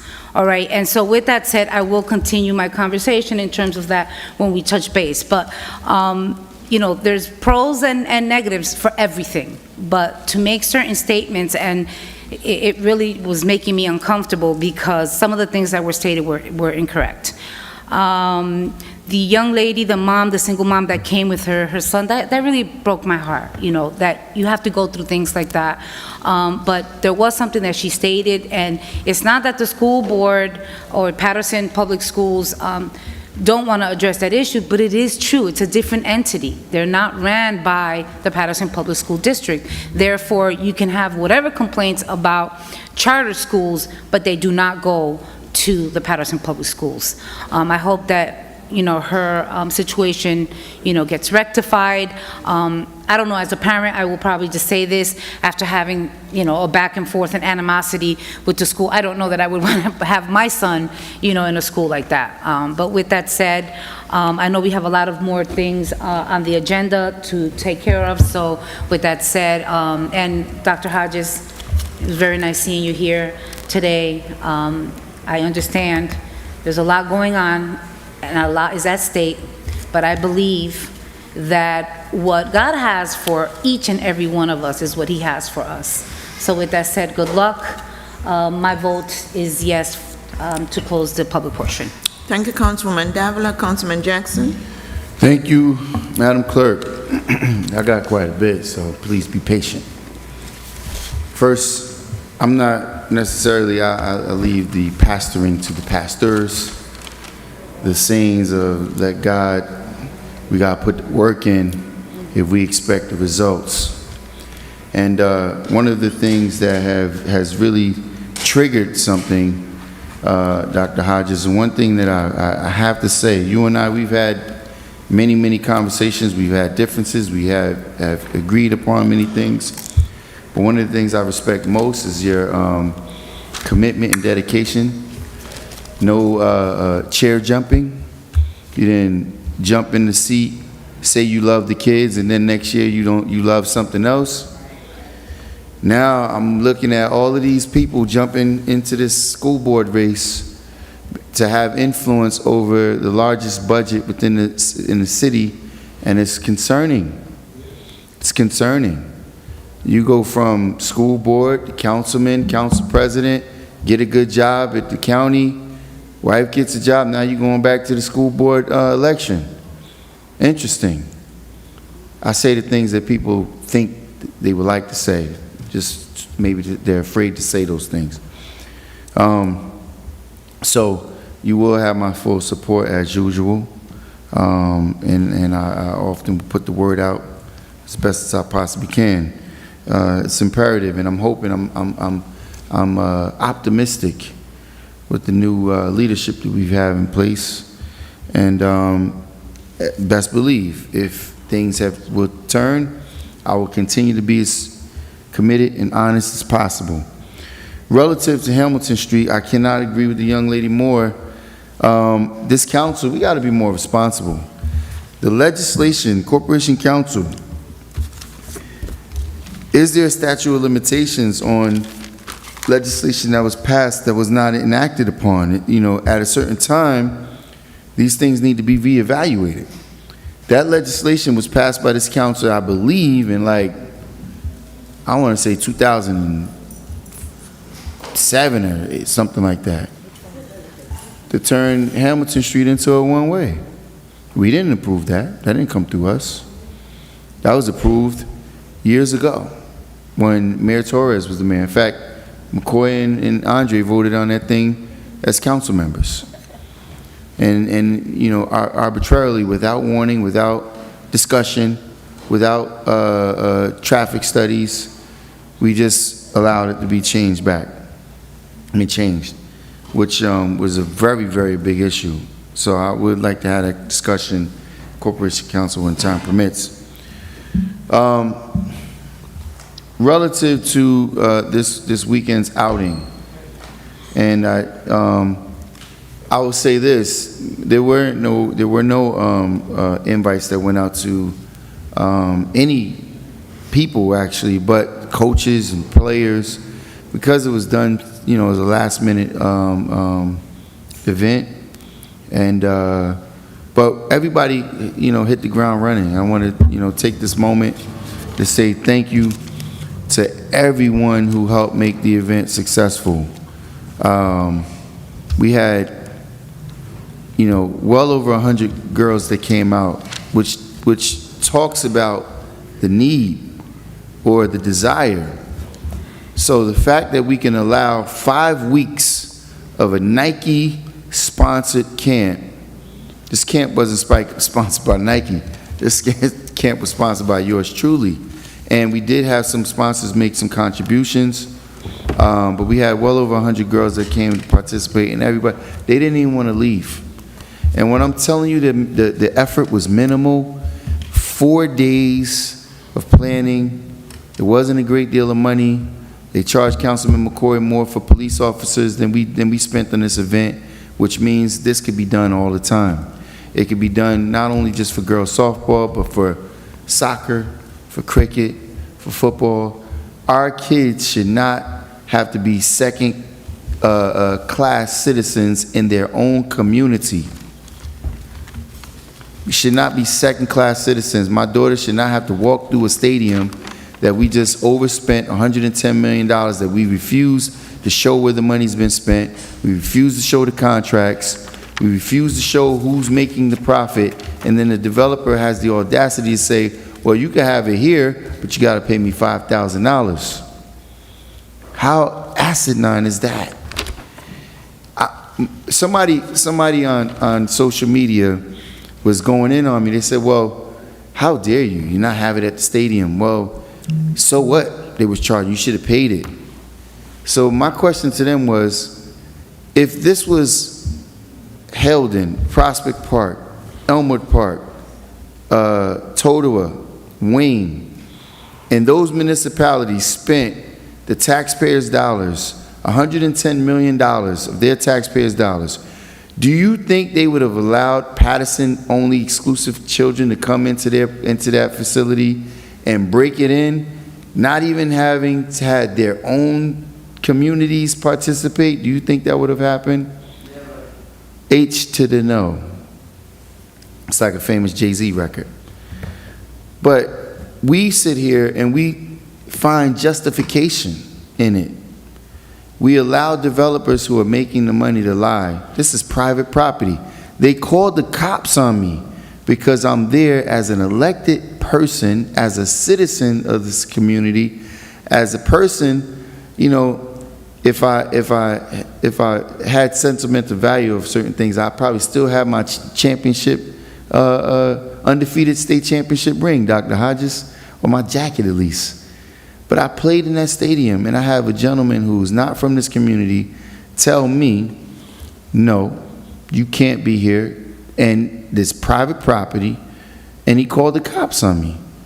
So therefore I said, well, listen, we'll put as the young lady said, I'm never asking for a seat at anyone else's table. We'll do our own. So with that being said, I put out the call, and all of the coaches who make enormous sacrifices in this community, as my father has done for many years, they pay their own money to coach. These coaches don't get paid to play.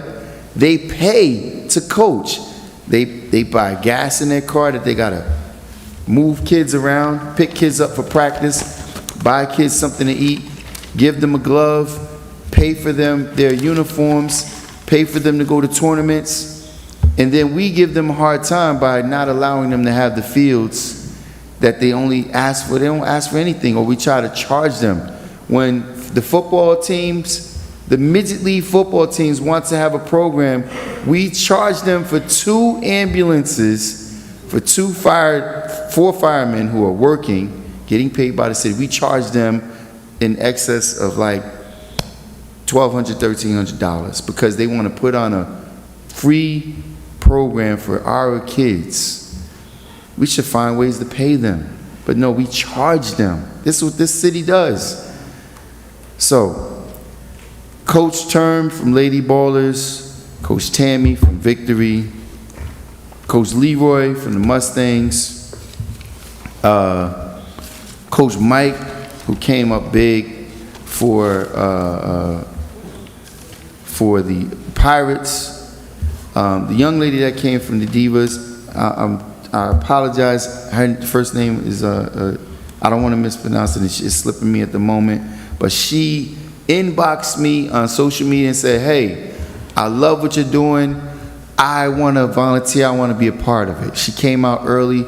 Her and a fellow coach came out for the Divas. Thank you very much for coming out and volunteering your time. Mario Supply for helping out with sponsorship. Brothers Produce. George the Butcher. People, remember, these are staples in our communities. George the Butcher's still getting it done. He found it not robbery to donate all of the chicken, all of the burgers. The Bronze Heat for coming out and doing all the cooking. Roshawn Davis, Ralph Feliciano, Herman, what'd you say? I'm sorry. Brother Herman, thank you guys for coming out and spending time on the grill. Jackie Benson, you're a lifesaver. You know, she came, brought her equipment, brought a tent, brought a table. She was giving out the food. Who else? I don't want to miss anyone. Paterson Fire Department. There was a few chiefs that came out. We had a water ride for the kids. They came and helped facilitate to get the water there. They sent the engine, captain. There was so many of the guys that came out. The fire department PBA president Frank came out with his dog. He worked it. He spent the whole day out there working with us, giving out free ice cream. We appreciate you as well. DJ Deuce and your son DJ, thank you for coming out. Listen, there's so many people, and most importantly, thank you to all the young ladies who took time out to come out, spend it with some old people, to hang out and play softball, have an opportunity to learn some things, and then have an opportunity to play as well. So, you know, I just wanted to make sure we put that on record. Listen, this is not about facilities. The councilman talked about how we spent this money. We overspent money. We spent $1.4 million that certain council members talked about beautifying for a trailer that's not being utilized. How about spending the money on our kids? Stop talking about how many parks you're doing over, how all this thing, and the kids have absolutely nothing to do. And Dr. Hodges, I will be on your doorstep, on the doorstep of the superintendent. These schools need to be opened. The gyms need to be, you know, off the lock and key. We have to find programming to get you know, find things for these young people to do. These are good kids. And I'm gonna say this lastly, you know, because the mayor can ignore the first ward and the councilman can talk negatively about the first ward. He did have a well-attended event. I heard a great deal about it, but I also heard that the first ward on North Main Street was very, very well attended. Probably, if not the most well attended, the second most well attended to the sixth, that they did the entire ward. But we had places right around the corner. But people came out in an area that's been spotlighted as one of the most violent areas in the city. People told me I shouldn't have done it there. I said, no, we're gonna go right there. The kids came out, they had a great time. They loved every moment of it, and the mayor chose not to visit us. He was right around the corner in front of Presidential Boulevard, chose not to visit us. That speaks volumes right there. It tells you what this is all about. So, you know, we had a great time then as well. And, you know, our community deserves just as much, if not more, because this community is the community that's disenfranchised the absolute most. And so for the administration to turn their back on them, listen, I don't care if you don't like me. Tell me what the issue is, but because I'm telling the truth, because I'm speaking facts, I must keep on doing it. And with that being said, I have to say this. Council President, please, I pray that that never happens again, brother, because that right there, that was an embarrassment. For you to become so desensitized that you got to shut the person's mic off and try to stop what he's saying. You cannot. People have a First Amendment right, the freedom of speech, and they can say whatever they want to say. And if you think you have been so endowed with so much power that you're going to try to muffle somebody's microphone, I beg to differ. Not as long as I stand here, because I don't care who it is. As people try to eject people from here, I'm an advocate for people. I'm an advocate for the people. And if you claim you're for the people, your actions have to line up with that. And that means you're in a position where you got to take a certain amount of scrutiny. I will give you guys my phone every single night. I got this person who fails to reveal themselves. It's a fake number. I engage with them all night long in the conversation. They call me all kinds of names. I laugh at them. Listen, coward, come to the microphone and say that to me. But how many of you, listen, I answer every call. I don't care who it is. And if somebody has something negative to say about me, please, by all means, you're more than welcome to do so. And you have to have big enough pants to sustain or to stand in the seat that you stood forward for. If you don't have the gumption to stand there, then please step aside and allow for somebody else to do it, because that's the reason why our community is in the position it's in. And that was an embarrassment, so I hope that never happens again. And if it does, I will let you know yet again, because that right there should never happen. It doesn't matter who comes to the microphone or what their opinion is. Everyone is entitled to their opinion. You know, just like people call or say, that's a lie. Tell me what the lies are then. Tell me what the lies are. The community is beginning to see it. Stay consistent, be factual, and they will see. Anyway, Madam Clerk, I appreciate your time. Thank you very much, and my vote is yes. Thank you, Councilman Jackson. Councilwoman Mims? Yes, so first of all, I want to commend, and I do this every meeting, everyone that comes out from the public, because one, the sacrifice, the time that you take out of your busy schedule away from your families to come and sit through what happens here is to be commended. To Mr. John Franco, I forgot to mention you earlier, but thank you for your service and your due diligence and all that you do. Not by any intentions, because you know I respect your work very greatly. I know Councilman Abdelaziz talked about the traffic plan.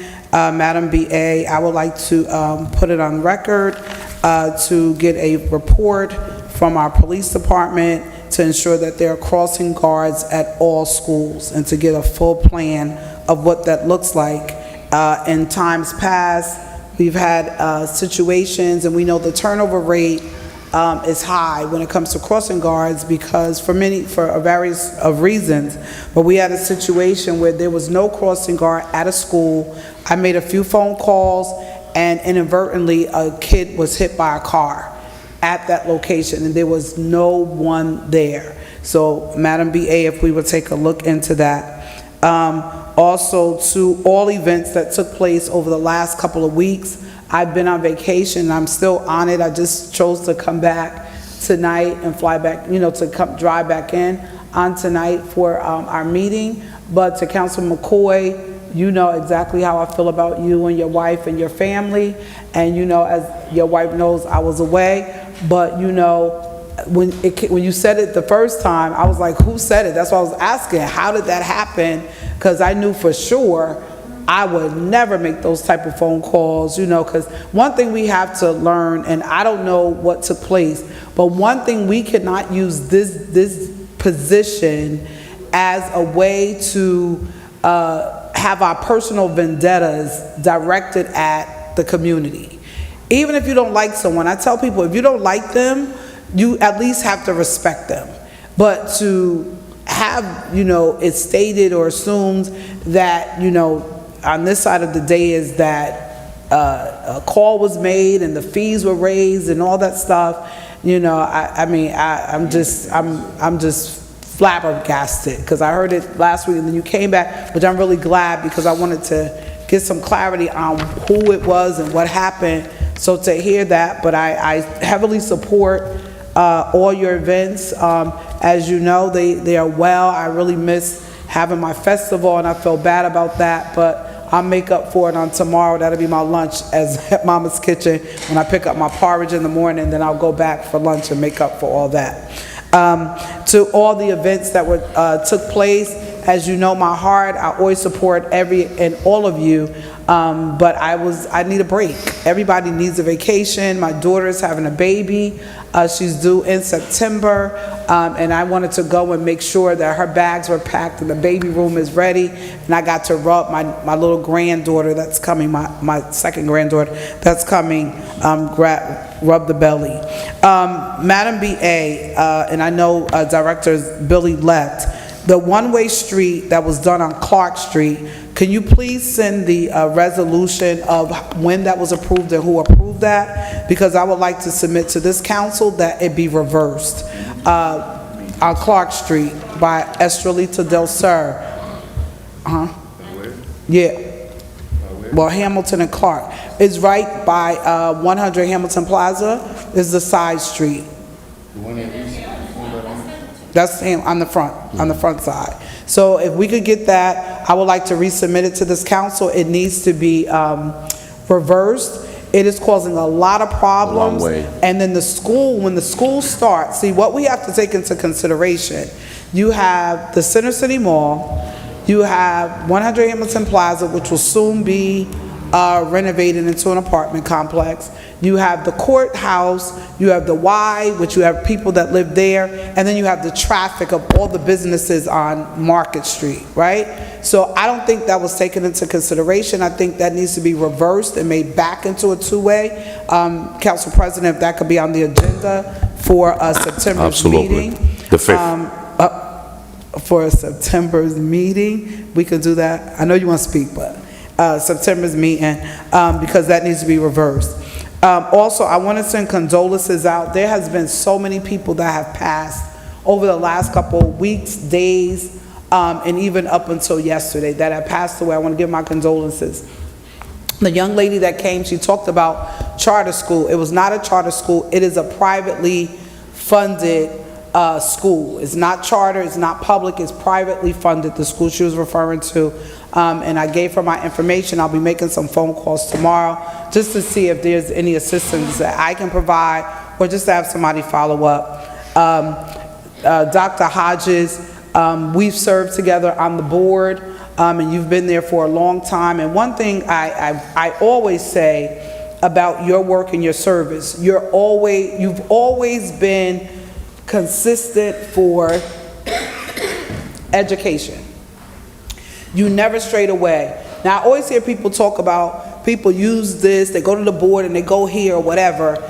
I don't have an issue with that because I was on the board and now I'm here. I have no issue with that as long as your heart for the kids doesn't change, right? There's a difference if you serve somewhere and you chose to go somewhere else and you're serving there, but your heart, it changes. It's really not for kids. But for me, I think the purpose of anyone that wants to serve on a school board, and it doesn't matter who it is, that their heart is for the children, that they're advocating in the best interest of the children. As myself, Councilman Udine, we both work in the public schools. Councilman Abdelaziz works in a high school, but we work in education every single day. And with all the vacancies that we have, I think there's like 170 vacancies, I believe is the number. And it's not just in Paterson, it's all over. There are vacancies. And the reason why some of the issues are they can go somewhere else. One teacher I know left, she's making like $25,000 more in other areas. So people, and where they can have opportunities to work closer to home and so many things. We have to make sure, not just in school board, but in all elections, that you listen attentively. You pay attention to who's been consistent throughout. Not the pop-ups, not the I'm coming on now and you can see me, I'm here, but consistently they've been with the children. Consistently, they've been in a position to make sure that our children are receiving a thorough and efficient education. Pay attention to that for that particular reason. Also, I want to announce next Saturday, August the 26th, from 11 to 3, I will be having my community back to school event at Bear Track Park from 11 a.m. to 2 p.m. Bear Track Park is on 5th Ave between East 23rd and East 24th Street. We have tons of book bags, entertainment, and food will be there as well. So I'm inviting the public. Your child has to be present for the book bag. Don't come to the line and say, I have 10 kids and there's no kids. Children with you. Children must be present to receive the book bag. So please come out from 11 to 2 while supplies last. I want to commend all of the National Night Out that happened all over the community. There is a roster that is done. There were some that were on the actual full roster, and then there were others that were not. So sometimes if you're not on the full roster, we may not be aware that you're having an event. Does not mean that your event is not significant.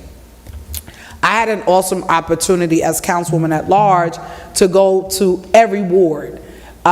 First ward, I went to Councilman Jackson on North Main. I think he was the only one that had the amazing bounce house with the splash water pool. I thought that was cool, because I was the only one that had that. So I commend you on that. And it was a great attendance there and a lot of fun. The kids were excited and the community was as well. I also attended, and I can't remember another one in the first ward that will come to me. Second ward, I went over by the Hillside Association at School 25, Hillcrest section, School 25, which was great. The third ward, I donated, School 27, I'm gonna get it right, because I was at 25 too, so that's coming. School 27 and second ward. For the third ward, I made a donation to Amistad Park. The fourth ward, I went over by Councilwoman Cotton's event at Barbers Park, which is always phenomenal. I hated it this year that I didn't get to stay because my chicken, I didn't get it, so Councilwoman Cotton owes me the chicken from the grill. And then we also made a stop at Masonic Temple where they had one. I had a wonderful time at Councilman Velez's event in the 5th Ward at the new Roberto Clemente Park. And they had some wonderful ice cream, the fire department, and so many things, so I appreciate that. Also, 6th Ward, I went by Councilman Abdelaziz's event at school number 25, which was really phenomenal. I love the fact that he moved it from the back playground into the front because he had a lot of people there, and with the movie that was playing and so many things, and I got to see our corporation council flip a few burgers, so I was really excited about that, and I'm going to keep that picture just in case I need it for future reference. But National Night Out was wonderful, not just because of all the events. The purpose of National Night Out is primarily to curb violence or to have a peaceful night in our community, and that's what I'm more grateful for, not just the event, but there were no instances that night. So to the gentlemen that are here, my good friends from the Palestine and the they said don't say Muslim community, but they know what I mean because I love them. From that community, I appreciate that you took the stand way back when and you're still here, but I want to bring some clarity. This council, when it came before us, we voted no. And we didn't vote no because, well, there were different reasons, but we didn't really vote no because we said, that's what it is, right? There were different reasons why there was a vote of no, but we wanted to tweak the language. We wanted to perfect what was in the writing because it was something new, and then you had towns surrounding that all voted no, right? But the mayor vetoed the vote for recreational marijuana. So now we're at this juncture where some were already approved, and tonight, as you're aware, they're looking to expand.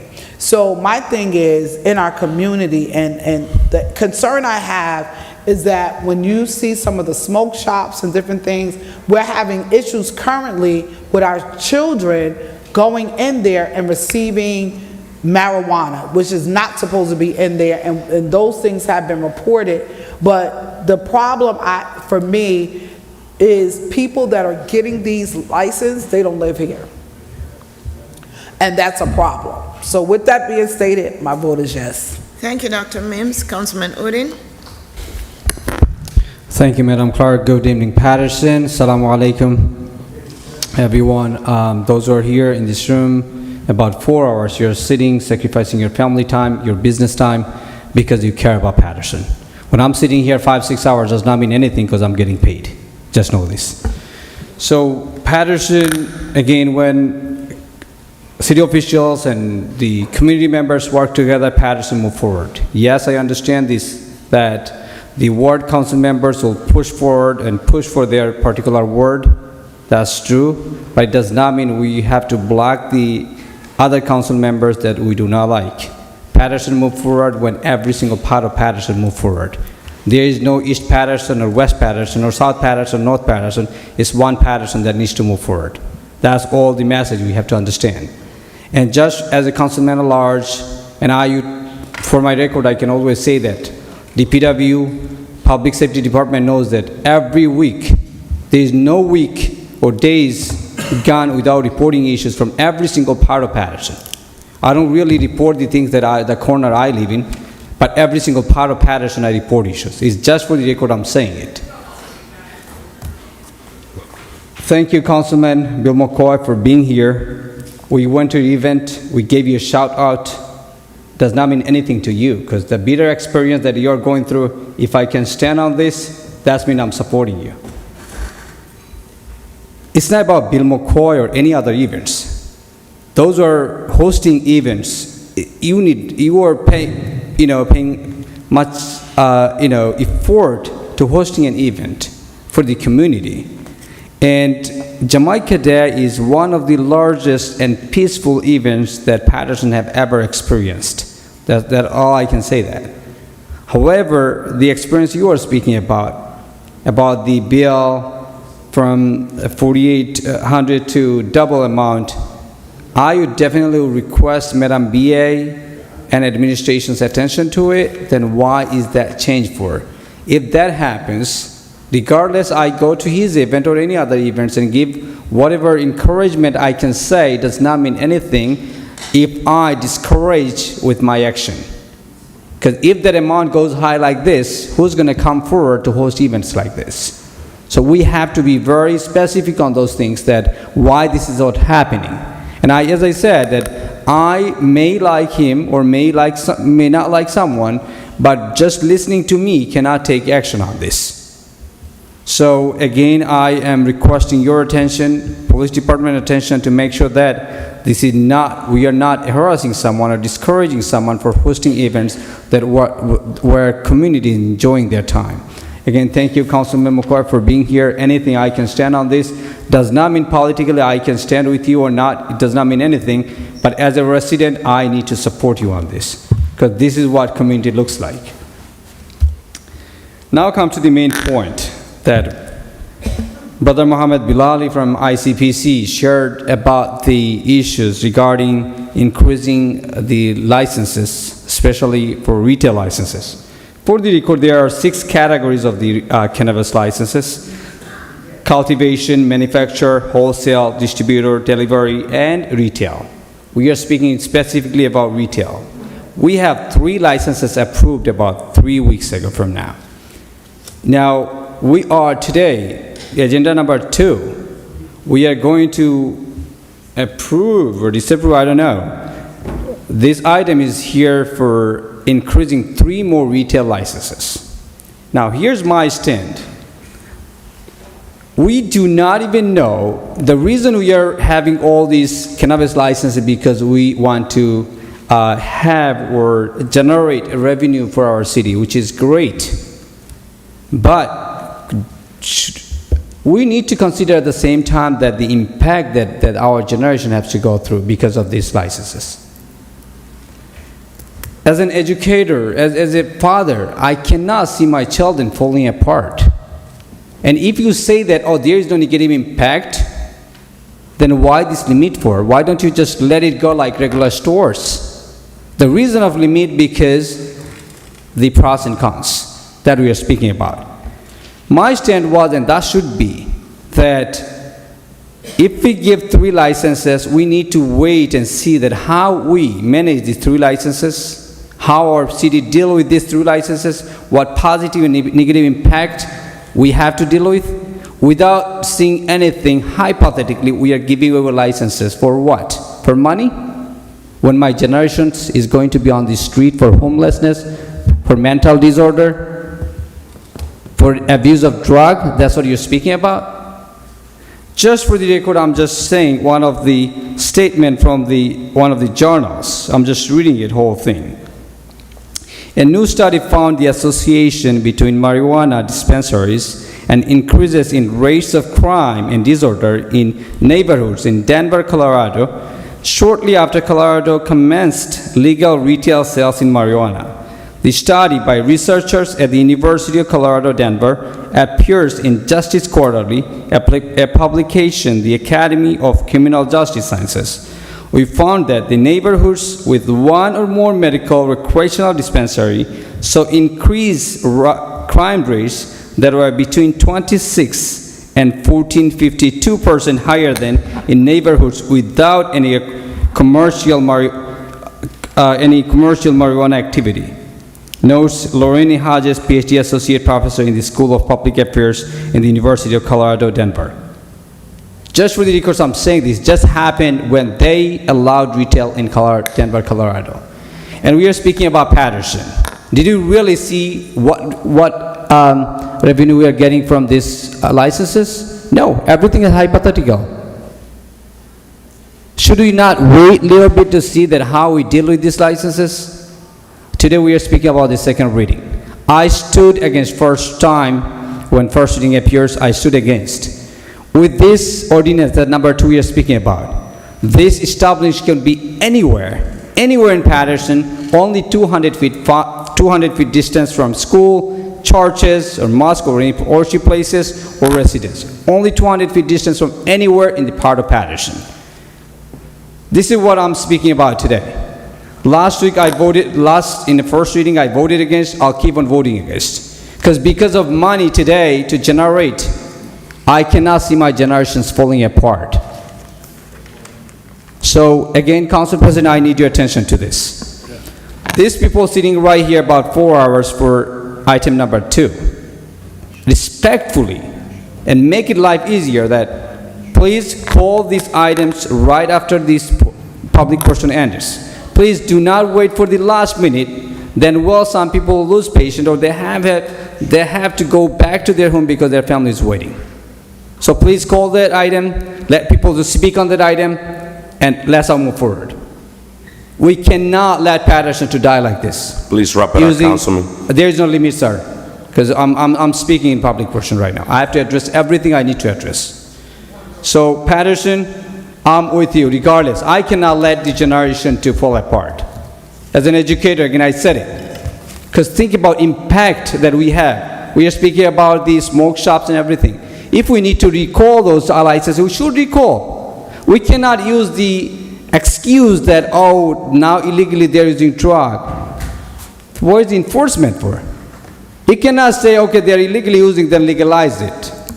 Well, it is legalized. There are 3 licenses approved. We cannot keep giving away licenses.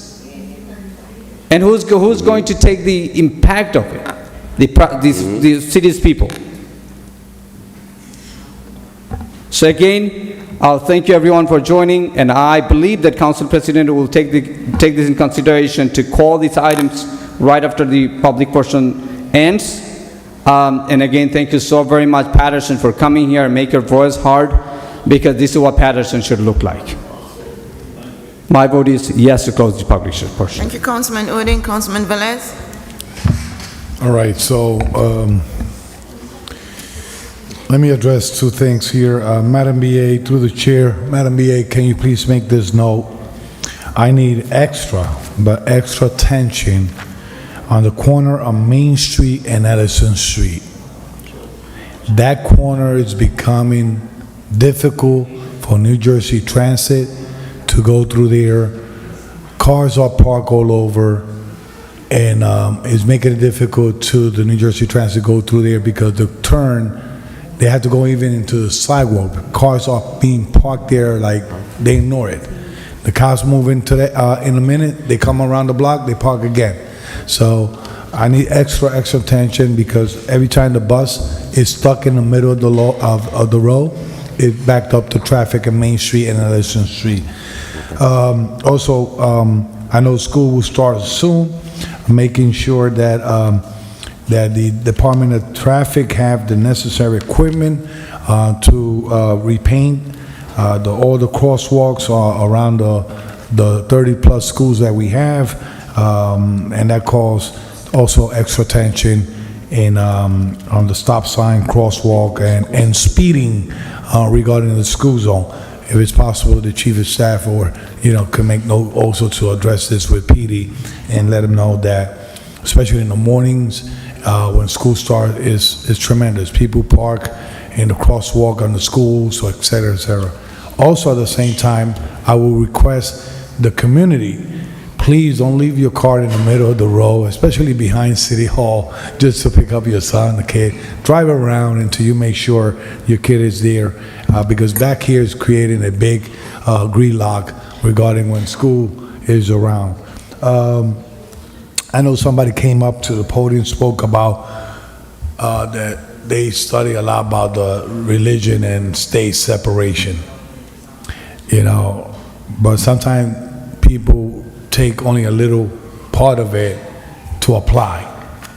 If you look at the freedom of speech, it says that you cannot do laws or against any religion. So, against any religion, it says there. So, and that's in the federal level, county level, local level, and you could go back and forth and read the Constitution of the United States if you want to talk about religion and freedom of speech and other things. It's amazing that, and I commend the group, that my brothers are here today. I commend you that you came and raised your voice regarding what you're against and your belief. I was the creator of that ordinance to ban all licenses in the city of Paterson. You know that. But the mayor decided to veto it at 4:30 in the afternoon on a Friday, and Monday was a holiday. I cannot even gather the support to go against that veto. So, what happened? The mayor came back a couple months after, requested support to at least prove 3 licenses of each to see how it works. Okay? We still don't see it work. Meaning that they have to go back to the state, no matter what we do here, vote yes or no, they still have to go back to the state, finish the detail over there, the diligence application, then come back to us to get approval of operation. And we're talking about they need to get the place ready, construction, and all that stuff. So we're talking about 2 years or 3 years before we see one place. All right? One place. Now, this is the thing that we all talk about sometimes. I talk to my colleagues that when there's a big issues that will affect the community, we see 9 people sit here, but we see this place empty. You understand what I'm saying? We see this place empty. Oh, that's not our problems. That's the council problem. Or that's the mayor problem. But when there's something's going to affect the community, this place should be packed here, not just to criticize us, to support us when we want to do things that benefit the city. Now, we passed the ordinance in effect. Now I had to forget about my belief. That's when I apply religion and separation of state. There's something in front of us, once again, I had to separate both of them. I'm here to legislate. I'm here to make sure that whatever is in front of me will benefit both parts. I understand where you're coming from. But when this was in front of us and we needed the support of the whole entire religion community, this was it. They was here. But election was around and you were named deputy mayor. The mayor was the one that vetoed it. And I understood sometimes of this. And I said, now you leave it to us. Still comes from the administration. We just vote on the item. Still come from the administration.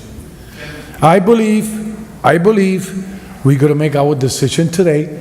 We could do amendments to it and throw it back to the first reading. But one of the things I'm looking here is that some things are good, some things we look at bad, but we need to work to make sure that we comply with the ordinance and the law that the state gave us. Okay? Now, how many liquor stores around your ward, 6th ward? A lot.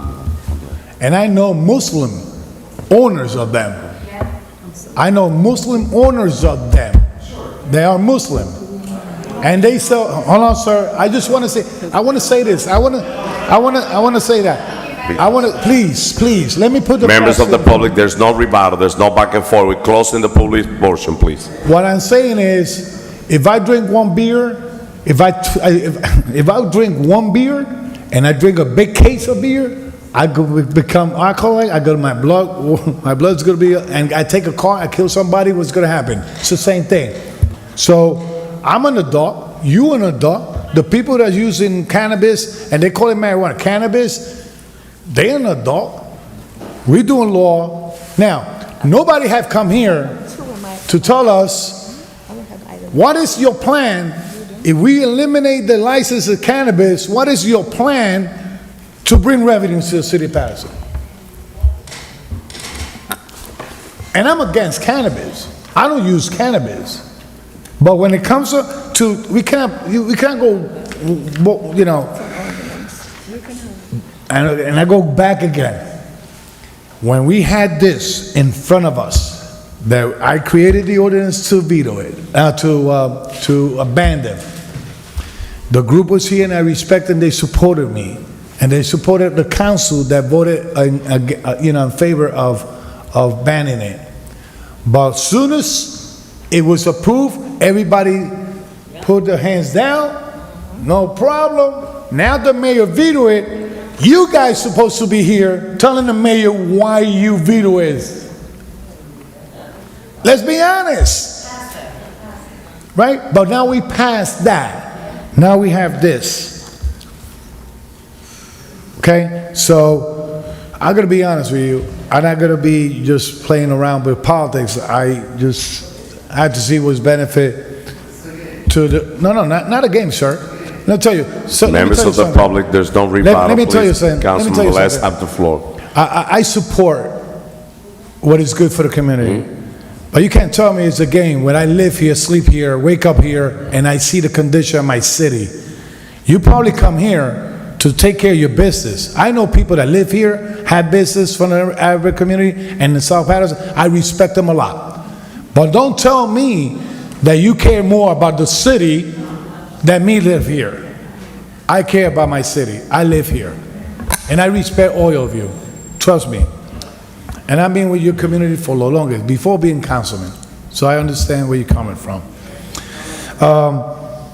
But we have a decision to take today. Now, there's a serious note here. Madam BA, I want you to please make this note. And I'm not going to get involved in the situation of the permits or whatever, what happened. I apologize to my councilman, Bill McCoy, that my presence there was short because I had a situation of smoke in my house, so I had to take care of that. But there's something that he brought up here, and it's the scenario of an employee that looks like him, that got beat with bats in his same place of work. Okay, Madam BA? In his place of work in Jersey City. Then a couple weeks after, whatever, Councilman McCoy suffered the same scenario. Still up to today, I don't know if Councilman McCoy have received a full report, a full investigation, and link, listen, this is, you don't need a rocket science to this, link the two cases and investigate, because it's in Jersey City, the man looks like him, is an employee, co-worker of him, and then it happens to him in his house. So I'm not a detective, but if something happens in his workplace and it happens in his house, different person, there have to be a report. There had to be a report. It had to be investigated, because there's not a lot of 6'5" with glasses, tall Puerto Rican around in Jersey City and come back to my house and beat me up, right? There's not a lot of them, right? And in this case, when this happened, it creates a lot of concern, because this happened, then I get also robbed and all that stuff in the house, and things like that. You never know how many haters we have out there. So I need a full report, because Paterson Police are the investigating agency in Paterson. They could link the report with Jersey City. They got videos probably over there. They probably could ID whoever, whatever, connect it and see what was the relation on it. But I would like to see where is the report, where they at. If they close the investigation, I need to know why they close it, and they haven't advised him what is the process to follow. Regarding National Night Out, everybody expressed it. Listen, National Night Out is a community event to prevent crimes, and I'm happy that everyone had fun in the city of Paterson. But I don't agree, and I gotta say it loud and clear, we used to have funding and the cultural events, and that was split to help councilmen to buy, the city used to supply bouncy house and whatever is to make this for the community. I think that we should look into that in the budget season. Yeah, before when Marshall Julian was there, she used to help, she used to Never bouncy house. No, they used to supply bouncy house and everything. Oh, here we go. Did I used to live in another city or what? Well, do I used to live in another city? I just want to know. I know what I'm talking about.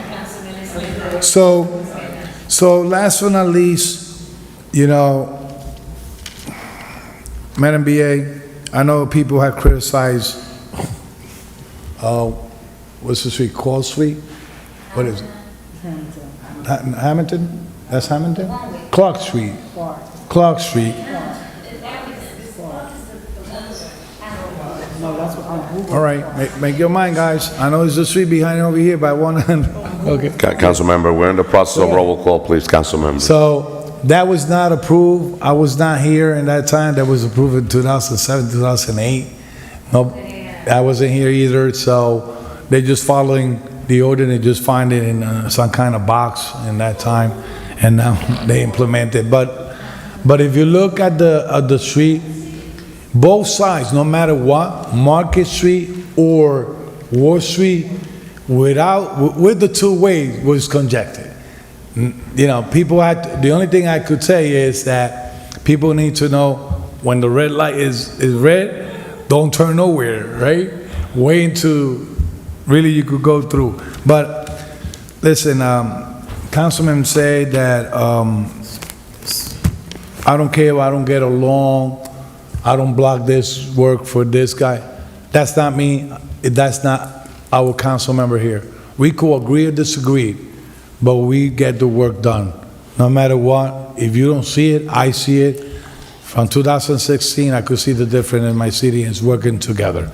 So Saying that, I know the young lady is there in the public portion, but saying that we are closing the public portion, my vote is yes. Thank you, Councilman Velez. Mr. President? Thank you, Madam Clerk. Just allow me a few minutes just to, I know we're running a little late, but I definitely have to address the public. And I'm just gonna say this, as a president of this governing body, and I don't need to talk about myself, who I am, and my character, because the people that knows me in the community know that I'm a very peaceful person, I'm a very respectful person, and I stay on my lane. And I know how to make my point across without insulting or offending anybody. So I definitely do apologize. I never go out of my character. I went a little bit out of my character not too long ago, but as a leader and as a president, I promise to bring the current to this council and respect from this council. Sometimes a little hard on this side, but I will not give up. But there's more changing on the pipeline. I'm just gonna say this. But I want to say this. I never use this position, and I'm proud about what I'm going to say. I never use this position. I never want to be elected to have to get a job for a family member, or to help a family member, or to get a job for myself. I'm here because I really love the city, and I'm here because I know that I could do the right thing for my community. I'm always been in the private sector, and I love to serve the community. And I will never use this position to hurt nobody. Never. Now with the permit, that's not my intention. I don't need to do that. When I need to win an election, I go and I win an election. And people know that I know how to win an election. So I don't use my position to hurt people. I don't use this position to get involved into the process, because the administration have their own process. They have their own way of doing things, and it's not me who's gonna get involved. That's number one with the permit. And if any accident happened with me in my house, the first thing that I would do is I'll turn the camera to the police department, make sure that the police department could do an investigation. And there's camera everywhere. There should be a person responsible for that. That's all I need to say. I don't need to get involved with nothing else. People know who is Alex Mendez, and I'm proud about who I am. And I'm definitely excited to be here serving my community, serving the people of the city of Paterson. I'm excited. Now, in another note, in a very serious note, we have to keep our Sharon Easton, our lieutenant, now Detective Lieutenant Sharon Easton, in our prayer. Her mother passed away. Today, she was promoted as a detective lieutenant. She couldn't be here. She couldn't be here at the chamber because her mother passed away. So let's keep her and her family in our prayer.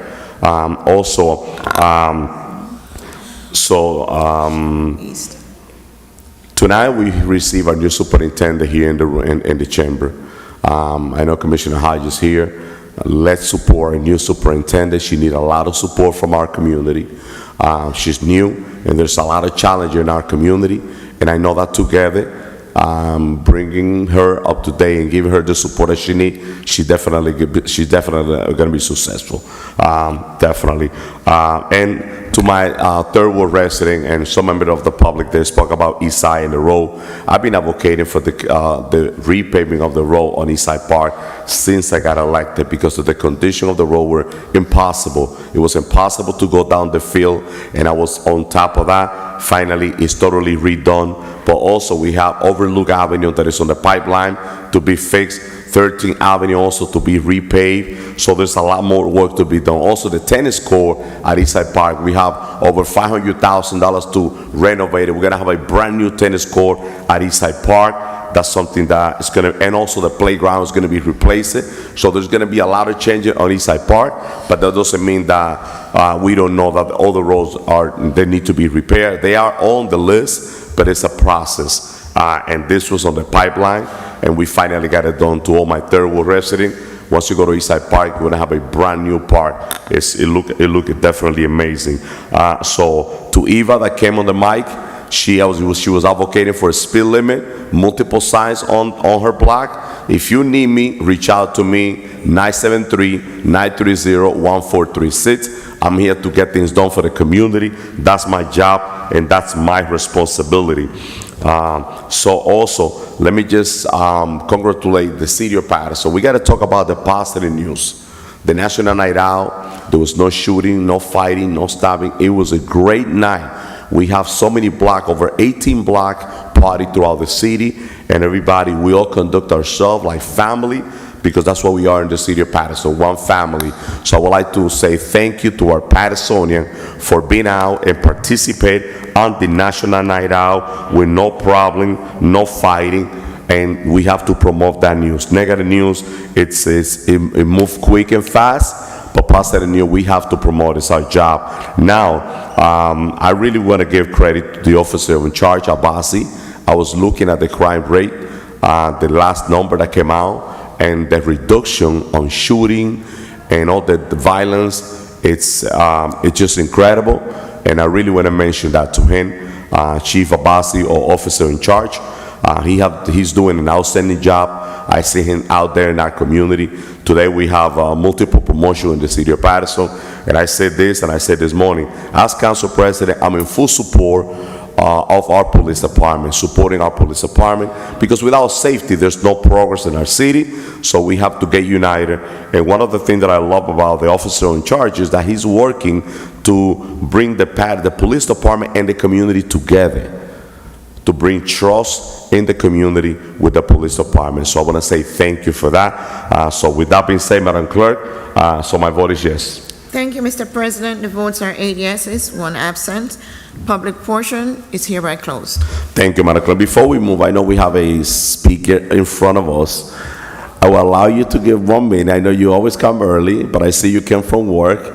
Good evening. Good evening. I just wanted to I just had a quick little speech. I appreciate you giving me the opportunity to speak. I first wanted to apologize for my brief absence due to me starting a new job.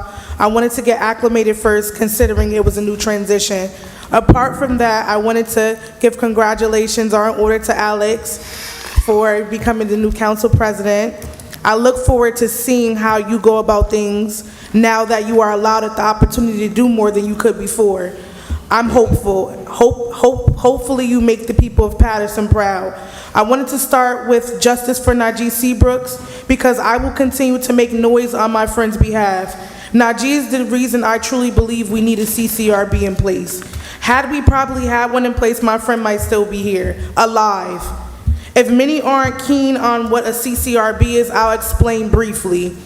A CCRB is a civilian complaint review board that has 15 community-based members, civilians that reside in our city and who reflect the diversity and best interests of our city.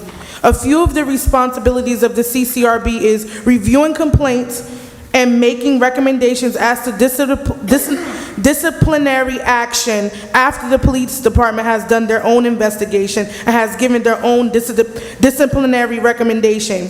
They also determine the need for change in the police department policies and procedures as a result of analysis of complaints. See, the issue with having a CCRB is that the fact that it's like handing a flashlight to the city and shining a light over the corruption that is done right here in our own neighborhood police department. That's why no movement has been made to put it into action, which means that our city officials like our mayor, our attorney general's office, and you are aware of the corruption in our city. And why would we want to shed light on the dirty work that's being done in our city? Perhaps because if we do, that means skeletons in the closet will suddenly become exposed and secrets will be revealed. But whatever is done in the dark will surely always find the light. You cannot keep pissing on your city and tell the citizens that it's raining, but keep on leaking on us. Peace smells. Eventually, we will realize that you stink. Thank you for your time. Thank you. Have a good night, sister. Thank you. Madam Clerk, we have to read item 55 to the agenda. That's a resolution on the Paterson Code Chapter 129 for the bazaar, for the celebration of the Paterson Great Falls, the festival that we conduct every year. Can we do item 55? Yes, sir. So, item number 55 is a resolution to be voted on the agenda. It's a resolution on the Paterson Code, Chapter 129, entitled Bazaars, for celebrating Paterson, Inc., to conduct a festival. It's a finance resolution. It's 23503. Second. Moved by Councilwoman Davila, second by Councilwoman Mims. Roll call on item 55. Excuse me, what about me? It's add-on. To add it on the agenda. You move it to Councilman Velez? Moved by second by Councilman Velez as well. Roll call on item number 55 to be added to the agenda. Councilman Abdelaziz? Yes. And where is it? Councilwoman Cotton, I'm sorry? I don't have it here. 55. Come on, you just Councilwoman moved Cotton? it. Ms. Cotton? Yes. Thank you. Councilwoman Davila? Yes. Councilman Jackson? Where's the item? Is there a bill for policing for this bazaar? I'm Discussion sure on it the was, agenda. everything was Just- vetted you by had the that licensing discussion on the department. agenda. Where's the, I don't have the hard This needs a copy. unanimous vote, right? You don't have a Yeah. copy So we're of gonna item have a discussion 55? now.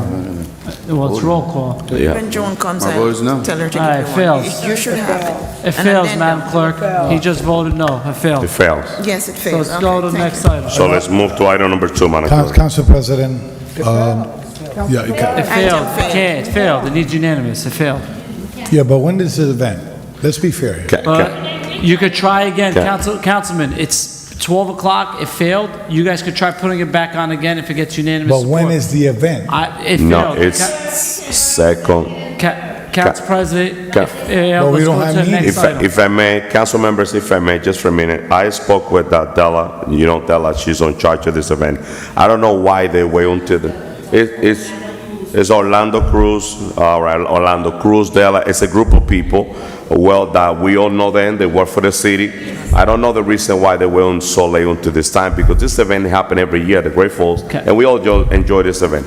Now, council members, the reason why I request the full vote is to be able to have a discussion. If it's not on the agenda, we can have a discussion, so.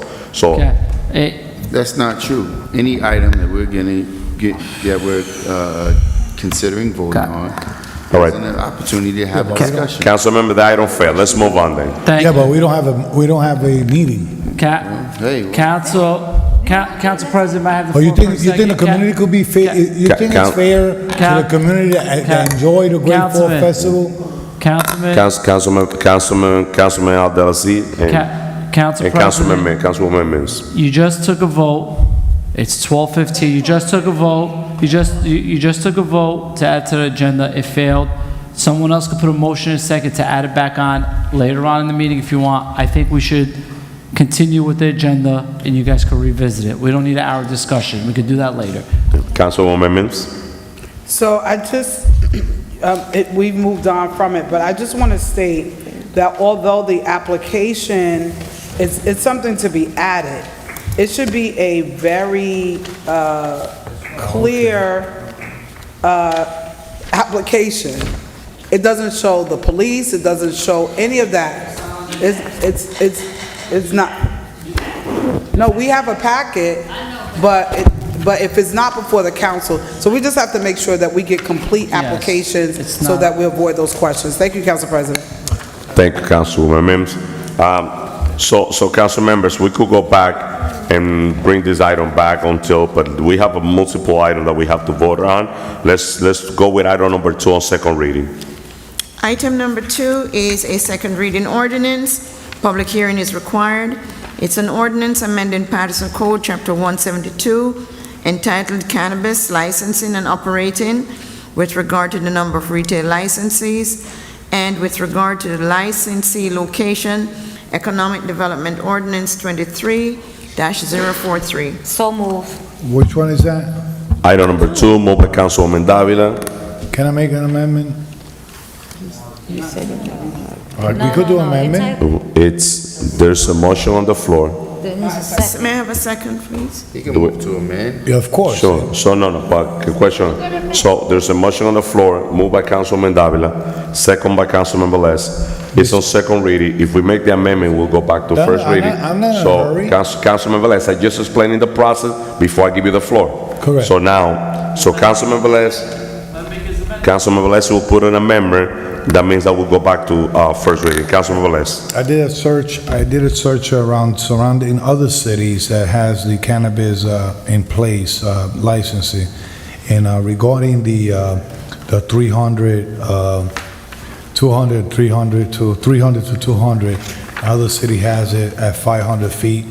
I will make an amendment to put it as 500 feet from any other church, retail license, or whatever, schoolhouses, workshop, and residence, 500 feet. We can't get it. I want to do that amendment. Okay. No, I want to increase it to 500. So council members, there was, Discussion. just, there was an amendment on the floor. There's a second. It was second by Councilman Jackson, discussion, Councilwoman Mims. Yes, so, and I'm not saying I'm against it, so I just want, either way. But the original item was 300 feet, right? And I brought this up last week because we had an entity that was lower than 300 feet, and I said the ordinance had to be amended first. We added language to allow them to get it. So now you're saying you want it even higher, correct? Yes, correct, 500 feet. Council President, I'm going to Just piggyback. give me a minute, right after Clarity. Councilman. I just want clarity. Okay, so Councilman Abdelaziz? So, to my colleagues, They need to stop it. just everyone just give me your attention. Councilman, you have every right to make your amendment, and there's a motion. If we make any changes, I'm just giving you guys parliamentary procedures here and rules. Any change to this amendment pretty much makes this dead on arrival, and it'll be drafted back to a first reading. Correct. So let's not waste our time, right? Because any change brings it back to first reading.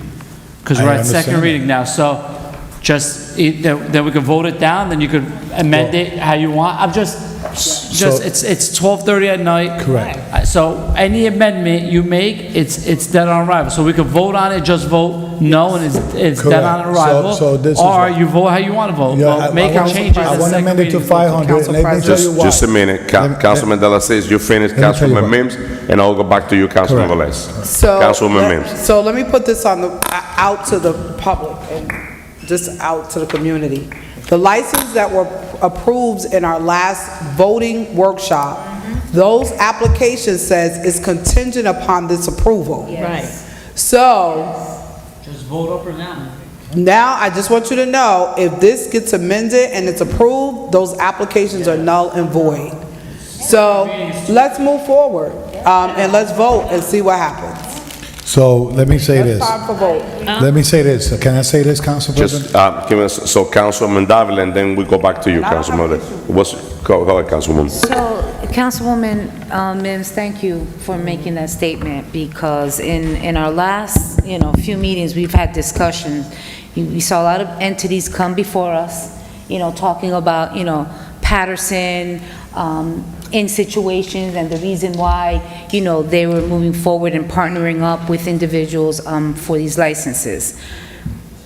Making those changes, and I think I would probably refer to Corporation Council on this, is that what happens to all of those individuals that we already got them approved? We already voted on them, all right? So that even changes that. So we have to be very careful, we have to be very mindful. There's been a lot of things said here today, and, it just surprises me, even, for someone, to be an educator and make certain statements without the actual, statistics on things that they're speaking upon. It's just wrong. And as I stated before, my beliefs as a Christian woman I represent the entire city. So I don't put my beliefs, I know who I am. Okay, but I have to represent the entire city as a whole, putting religion aside. Okay, so the fact that I do not, smoke marijuana does not mean that, you got 70, I think either 72 or 76% of the city, of the people in the state of New Jersey voted to legalize it. Then in the city of Paterson was higher. Okay, and to hear statements about now fentanyl, you can't even smoke fentanyl, you'll die.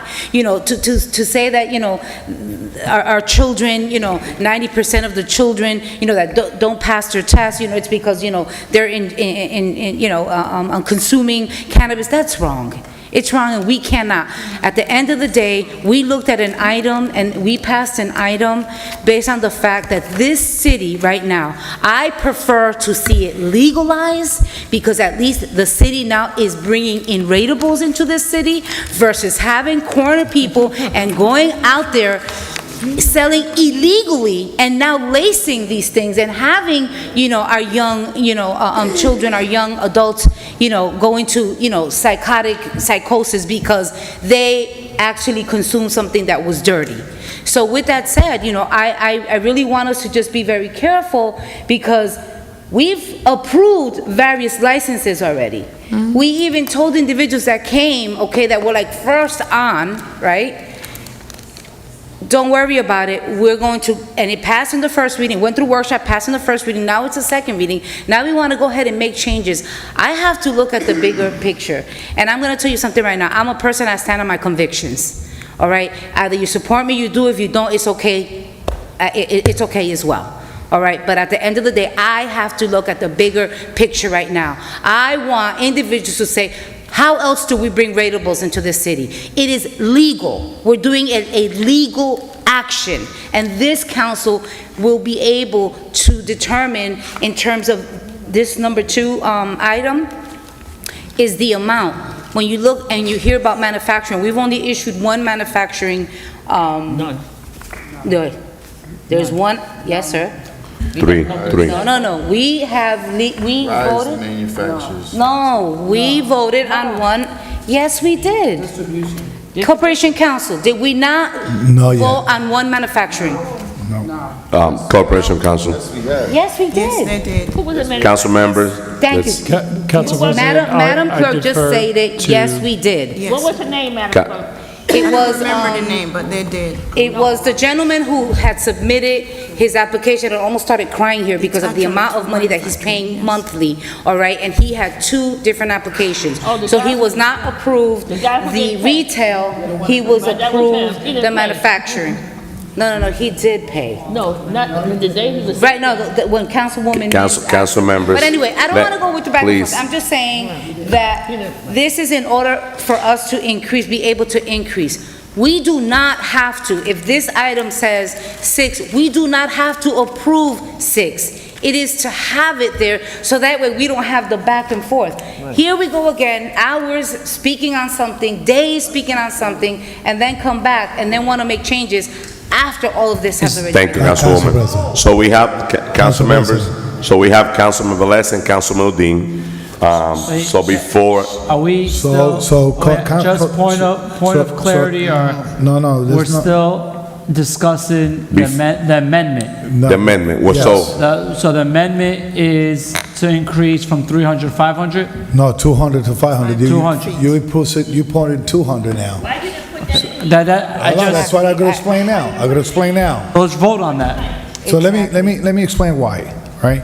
Corporation Council, do we have a ordinance amending Paterson Code? We have amending ordinance titled Cannabis Licensing and Operating with regard to number of retail license? It's this one. Do we have that for numbers of wholesale? Do we got a separate ordinance regarding that? No, this is all. So the rules apply, for this 200 feet will apply for retail, and what about the other ones? Don't apply no rules? They have to be industrial zone, right? Right? Because you're only taking a part of retail, but in the other licenses, has more feet in it, correct? He took the head.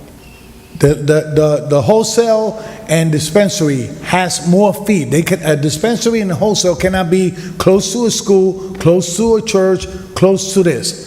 Is that true or not?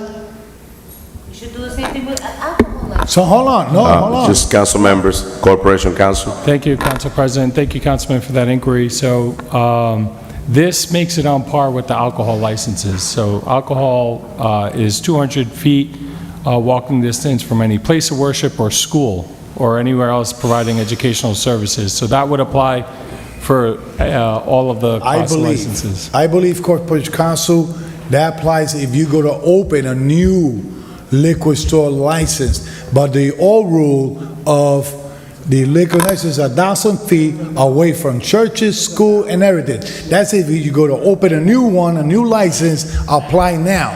But when his grandfather is 1,000 feet. Yes, that's true. So we had to look at two things while we applying this. Now, why I say this again, 500. Ladies and gentlemen, when they came up to us to talk about increasing the license from 3 to 6, they never spoke deeply about the 200 or 300 feet. They was going to present. Councilman, we need support because we need to increase the 3 license up to 6. They stick. No. Listen, Councilwoman. Because the issue was the one applicant that we had here. So we had to increase it. Now that we come, because they think that we don't read, they could add everything here, underline, oh, we only going to add 3 licenses. But when you start looking at it, they changed the 300 to 200. Okay? So now, I spoke, and I'm going to put him in the middle of this. I spoke to Assistant Corporation Counsel to do a search about how many cities of the state of New Jersey and the distance that they have from the other. And he told me that other city has it at 500 feet from churches and from schools and forever. How you gonna allow? Listen, we had this conversation in Atlantic City with the Cannabis Commission. We spoke to the Cannabis Commission, and one of the things is that they say, and I could bring the guy here. The guy lived right here, neighbor of the town, in Fairlawn, one of the educators there. He says that when you approve cannabis, the rule of 100 feet or 100 feet from school goes away, smoking or whatever. Now, I have 15 schools in my ward. Almost 15 plus, 11 plus charters. I got more renters, buildings, and you can name it. I'm populated, right? I want to put it 500 feet, and I think it will be suitable, because, let me say this. Right now, Councilman Jackson probably going to agree with me, and Councilman Mendez, I cannot put. I'm sorry, council members. Let's wait. Council members, please. Let's not talk all at the same time. Let me say this. Let me allow Councilman. When you finish, we're gonna vote up and down. Okay. No more discussion. I'm gonna finish this. Up and down. It's 12:30. Okay. So last but not least, I have a business in the 5th Ward. A business in the 5th Ward, a well-known restaurant called Cafecito. Okay. They not allow him to have a liquid license, okay, because he has a liquor store in another block, all right? And to be able to open, he had to be in downtown. And they tell him, you cannot have liquor license because you have a liquor store, not even 300 feet, 300 feet. No, 300 feet. Listen, so you're talking about one thing is good and one thing is bad. I don't know. I don't understand. All right. So let's vote on it. Councilman Velez, point well taken. You want the 6 licenses. I agree with you. I agree on the 500. There's an amendment on the floor, council member, to make an amendment for 500 feet. Madam Clerk, let's roll call. No more discussion on this. If it failed, we'll go to second reading. Roll call, Madam Clerk, please. Council President, it's 12:30, council members. If it's failed, we're gonna have to go back and vote up and down. Not giving the floor. So Council President, I'm not giving the floor to anybody after we vote. Madam Clerk, please roll call. Roll call on item with due respect, I need to speak for a minute, at least. Roll call, Madam Clerk, to vote on the item, on the amendment for the 500 feet. I vote yes on the amendment. Yes. Councilwoman Cotton. Thank you. Councilwoman Davila. We are a city of 8 square miles, okay? 8 square miles. I don't care. We have close to 200,000 people in this city. Although the census says 160, we know that we had a portion of people that did not do the census, report, families in the census. We have approved already licenses. By doing this, okay, what we're going to do is, do you know how many, I just cannot, I really cannot, after so many meetings and so many workshops, for us to now go back to say we want to increase. I'm not in the business of getting sued. I am not, okay? I am not. We have already approved licenses. If you want to change something, send an email to everybody. That's what Council members, we are, So- Councilwoman has the floor. We have an obligation here. I mean, we have now voted and supported other entities, and now we're turning around and saying, no, see what's going to happen. With that said, I cannot at this time support this amendment. Councilman Jackson?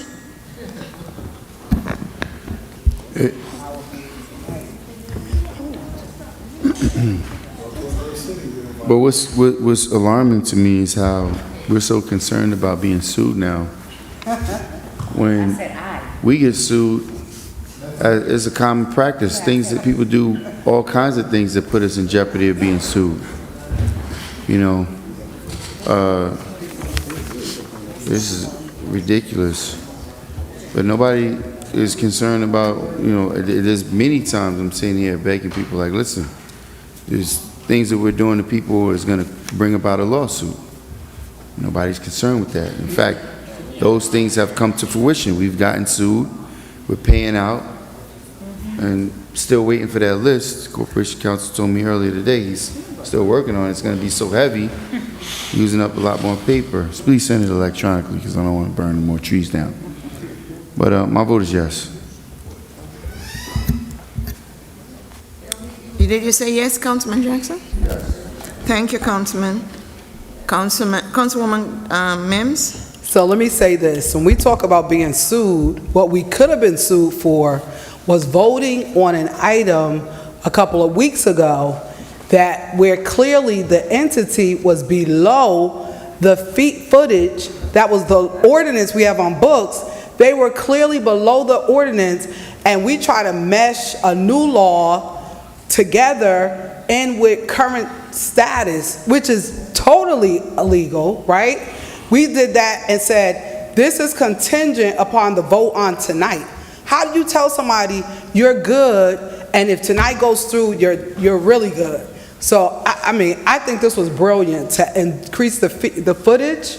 Now, because at the end of the day, if you're saying you're for our children and for the community, you have to say, let's put in place some parameters and some things in place, you know, and I'm sure there are still entities that are within, that are 500 feet or wherever. I wasn't even saying that, so that's a big move, Councilman Velez. But I would have said maybe 400. I would have been gave some, you know, a little wiggle room. But I do agree that we have to be concerned with everything that's going on in the city of Paterson. Passaic voted no. Clifton voted no. Woodland Park voted no. All these towns around Prospect Park was a no vote. All of them were no votes. We voted it down, so I have to keep saying Paterson voted it down. The mayor vetoed it, which opened it up, right? So we're at this juncture. But when those applications, and you could go back to the tape, you'll hear Mims saying, how are we going to vote on these particular items, especially the one, and I believe I recused myself from that vote. I said, how do we vote on this item when they're below the footage? And then you got to come back and say, it's contingent upon tonight. So with that being stated, you know, my vote is yes to amend this for the footage. My vote is yes. Thank you, Dr. Mims. Councilman Udine?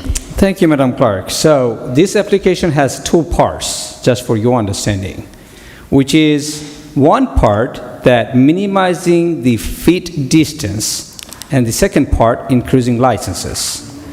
Go back to the meeting on July 18th. I said there are two different items you are blending together for what? I put the motion on the floor to separate these two items and vote separately. And that's what we are dealing with today. Go back. I said two different items you're blending together, and that's this is so wrong to the people. And I requested to separate that. You did not do this. Thank you, Councilman Velez, for coming up with this. but let me tell you something needs clarification. From the beginning until now, nobody in this room, from Brother Muhammad Bilali,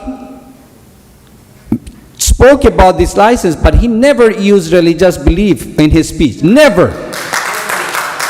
Council members, you are not sitting on your seat and coming back and forth and giving wrong accuse to the people. This is so wrong. Nobody used religious belief about this license. Nobody.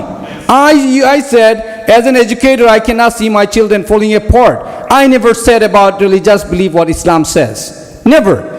Brother Bilali never says about what Islam stands for, where Islam came from. Why are you accusing that we use the Islamic belief that Islam doesn't allow to smoke or take cannabis? Nobody said this in this room. We are speaking about Paterson. We don't talk about any religious belief. We don't talk about Muslim or Christianity or other believers. We are speaking about Patersonians. So please watch your language. If you do not comprehend, try to comprehend. My vote is yes for this amendment. Thank you, Councilman Udine. Councilman Velez. So let me bring a little detail here. Cultivator license, we agreed to put it from 3 to 6 because everybody agreed here that it was going to be in industrial zone and light industrial zone. So everybody say yes, right? It's not in residential. Nobody have touched manufacturer because it have to go in industrial zone in light industrial zone. Nobody had talked wholesale because it had to go to industrial zone or light industrial zone. That's why they haven't touched it. Distributor have to go to industrial zone or light industrial zone. Remember, it's a bigger scale of operation. They cannot put it in the residential area. So now they have the retailer that we're going to put from 3 to 6. But yes, they want to low where they could put it, right? Why we cannot put it 500? We allow them to operate by our own rules. We're not going to operate on their own rules, in our rules. And I'm going to say this, why? Anybody that went to Atlantic City to take the classes of cannabis or the orientation or whatever, the gentleman that is in Fairlawn, that he was working as a panelist there, says, we are the Commission of Cannabis, but we agreed that you, the city, will regulate it. Okay? So now on, from this point on, we're not going to allow nobody to tell us where they're going to operate.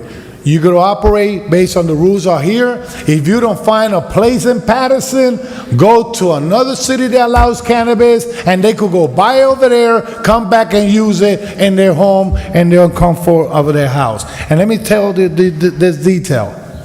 People talk about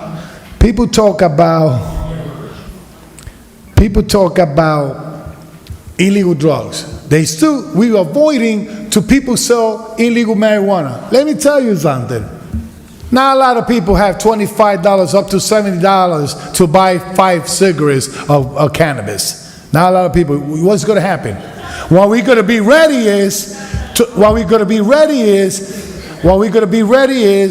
to make sure the police department have more cops, have more resources to go after those that are selling illegal, that are selling cocaine. That's the work of the police. But for now, my work is to make sure to legislate that my students, my 12 or 15 schools, my churches, and the people that do not smoke or buy cannabis feel safe in our city.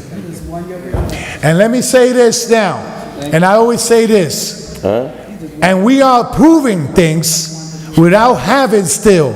Not even the Commission of Cannabis has the real data how many people have been violated, domestic, sexual assault, kids assault, all that stuff based on a reaction of overdose of cannabis as alcohol or any other drugs. So that's my opinion, and I hope the residents of Paterson understand that in the beginning, we vetoed the cannabis law. We met in the middle for 3 licenses each. They asked us to increase it to 6, but we are going to pull the rules. We want to save Paterson. My vote is yes. Mr. President, Council President? You go to Councilman Delacis. Yeah, I just want to reconsider I'm going to reconsider my vote. So I voted yes to change the footage, right? And that's nothing really to celebrate, because after you vote on the amendment, that'll still allow for double of the licenses, right? That's what's on the floor, just to let people understand what's on the floor. Right after we do this, you vote to double the licenses. So, yeah, you're going from 3 to 6. Right now, we're only amending in this ordinance, still giving 6 licenses, but it's only going to 500. So I'm gonna, and then I will amend, I will reconsider to vote no on the motion. okay, thank you, Councilman Abdelaziz. I want to reconsider, just for clarification. Council President? Okay, can you just give me the Councilman Delacis, so you reconsidering Change to, his vote. on the motion? So, Councilwoman Mims? yes. So just for clarification, whether the amendment is for the footage or the extension of license, the entire ordinance goes back. It goes back to first reading, so it doesn't matter, it's not separated. If it was 2 different items, it would be that way. But all that is included in the one ordinance. So when you make the amendment, it causes the entire item to go back to first reading. That's what we're doing. We're not saying we're only amending one part or the other. It's only one ordinance. If it was separated, it would be different. Yeah, right, if it fails, but I'm just saying, when you're looking at the item, whether you're saying the footage or the extension of license, if this item gets approved, the amendment gets approved, the whole item goes back to first reading. So I just wanted to bring clarity. Right. So if the amendment gets approved, then we're... Councilwoman Mims has the floor. Councilman Abdelaziz changed your vote. I still have the floor, yeah. You still have the floor. I still have the floor. So I just wanted to bring clarification. My vote, I'm not going to change. My vote is yes. The ordinance in and of itself was 300 feet. There were applications. They approved less than contingent upon this. You made a motion to put it 500 for the benefit and the sake of our kids and our community. I supported it, yes. But with this item, it doesn't matter what, if you amended one word, the whole item goes back. It's not just one or the other. All right, so I stay with my yes vote. And we haven't approved yet a Thank you, license Dr. to Mims. operate. Council President? My vote is no. Thank you. So the votes are, let me announce the votes, please. So 4-4. So the votes are 4 yeses, 4 noes, 1 absent. So the item, the motion to amend from 200 feet to 500 feet has failed. Roll call on the item now, as is. Discussion. I got the right to go to discussion, ladies and gentlemen. I got the right to go to discussion. Council members, the item failed. The item failed. So, Councilman Velez, right after you comment, we're going to for a vote on the item. And council member, before we move on, council members, I definitely, Madam BA, and just give me a minute, Madam BA, I really, item 55, I don't understand quite honestly why they went to the last minute, but this event at the Great Falls is been going out for many years. It's a shame that because we're not approving that event on this event, it's not gonna happen on September, which is item 55. If we could reconsider it, council members, and at least put it on the agenda, at least for that long weekend. Council President, we're still on the item. No, we're still, exactly. We're still on item number 2. We got no, but item number 2, I'm ready for a vote on this item. Council Councilman President, I would like to do an amendment on the same ordinance before we vote. If you could go to amend it and it failed to 500 and it's go to 300, I want to make an amendment that I want to ban cannabis on the 5th ward of the city of Paterson. I don't want it in the 5th ward. I could do the amendment. Legal, could you do that? You can't even do that. You can't even do that. Can't do that. Why? It's by zoning. No. Okay, It's you by can't. zoning. This isn't a zoning item. It's not a It's- zoning item. this Let's is go a to roll zoning call, item. council. Then vote no, he can vote no So, on it. Councilmember, Roll let's call. vote, roll call. So, We ladies and hear, gentlemen, Council Councilmember, we President, hear legal. Council President, listen. We hear legal, we hear Okay, legal, we legal's could vote. opinion. Okay, we could have vote, right? But Yes. let me make my last statement on this. You Not for- You That's are discretionary right. zoning. We want to meet in the middle. 6 licenses, you cooperate whatever you want, but under 500 feet away from school, churches. Listen, look at what's going to happen. I live in a residential zone. The zoning's decision over here, back here, decide that in my block, somebody decide to put a mixed use, a store. Somebody decide to put a grocery store. So come down the road, that person decide to sell that store to you, and you want to do a retail store selling cannabis. I cannot say nothing because it's approved by this board. It's going to be in there. Council members. Do we want to fool our city with 6 licenses of cannabis all over? No, ladies and gentlemen, I don't agree. I agree on having licenses, but you have to look where you cooperate. I'm putting a rule that you cannot operate at 500 feet from churches, from schools. Ladies and gentlemen, for school, and we got a teacher over there that teach student in sport and to be out of drugs and all that stuff. Yeah. Okay? Roll call on item number 2, Councilmember.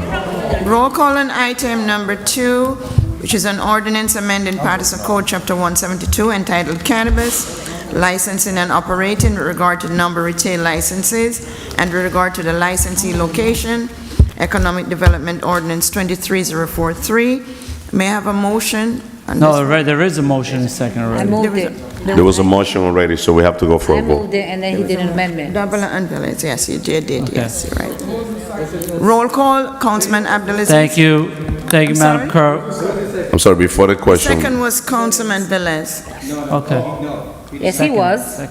You were the second. I did amendment. No, Okay, he okay, said second, Councilmember, so then we could do the amendment. Ruby. I second it. It was, okay, moved by Councilwoman Davila, second by Councilwoman Ruby Cotton. Roll call on item number 2, council members. Thank you. Stop it. Councilman Abdulaziz. Thank you, Madam Clerk.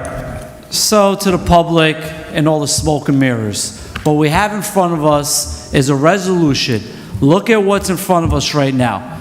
We have a resolution that wants to double the amount of licenses that we currently have, and in the same thing, so go from 3 to 6 licenses in the city of Paterson and reduce the amount of feet from 300 to 200. That's what's in front of us. Then we get an amendment on the floor that says, hey, keep the 6 licenses, but we're going to make it 500 feet. It'll bring it back to first reading. It'll get the support from my colleagues, but you still have 6 licenses. You still have 6 retail licenses. And it goes back to first reading. Oh, it's okay now. Members of the public, please. So it's okay. So it's okay. So we could double up our licenses. I find that to be hypocrisy. Either you're against it, either you're against the licenses from 200, 300, or 10,000 feet. That's Members of the public, please. There's no rebuttal, please. once again. I'm here. They could. Yeah, I'm not. The public knows hypocrisy at its best. If you're against licenses, if it's 200 feet, you should be against it for 10,000 feet. Or you should be against it from 10 miles. If you're against people smoking marijuana, don't tell me that it's all right for it to be 500 feet. I stand against this. I'm voting no on this.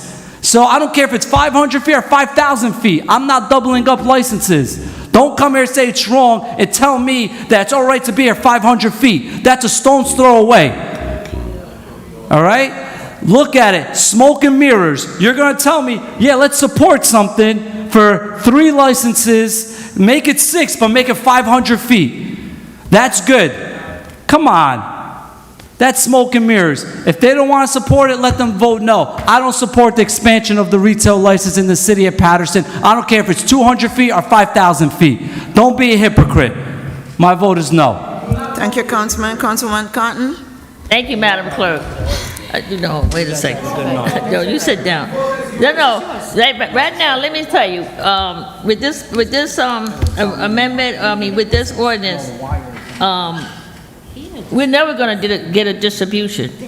We know that. That's not gonna come through. Delivery, nah, we ain't gonna get delivery. Because there's certain licenses in here I know that are not gonna come to our city. Because let me tell you something, they can go to another city and deliver to our city. They can get a delivery license in Fairlawn, and they can deliver to the city of Paterson, anywhere. So there's certain licenses I know.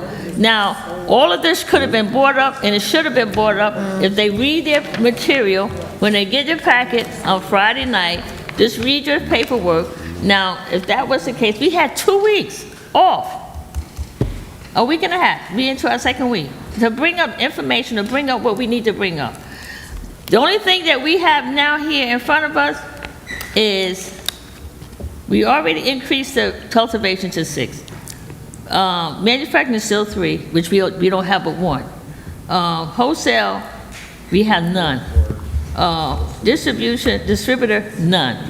Retail, we have 3. So far, we got 6 cultivation, and you wouldn't even know where the cultivations are. Because they're in areas that you wouldn't even know, because there's no outsiders like us can go in there. We are not allowed to go visit these cultivation centers. So now we have retail, we want to go from 3 to 6. So eventually, there's 6 licenses that you won't even know where they are. You'll know where they are, but you won't be able to go in there. You won't be able to go visit. Now, I want to say to people, if you ever visit, I've gone to 5 states, California, Nevada, Arizona, and they're so regulated and controlled, you just don't walk off the street like you going to the bodega to get a bottle of soda. You ain't gonna walk up in there. First of all, the man gonna stop you at the door. You gotta take your driver's license. He gonna take a picture of you, and they got the cameras all over it. So I think that sometimes we look at things not way we see it. Because sometimes you say, how do you get a bodega? And even with this, how you do a bodega in a block? How you have 3 bodegas in 1 block? How do they all make money? I don't understand it. You got 3. So just here, actually what we're doing is going from 3 to 6. We're not in the 200. Now, I don't see us increasing anymore. I know they're gonna come, but I don't see us increasing anymore. My thing is that all this could have been avoided if everybody just sent the email out, put in their concerns, asking council members, this is what we want to try to do. We've been off for almost 2 weeks, and nobody sent the email out or said anything until we get here tonight. No, it's not about that. I'm saying, no, it's been 2 weeks. Council member, there's 2 minutes on the voting section, Look, please. everybody have their opinion. You know what? I don't go after you because we disagree. You know, we all gonna disagree sometimes. But I don't go after people because we disagree. You know, this could have been said 2 weeks ago. That you didn't, it was not said. It was not said 500 feet. It wasn't. So with that being said, you know, we have this, we got 3 businesses that's ready or trying to get in. I don't see us increasing these numbers anymore. I don't see it going up anymore. With that being said, Madam Clerk, my vote is yes. Thank you, Councilwoman Cotton. Councilwoman Davila. So very true. We can agree to disagree. We can be respectful about it. There's no need for the back and forth, you know, cursing people out and all that stuff. In terms of, and I'm going to look at it as a city where we receive transitional aid. Council President, now you have meetings with DCA. When I was president, I sat with DCA monthly, twice a month. The previous council president as well. We all know the conditions of the city. Part of what DCA has asked us, what is the city doing? So we talk about, we don't want to increase taxes, okay? We don't want to put it on the backs of our taxpayers. So what is it that we do in the city to support the administration when they bring something to us? Everyone here knows that once this is approved or denied, however, these applications have to come back to us for approval. It's just not like, yeah, right now we have quite an amount of applications that were left and not brought here to the council because this had to be done. But there's applications right now that have been waiting, that have had approvals from the CRC, okay? That have had approved, people that are going to be expired. And the reason that we're waiting on, so yeah, we were saying contingent, we weren't saying yes to the individuals, meaning, yeah, we're gonna bring it back, so then we either vote yes or no on the applications. Each application is voted in individually. This is not approving any specific applications, but just the amount of licenses. In terms of the footage, right? I don't wanna see it by a school, and I don't wanna see it by a church. But I'm looking at the bigger picture of where we are right now, 8 square miles in this city, okay? Most of what we have right now is cultivation. That's gonna be in an area where it's all factories. Manufacturing, I believe we have retail, I think we did 3 retail, okay? And one is not even built yet, okay? So with that said, I can no longer go into the taxpayers' backs. I can't support that. So something has to be done. And I don't want to be, it's going to still be underground. Look at right now, alcohol. How many complaints I get from people selling alcohol in their basements? Okay, all these after hours, right? We don't regulate those. Those applications, those ABC licenses come from the state. We don't approve any more licenses here in the city, okay? No new ones. If it's a pocket, wait, I have the floor, I've barely spoken today. No, 20 years. Okay, it's been like 20 years, no new licenses, okay?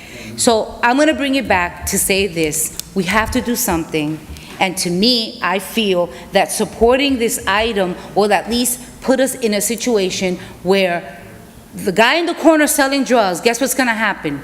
Because I've heard it from individuals, like Councilwoman Cotton stated, you just can't walk into these dispensaries. You can't do that. The amount of people that they're hiring from the city of Paterson, the commitments that they're giving to the city of Paterson, but at the end of the day, it's creating jobs, okay, with insurance, with other things that are needed for our individuals. So I can't be a hypocrite to say, oh, let's not raise taxes, but let's not make money neither. No, there has to be a middle. And right now, I'm standing in the middle, and my vote is yes. Thank you, Councilwoman Davila. Councilman Jackson? Thank you, Madam Clerk.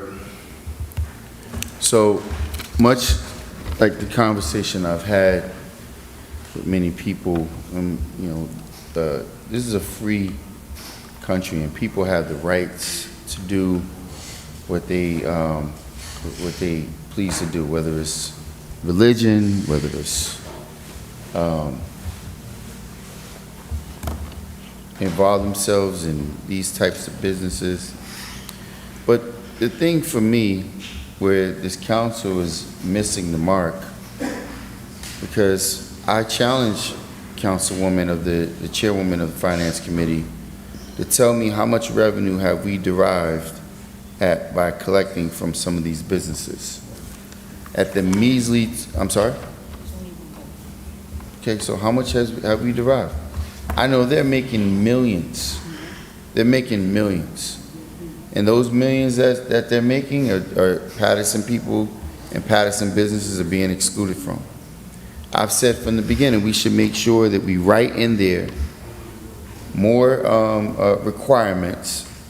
I've shown this council time and time again how other communities have made sure they put certain circumstances in place. We should have made them partner with Paterson people like we did for the last go round. But you have certain people that have already come through and have gotten these licenses and don't have to, there's no guarantees of Paterson receiving anything. We haven't had an audit on what they're making and how much they're giving us. This is not about Paterson. This is about people from outside taking advantage of this community yet again. So I can't stand in favor of until we understand who are the applicants, because let me tell you what's going to happen. We approve the 6 licenses, then the administration brings the applicants forward. The same people, because I see someone in the back who's been excluded by the former economic development director, what was our stance on that? So the administration comes, oh, but we'll give you more, while they shuffle in people who are funneling money to people's campaigns. This has to be a lot more scrutinized, a lot more, and more care and attention needs to come directly to the residents of Paterson. You know, again, I continue to emphasize this all the time. People are making a boatload of money in this community. Where do our kids benefit?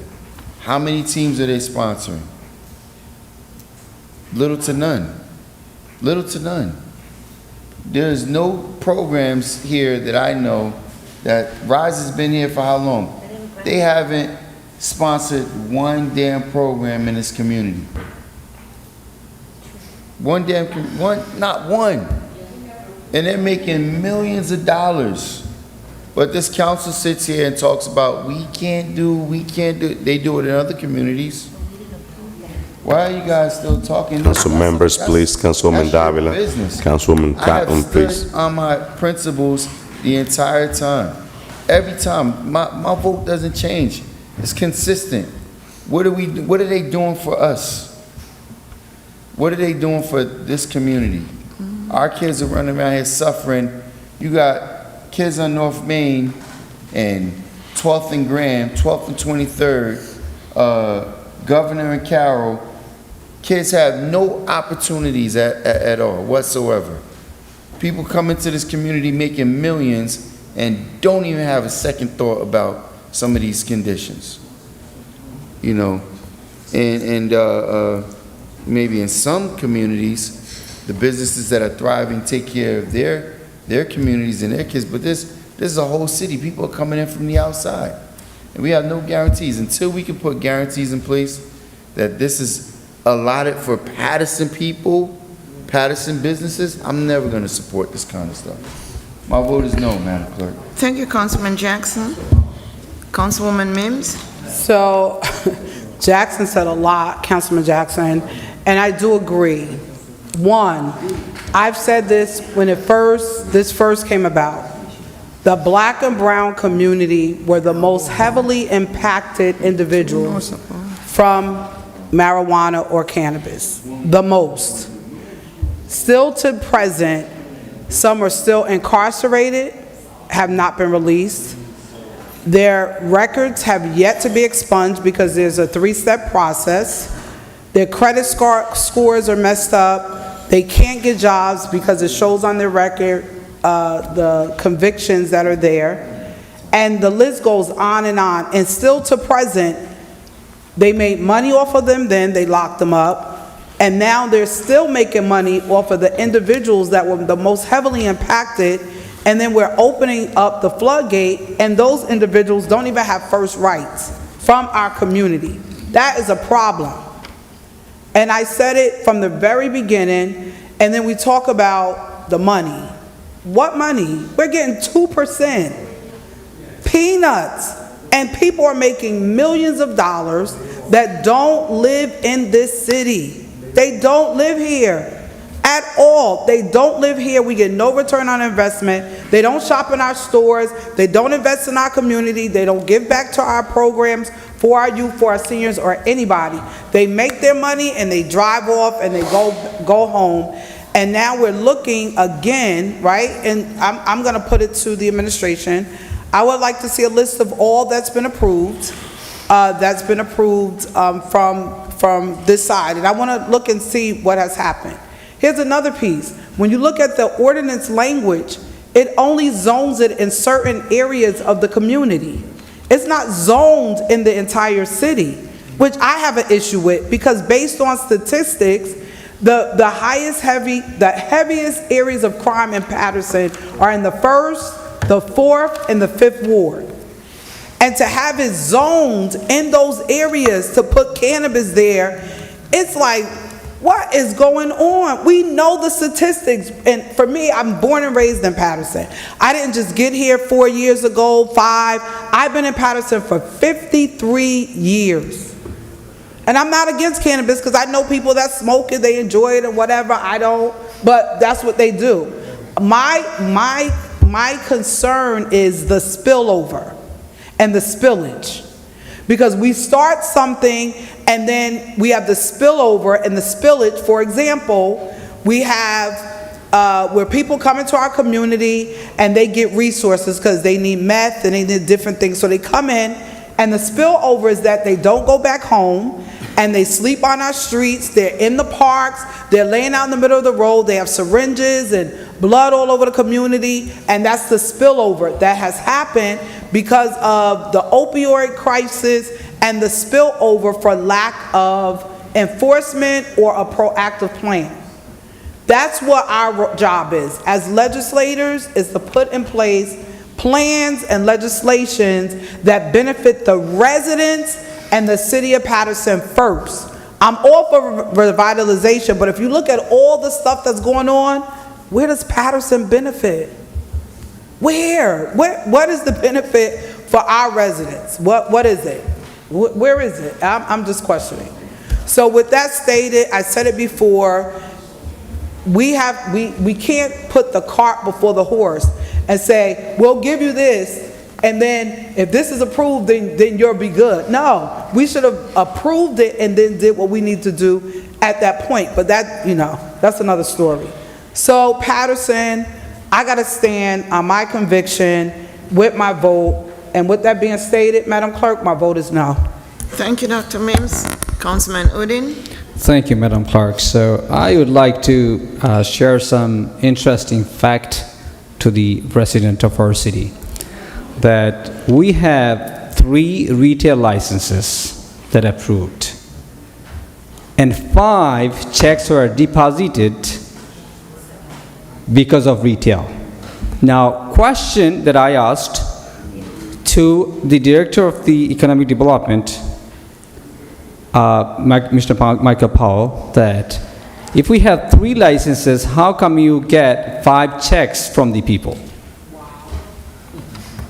And these 2 individuals came here in the chamber. They were claiming that he made the deposit, but we did not hear back from them.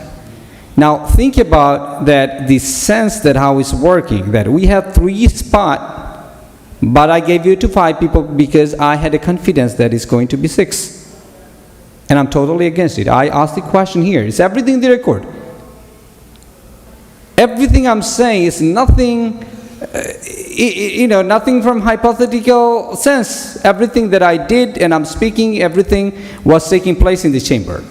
But how come with 3 spots you sold 5 spots? And that's what we are speaking today.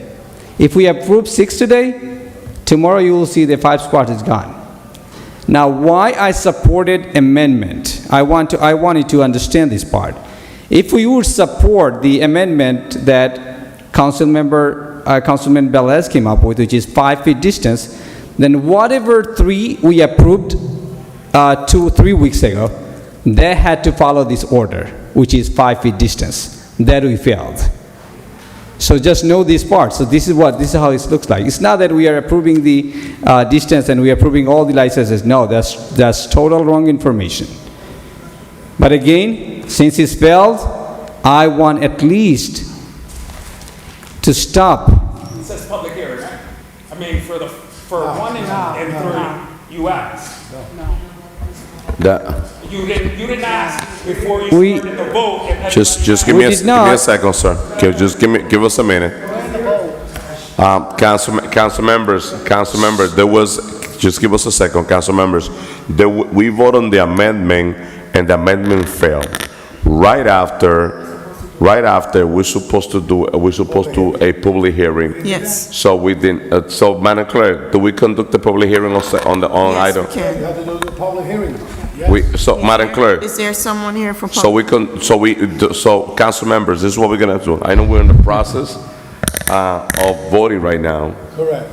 We had to hold the voting and go So let's suspend the Madam Clerk. voting on we- this right now, and then we can. So we hold have the to voting conduct the until public hearing Councilwoman first, Mims is, no, I'm sorry, Councilman Udine has the floor. Okay, so, Yeah, let me vote first. Yes, I'm in between. So he will sir, vote, okay. and then we will open the public portion. So, and you will hear that. You will hear that. I'm not blaming the applicants because we allowed the 5 applications to come to the chamber. We allowed this. And that's what you will Councilman hear very soon. Hold on, before you go, according to her, all the Madam votes Clerk. don't count. Don't count the votes. Don't count. You have to suspend the votes.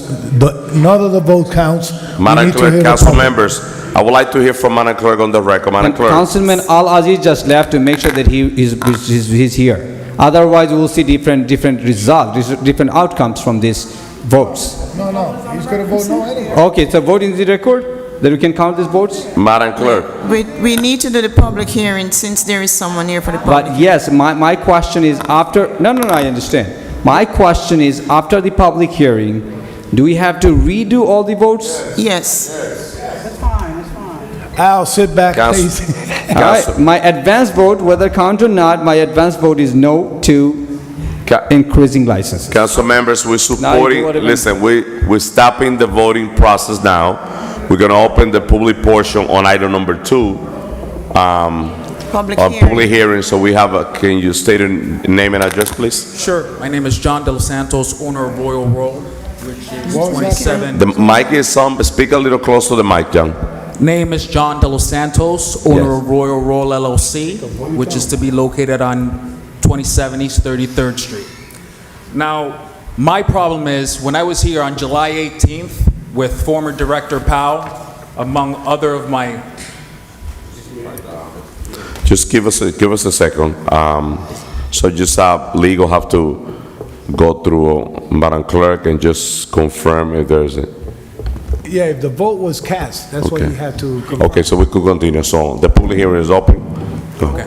My issue is, when I was here July 18th, and I addressed this matter here, and then we heard we were going to receive 3 additional licenses. Former Director Powell had stated to several people, individuals that were here that came up to this podium and addressed them, that, I'm speaking about myself now, and I haven't recorded, that I am next on line once this came past the second reading, right? And he said that to other people as well in my presence. That's his issue. I am speaking on my behalf because I submitted this license May 8th.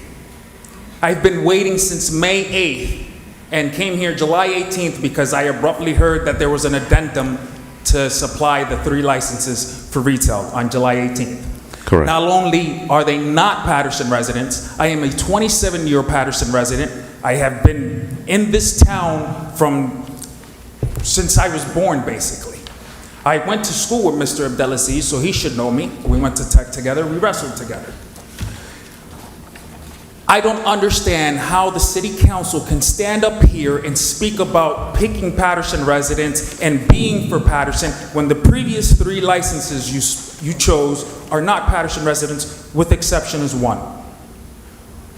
It doesn't matter what ties to the community they have or not. We're speaking about Paterson residents that have spent their hard-earned money to get this conditional approval and are sitting on a conditional approval, waiting for it to expire, now to hear that it's basically being filibustered by the city council, because what we heard on the last city council meeting is we were waiting for 3 more licenses today. I have a $30,000 deposit, a $20,000 a month holding fee on my building. Is the city getting ready to give me that money back?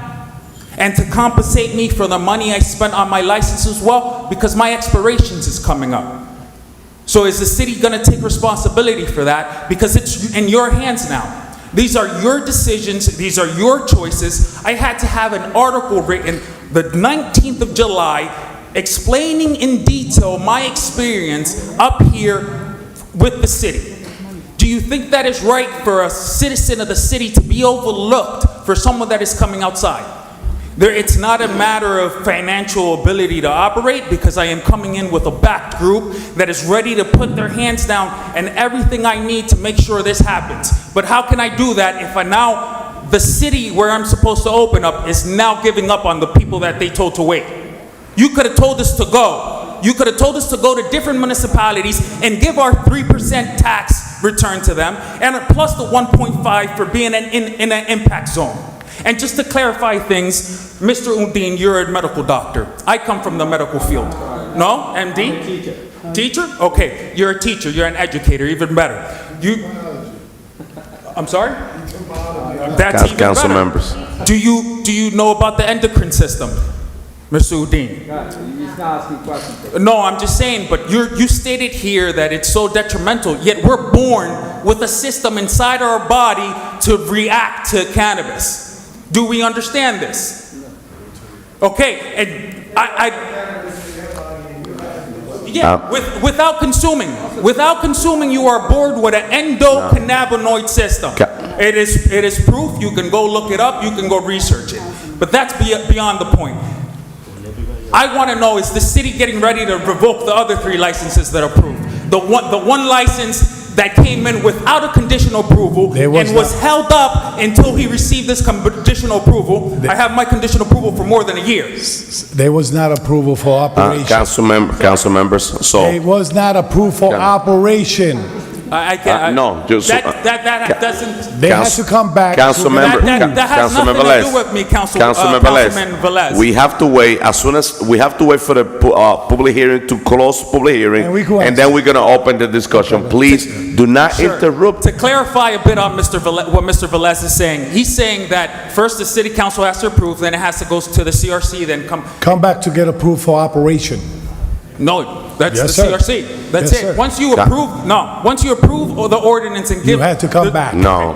Give the resolution. Council members, please allow. So please, gentlemen, we want you to finish your statement. I keep being Don't- interrupted. Please don't interrupt the member of the So let me gentleman that tell is you, Council speaking. President, first, As hold on. soon as you finish. Council President. Once you finish, Point of order. let me ask you a question. Do we have any other? No point of order. Give me a second. There's a Finish point your of order. I'm statement. going to tell you why. Council. The rule says if the individuals coming in part of the potion engage me directly, I have the right to answer back. Correct. So So, you answer me back, Mr. Velez. council I would members, appreciate is that. 120, is 120. I am open to dialogue. I'm not here to argue with you or speak So, down to you. Madam Clerk, it's over 3 minutes already, so please finish your statement. Understood. So what I was trying to say, by the CRC laws, after you're conditionally licensed, once you get your resolution from the city, you are to go to the CRC and continue and complete your license and come back application. No, you don't come back. The CRC does a complete investigation, a background investigation, fingerprinting. They interview you. They come to your facility, make sure your facility is properly built, security.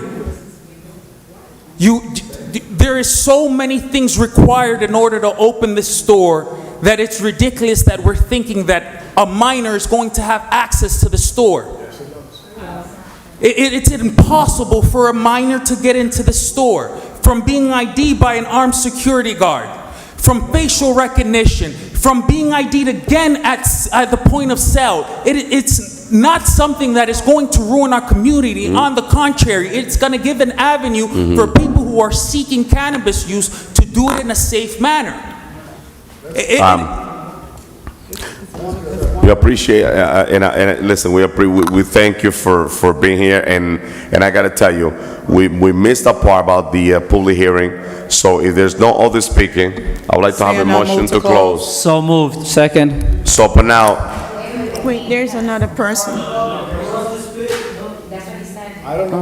I just mentioned I asked if there was any other speakers, so so Madam Clerk, the time, so go ahead. How you doing? Good evening. Good evening. Council. I am your first and only hemp farmer in this city.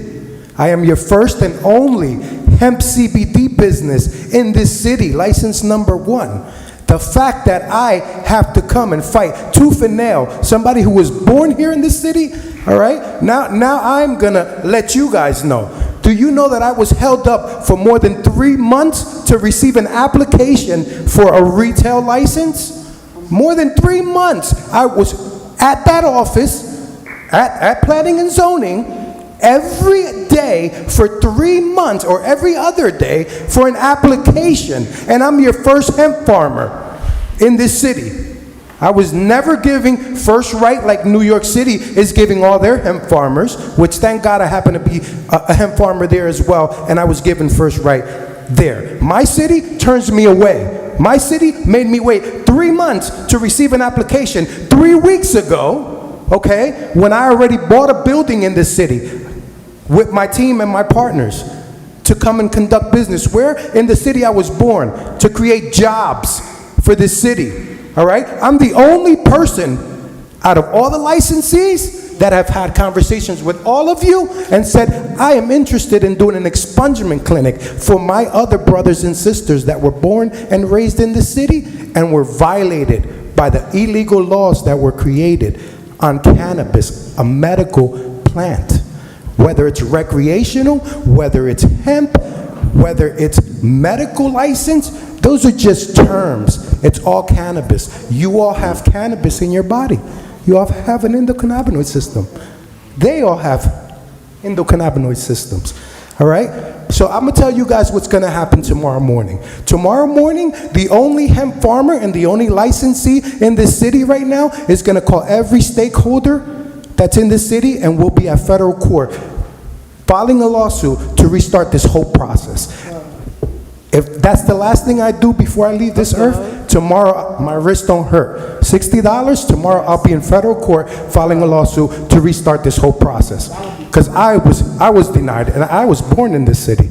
Meanwhile, other people that don't live here, like the owners of Rise from Chicago, that take their $32 million that they make here in the city to Chicago, get first dibs. We need officers. Yeah, no problem. We'll give you officers. Meanwhile, the residents of this city that really want to make a change for this city and bring revenues and jobs to this city are being denied an application. Nobody in this city as a resident should have been denied an application for cannabis retail, manufacturing, or anything. Shame on them. Okay? And just so you guys know, I'm very smart. I have stamps from the Planning and Zoning Board with letters of intent for the last 3 years telling them what I plan to do in cannabis in the city. So tomorrow morning I'll be in federal court with the rest of the licensees and stakeholders filing a lawsuit to restart this whole process. My name is Carlos Bruno, and cannabis did save my life. Thank you. Motion to close. There's another speaker. Second. To close by Councilwoman Mims, second by Councilman Abdelaziz.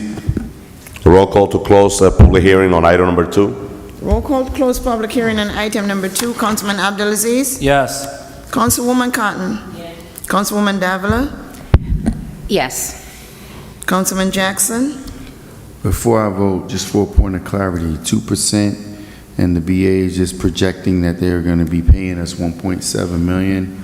That's equivalent to $85 million that they've made at Rise.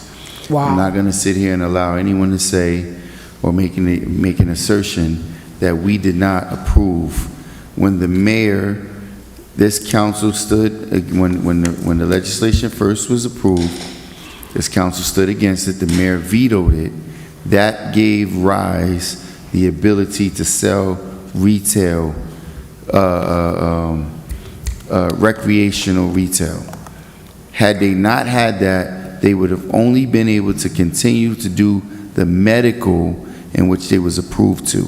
They still needed this council and the mayor to approve the legislation for them to, yes, they did. Why did the mayor veto it? He did it to give Rise the ability to sell recreational.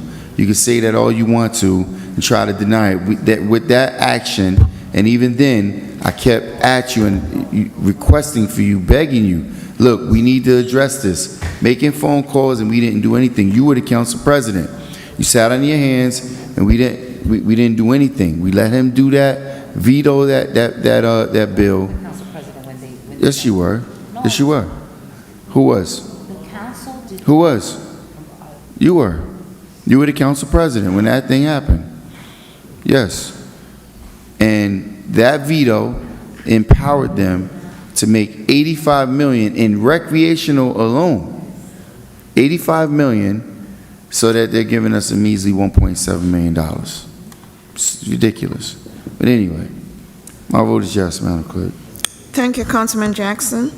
Councilwoman Mims? So I'll be brief, and then I'll speak when I go to vote. But let me be clear, because I heard the gentleman that came to the mic when he stated, there were two different gentlemen. One that stated that it was 3 years, that his application, that had nothing to do with the council at all. Not here. He's talking about the Economic Development Department. So he's talking about the person in charge. That has nothing to do with us, why that wasn't done. Secondly, I want everybody to go back and watch previous meetings. They sent us a list, and we got it from our CFO. Council members? There was a list that we got from the CFO on the dates where checks were cashed and approved, and there were some entities that did pay before, but they were not on the list. Once again, that was not this council, that was that same department. So I wanted to be clear, because I know sometimes you come to the mic and you have, oh, you're doing this to us and we're from here. Has nothing to do with this entity. That department should have done their due diligence and made sure they did the right thing by making sure your applications that were done first should have been approved first, and others should have waited. That's what should have taken place. With that being stated, yes to close public portion, and I'll have my final closing comments before I vote. Councilman Udine? Thank you, Madam Clerk. So to the applicants, you are not in the room. I stated to the public that when we had 3 spots, we sold 5 spots. That's not your fault. I'm telling you. I said it. You are not in the chamber. I said, that's because you are suffering, because we had, the time we made the deposit of the 5 checks, at the time we had only 3 licenses, spaces. That's what I stated, and that was wrong. I'm saying it. So you are not here, and I'm feeling bad for you because, so my vote is yes to close the public portion. Thank you, Councilman Udine. Councilman Velez? Before I vote, I just want to have a question to, when I go to vote, but you could come to tell me if it's allowed or not. I want to clarify this. I just want to know if CBD is allowed to sell in smoke shop in this and that in the city of Paterson. No, it's not. Okay, so I don't know how they get licensed to sell CBD. So I just want to, if it's allowed in Paterson, I just want to know how it got here. So saying that is closing the public portion. Public hearing. The gentleman stated a question to me. I just want to know, he says that he's going to open in Paterson, somebody open. I just want to know the address that you was planning to open, yes. If you want to go sidebar, where's the address? And that will make my decision for the vote. I want to know the address. My vote is yes to close the public portion. Thank you, Councilman. Mr. President? Thank you, Madam Clerk. So right after my vote, we going into roll call on item number 2. It's very concerning what has been going on here, because now we're increasing the number, but it looked like we have a list of people in the pipeline already that they are deposited check and they're waiting for the license even before we approve it. So that's, Madam Clerk, roll call on item number 2, Madam Clerk. Your vote on the public hearing? My vote is yes to close the public portion. Thank you, Council President. The votes are 8 yeses, 1 absent. Public hearing on item number 2 is hereby closed. Roll call on item number 2 for approval. Councilman Abdulaziz? Man, thank God I didn't go home. Usually I go home right after a vote. I know. So you guys heard what I said to my colleagues. There's 3 licenses approved. And look at the flawed system that's in place in this city. You don't reward expansion when the system is broken, right? Imagine we double up the licenses. This is where the administration needs to tighten up their systems, let it roll out the right way, then come back. I don't understand how we could double up something and you see the system is broken. We hear it. So my vote is no. Thank you, Councilman Abdulaziz. Councilwoman Cotton? Madam, I know that when cannabis first came out, I think the state of New Jersey really didn't know how to do it either. They were supposed to help all those cases that people has record for marijuana, They were supposed to help them get expunged, and they did not do that. But let me just say that the county of Passaic, and we have 21 counties in the state of New Jersey, but the county of Passaic is the only county that they have a person there to help people to get their records expunged. I probably send her name to every other day for someone's calling me to get their records expunged. That was supposed to have been cleared up through the state. I think all our state elected officials, I called them to say to them, what's happening with the state of New Jersey and helping those who are being criminalized because they have a record. They still have not, we still got thousands that have not been able yet to get their record cleared. Now, we have been talking about this for quite some time with the cannabis and the location. And as I stated before, I have visited 5 to 6 states just to see, for us to see for myself, to see what it looks like to go inside a retail. I went inside one cultivator, but you know, that's where they grow it. But we don't, until we can figure out, I think we have, I think sometimes what's sitting in the back there dictates sometimes what happens here. And it shouldn't be, because all this stuff was not said before. All of this was not said. Councilwoman, And you done we're sat voting there. section. Both of you guys done sat there about the last 2 months, sitting up in here for the last 2 months. So, you know, I can't believe you guys, like, stop it. You know, and I just want to say that we talked about this over and over. We put the paperwork in, thinking that it was going to be what it was. I already said we went from 3, and I gave you the numbers of what we have. There's about 3 of them that we're probably never going to get a license, that they're not going to come in because they don't need to come here. They're going somewhere else. So I know that we talked about this, and with that being said, Madam Clerk, my vote is yes. Thank you, Councilwoman Cotton. Councilwoman It's Downer. 1 o'clock. I think I made my statement. I know where I stand, you know, in terms of this. My vote doesn't change. The only thing that I do want to add is that, you know, this council are the ones that approve those licenses. The administration can receive all the applications they want. They have to submit it to us, and we vote on it.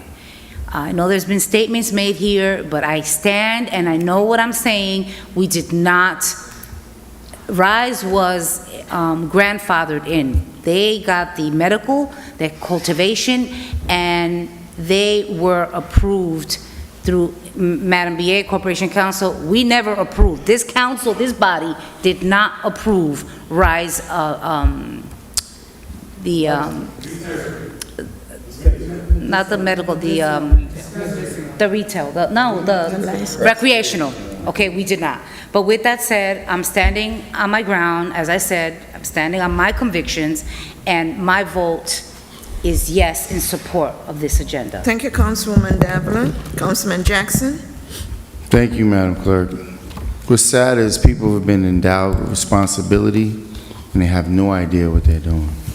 They have no idea what the ramifications of their actions, because they don't even understand what they're voting on and what they're doing. That is an absolute fallacy. The day it became legal recreationally, it was required by all municipalities to have supportive legislation. Otherwise, no one would have been able to sell recreationally. No one was grandfathered in. No. No one. I'm talking about us.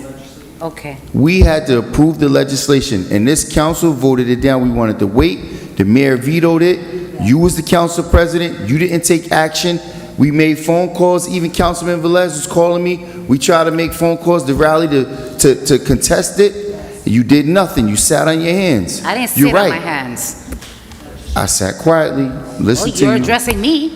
Yeah, because you don't know what you're doing. Council You're members. making statements that's false to the No, it public. is not false. You're saying we didn't approve it. This No, it's council not did false. approve it. Councilwoman Davila, Councilman Jackson has the floor.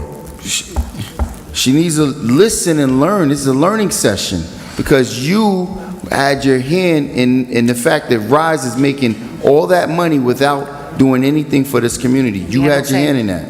We had You no had your say. hand in that. Just like I said, the worst thing that ever happened to this community was that economic development director, Mike Powell, that they all singing praises and kumbayas about. He screwed us all over. And look at the people in the community he screwed over. Cutting his backdoor deals. Came in his community like the Pied Piper and making deals for himself. That's what's happening here. Now you have people from the community getting X'd out as he's making deals for them. But yet, nobody wants to be honest and real about that. So yes, this council did vote. I didn't vote in favor of those applicants that weren't from Paterson. Now I have 2 people who are. So, and look, and what's the guarantees? We approve this, the administration still would do some backdoor nonsense and probably mess and try to screw you out of getting the license. And this council has yet, not one time on any issue, stood up to this administration and made sure they did right by the community. That's why our community continues to get screwed over. Because people on this council don't understand their role and don't know what they're voting on. Obviously, from her saying we didn't approve it, she doesn't even understand that her vote was a part of the vote that gave them the authority to sell recreationally in our community. Corporation Council, please educate this person because she needs a class on what we are approving here. You need to be educated. Okay, I'll bet my seat. Let's bet our seats on it. You resign tomorrow if I'm wrong. You're the one up, not me. You resign tomorrow if I'm right, and I'll resign right now if I'm wrong. We did not But guess vote what? on approving Yeah. Rise. No, you're right. You didn't. Because as the council president, you sat home and you let the mayor veto it. We sat here and opposed it. We sat here and opposed it, and you turned your phone off. You let the mayor take that power. I was the veto president, it. you were the vice president. What did you do? Council. Nada. I voted Councilmember. against it. That's what I did.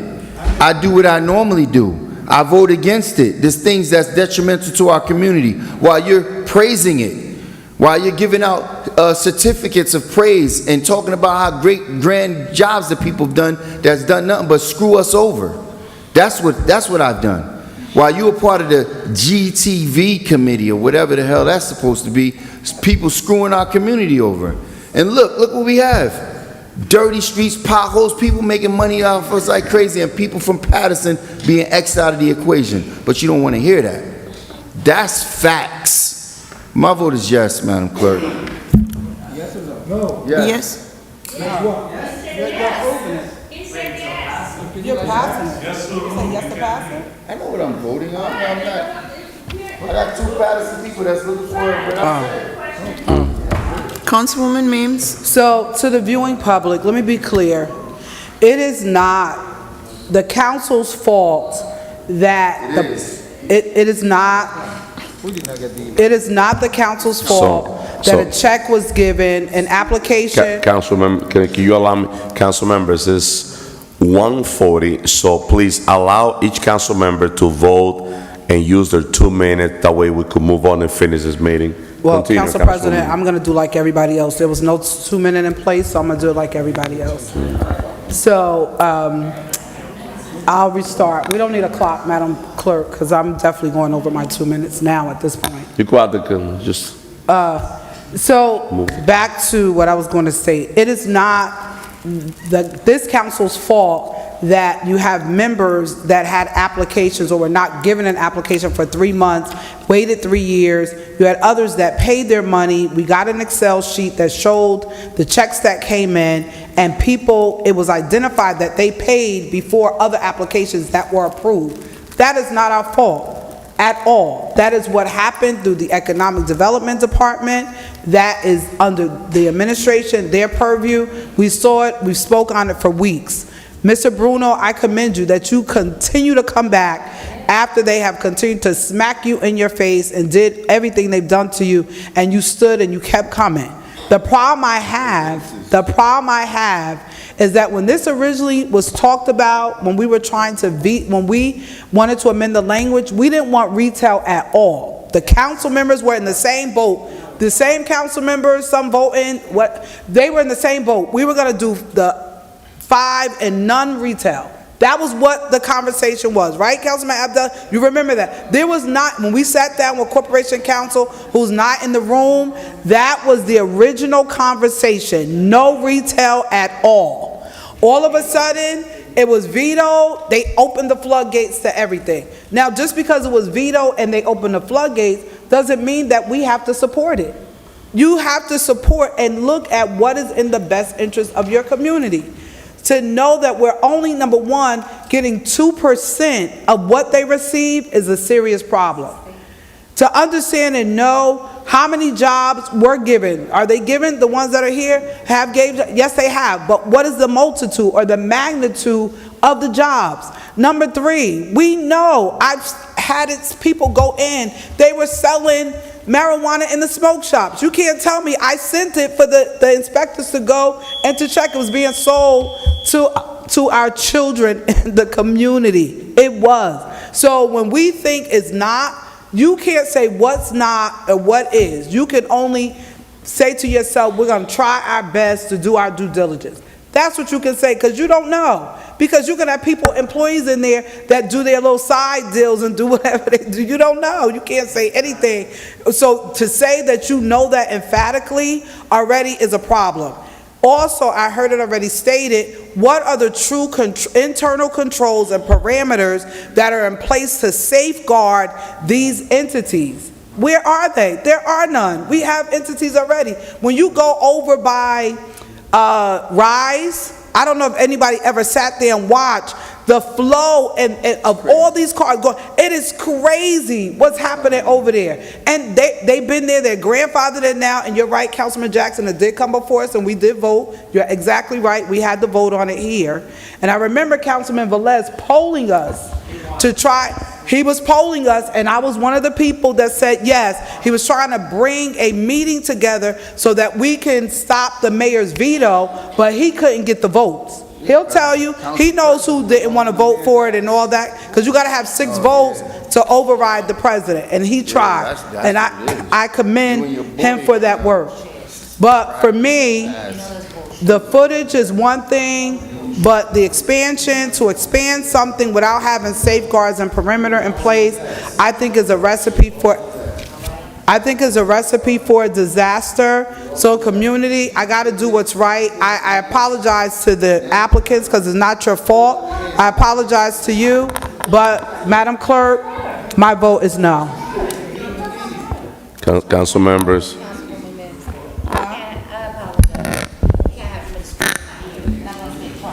Thank you, Madam Clerk. So, one more time, that we are not supposed to hear from any applicant today because we are not voting on any application today. Right. That's the first thing you need to know. We are not voting for any application at all. We approved 3 applications, 3 applicants gone. Today we are speaking about whether we should increase the licenses or not. That we are voting for. Right. Now, the department who made the deposit of additional 2 licenses, that council bodies has no knowledge and should not have knowledge, and we are not responsible for it. If we approve the license, then if they made the deposit, a different thing. And if we recall them, then we could be asked question. This council body did not increase the licenses. Why?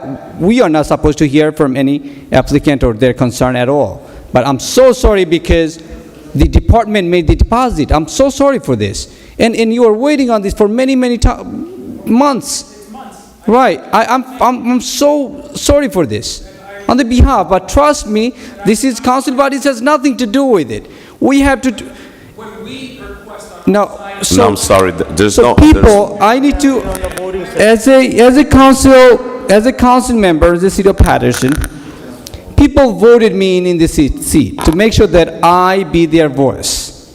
Now, thinking and considering the impact that we can face I cannot support increasing license. I can't. And my vote is strongly no to increasing licenses. Thank you, Councilman Udine. Councilman Velez? I'm happy to see the meeting back there instead of being here sitting and listening to our concern. That's Corporation Council? There's a big decision here that probably the administration had to go back and sit down with the administration or the Economic Development Acting Director and probably come back with a different idea and process. Let me say this why. Okay. No. It's just to listen because he made some statement. Yeah, thank you. He made some statement here that if I as a councilman guarantee this gentleman that we're going to get the votes to get his license and he don't get it, I will be in prosecutor's office because I guarantee him that he was going to get the license. Now, I'm going to tell you this. I'm analyzing your statement. The administration started backwards. If they should not take your money unless, and please break that thing now. They should not take your money until the process is done. Okay? Now, whoever told you that you're getting the license, guarantee that you're getting the license, take that person to court. No, but he made me think. Now, the other thing is, and this is a real fact I gotta have here. Councilman, listen to me in this part. BUs,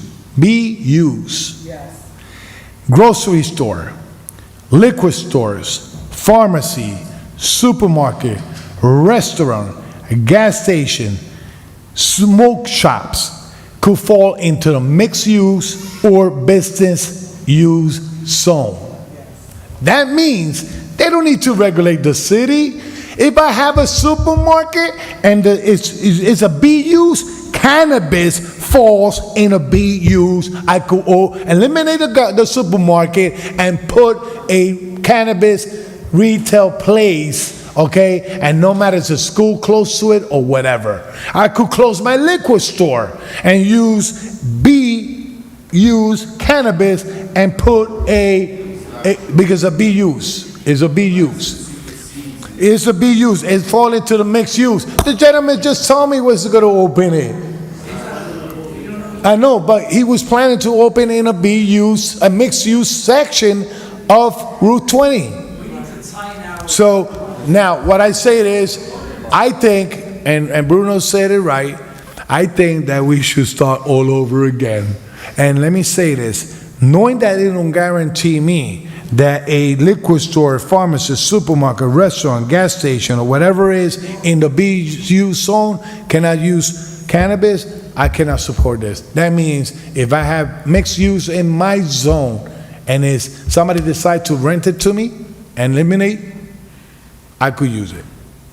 That means I could use it. Because it falls into a mixed use zone, business zone, and its cannabis falls in a B-use. In other words, we have smoke shops already in residential. What makes you believe they put security, they put cameras, that's what they're gonna do. We got smoke shops, they're gonna put cameras, they're gonna put everything that they require, and you know where it's gonna be? Close to a school, close to a church, close to whatever it is.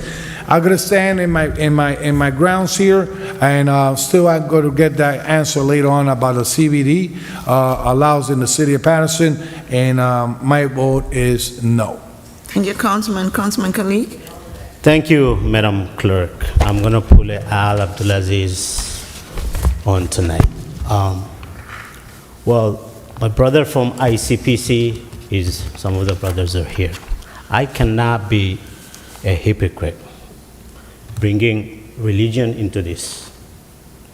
If you look at the applicants, we should look at the applicants. Most of the applicants are Muslims. We probably should talk to them as well. But there's no point of shaking head, Councilman. That's the fact. We probably should talk to those applicants, not only one, more than one. Oh, I know more than one. I know There's more than one. there's no And rebuttal, most members of the I public. know more than one. And most of the applicants who came in front of us, beside RISE, everybody has a partnership from Paterson. Somebody from Paterson has their ownership. When we talk about black and brown constituents from city of Paterson, every applicant has at least one or two partner in them. And we talk about, like many of the council members already spoke about it. I think we need to be reasonable. We are working for Paterson. We are working for everyone. Rather like this, all the Paterson applicant, we have a lot of application in line. So this council will review those applications. And if they feel like, I don't know, what's your name, what's your company, I never spoke to you. If this council body feel like you should get that license, we'll vote on it.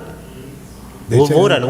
We'll whatever application in the line, they will come in front of the council. They just say they're coming back. And we'll pick. They're not coming back. They are. They say no. Every application will come in front of us. Okay, one second. But let me, I have the floor. I have the floor. I have the floor. I have the floor. And my vote is yes. Thank you, Councilman Kalik. Mr. President? Wow.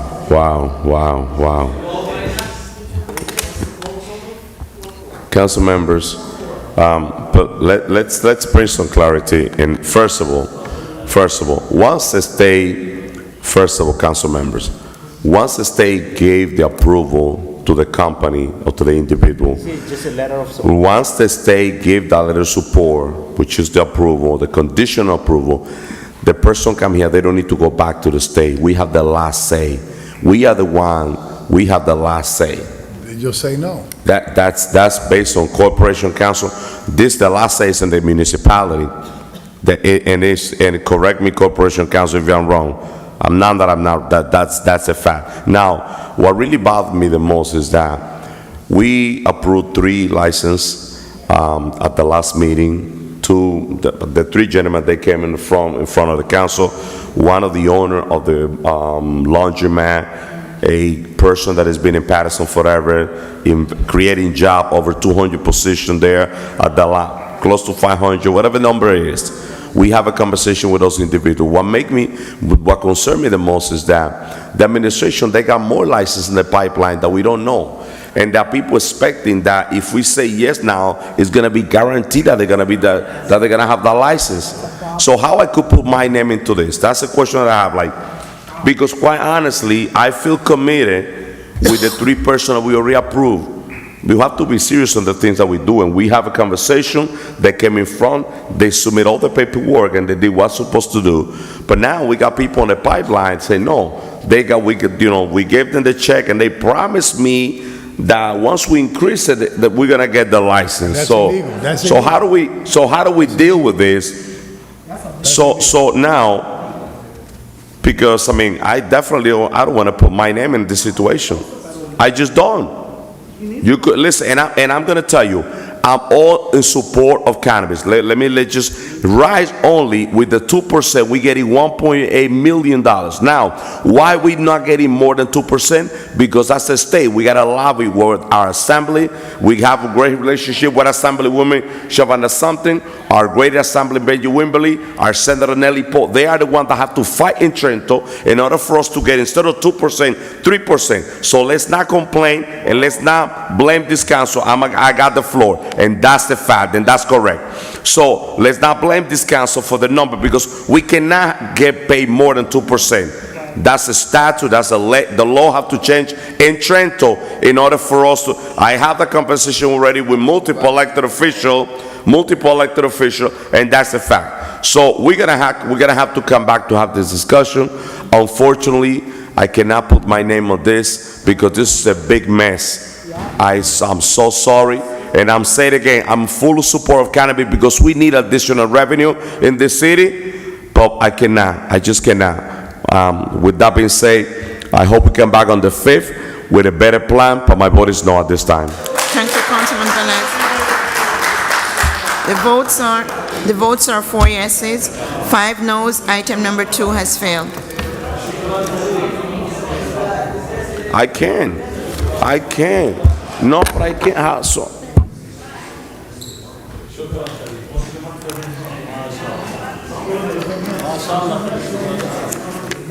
Mendez, Council President, it's a mess right now when they promising license without guarantee. council members, So we have, promising would you like us to license proceed without with item 31, Councilman? don't take me.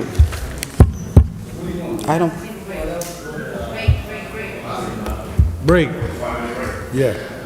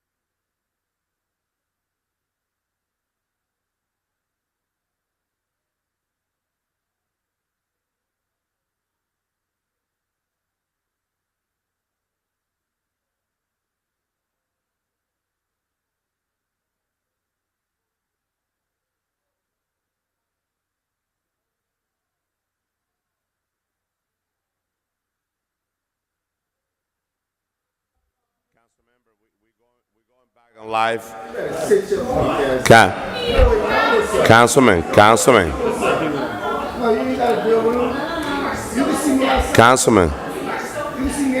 Silva. You could sit. Please sit. You call his mom. I think the only thing that I could just say, probably the only thing that I could say is probably the administration to come back and bring the ordinance back and bring it back to first reading. City into the ground. Councilmember, there's no. People like this. We back live, Councilmember. Dumbass decision. Councilman Jackson, we back on live on. Costing us all kinds of money. Sir, listen, we passed, I'm sorry, listen, just council member. We done with this item number 2. We have other items and we have members of the community waiting for us to take action. Let's move on with the meeting.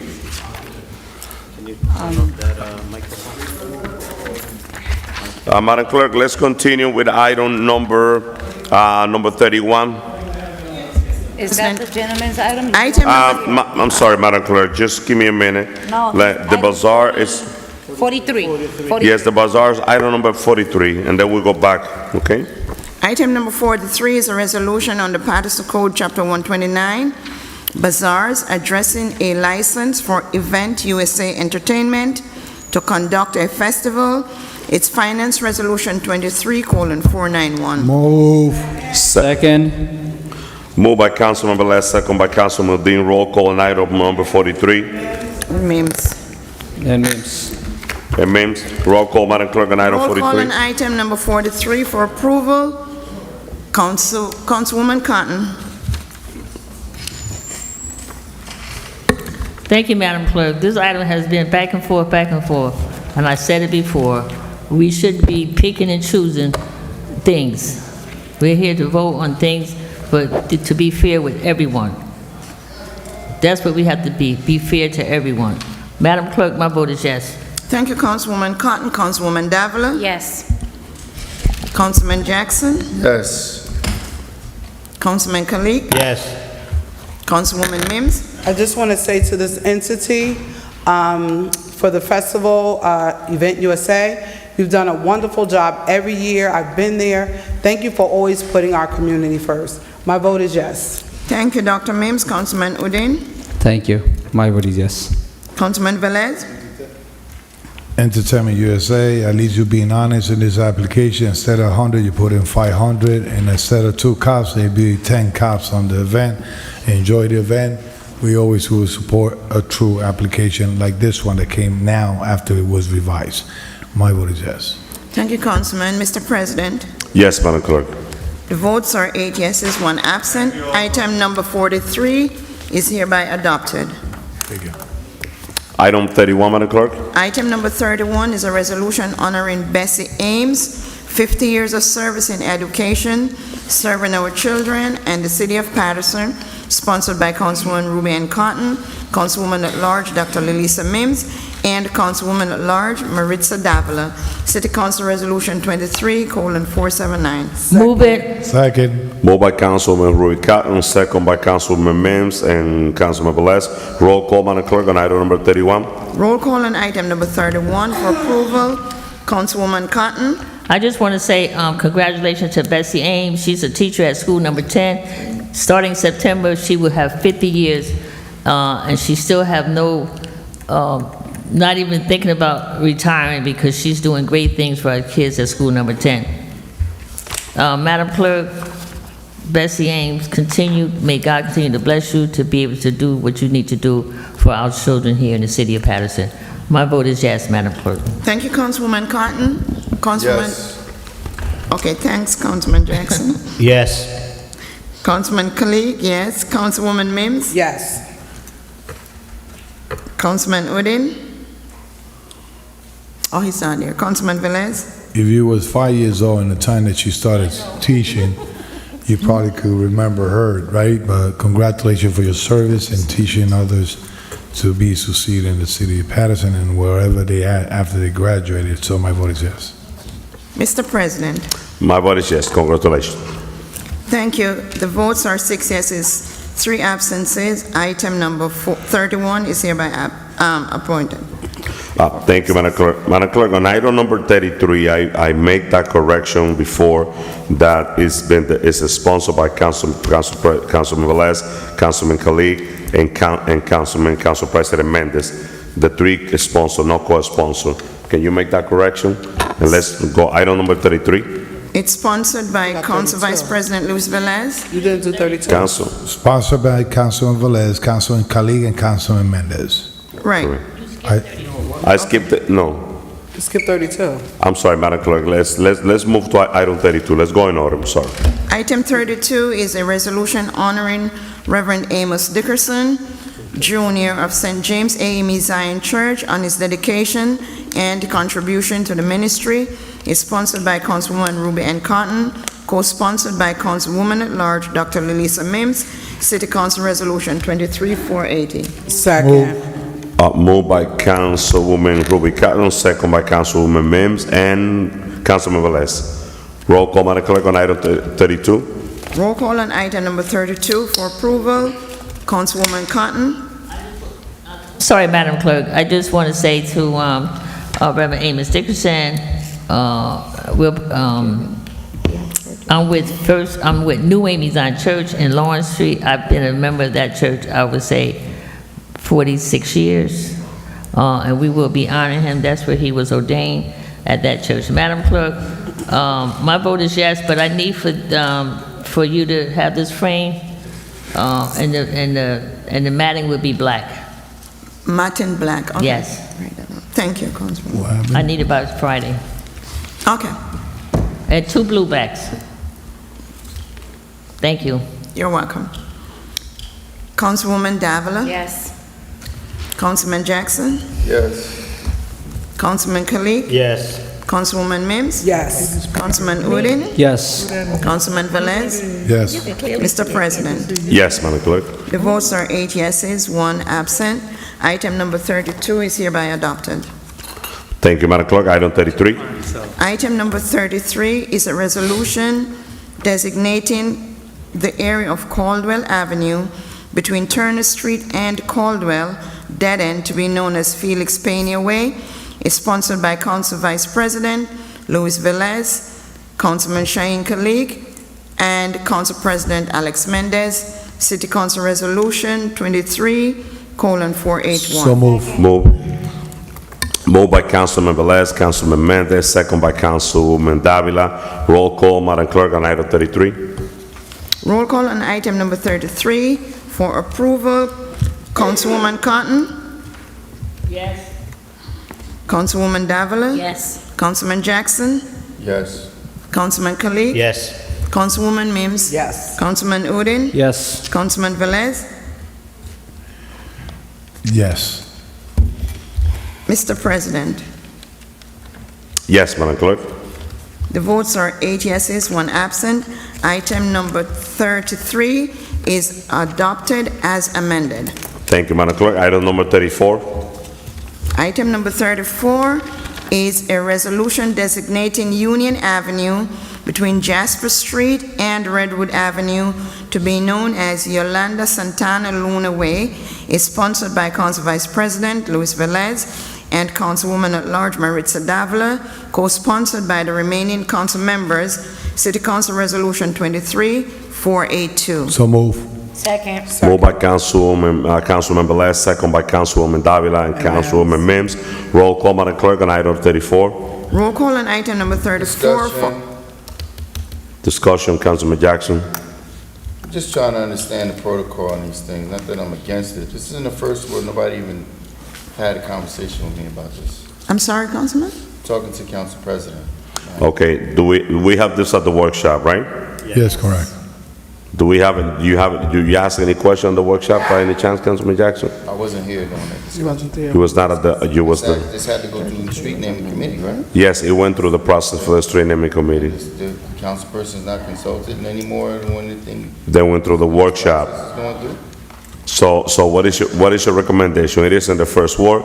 I understand that you was not, I'm not contesting it, I'm trying to understand that normally is a more robust process where there's discussion with at least the the councilperson of that, but, I mean, obviously, the process has been. If you want to be part of, if you want to be part of the resolution, Councilman Jackson, you could ask the sponsor to add you. No. Okay. I'm requesting to be added. Okay. Asking about the process. Okay. But that's fine, we can move forward. So the process. Okay, so we will move forward, Councilman. So roll call, Madam Clerk, on item. Roll call on item number 34, Councilwoman Cotton. Yes. Councilwoman Davila. Yes. Councilman Jackson. Yes. Councilman Kalik. Yes, Madam Clerk. Councilwoman Mims. Yes. Councilman Udine. Yes. Councilman Velez. Before I vote, I just want to ask the council and the community that, in one point or other, that knows and met Yolanda Santana Luna, to keep her husband in the prayers, because he's not doing too good, and keep the prayers of the daughter of Yolanda Santana Luna in prayer, the whole entire family. Thank you, council for supporting this. I don't have no problem to meet with the councilman of the First Ward to arrange the street naming, and if he have any idea to bring forward in that point in time, we could do so. So saying that she was serving our city, the place that we name in the street, she had her community center and her house for many years, and thank you, Councilman, for supporting this. My vote is yes. Mr. President. Thank you, Madam Clerk.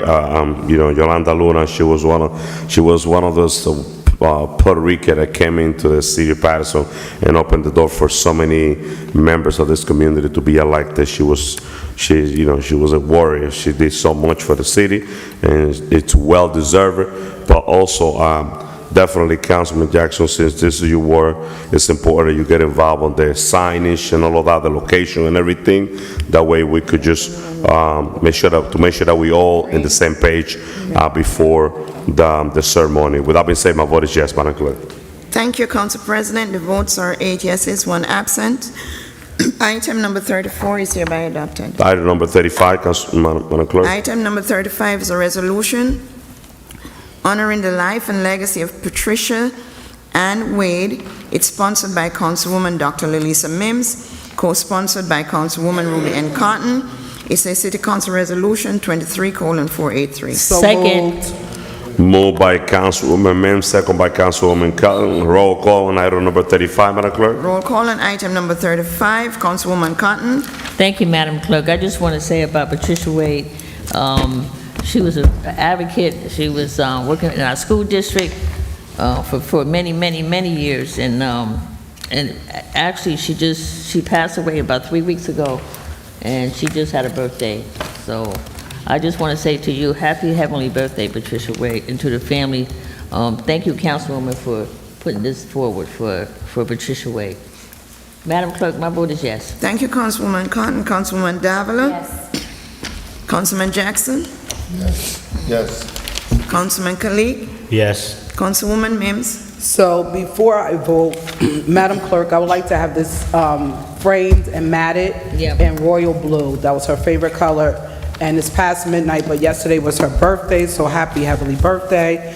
I've known Patricia predominantly all of her life, her entire family. She's from the 4th Ward, grew up on 10th Ave.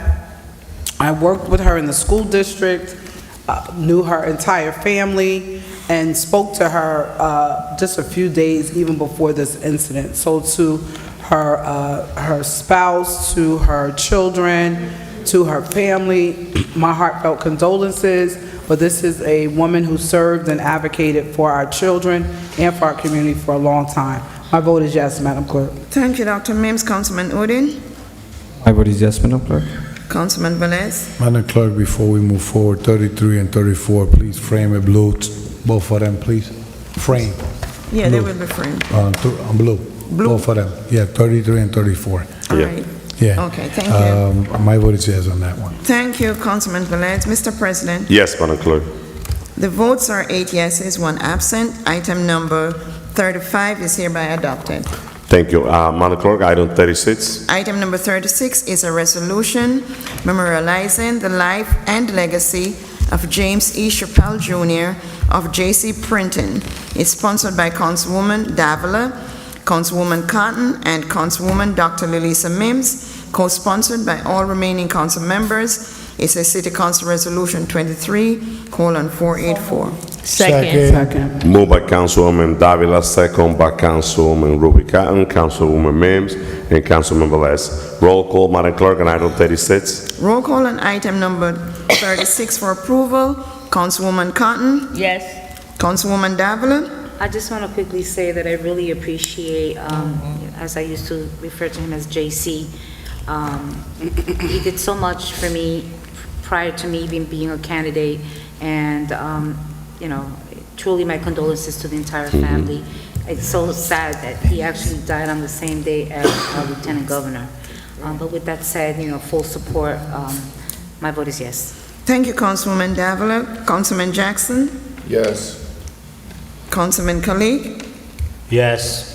Councilwoman Mims. So to Mr. J.C. Printing, who his business was right up the street from my home in the corridor of the third, almost kind of fourth ward. No, third. Third ward, 22nd and 8th Ave, to his wife, to his children, my heartfelt condolences go out. Mr. James was a really, really awesome guy. I spoke at his funeral, and one of the things I said during the viewing was this: anytime you went into his business, not only would you get the assistance from his wife or Carlos or Diane, he would get up from his computer and come over and make sure that the business was taken care of in a professional and a manner of class and excellence.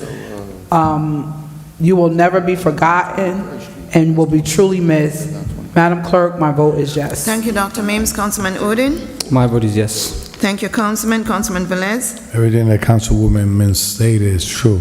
If you go to a print shop, he was greeting you and making recommendation and changing your thorough art and put it in a professional manner on it. I apologize, I went to the viewing. It's a lot of stuff going around, but my prayer was to the family and to the community that had the chance, the opportunity to know J.C. Printing, Mr. Chappelle. So my vote is yes.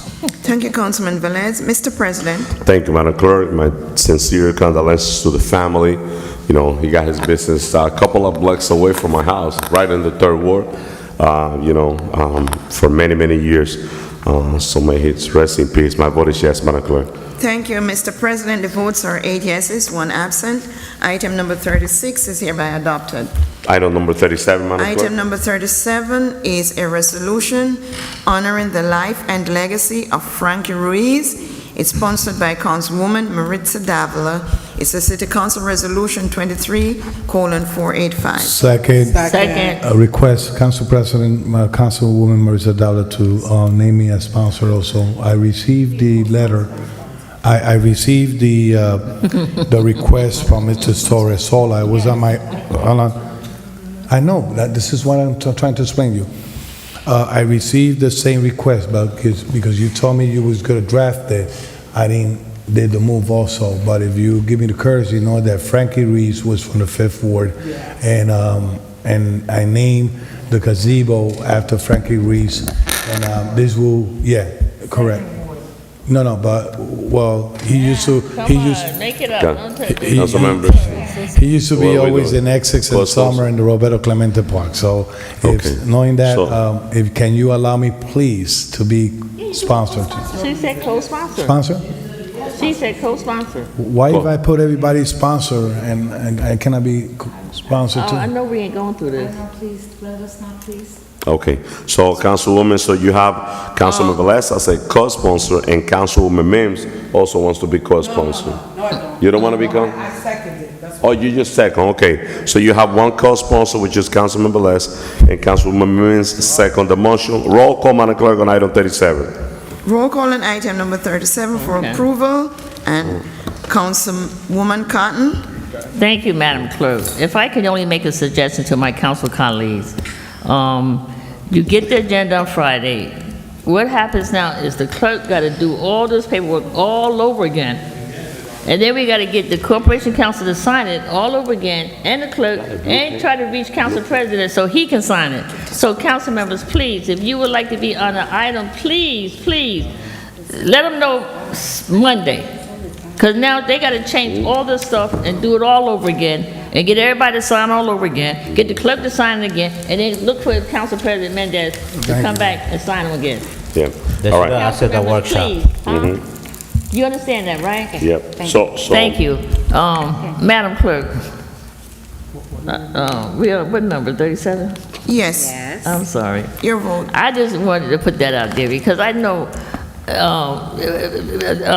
our Corporation Council has a new person inside the, in a legal department, we have a young kid. And council members, if you have not met him yet, just try to go meet him. I do try to go around to different departments.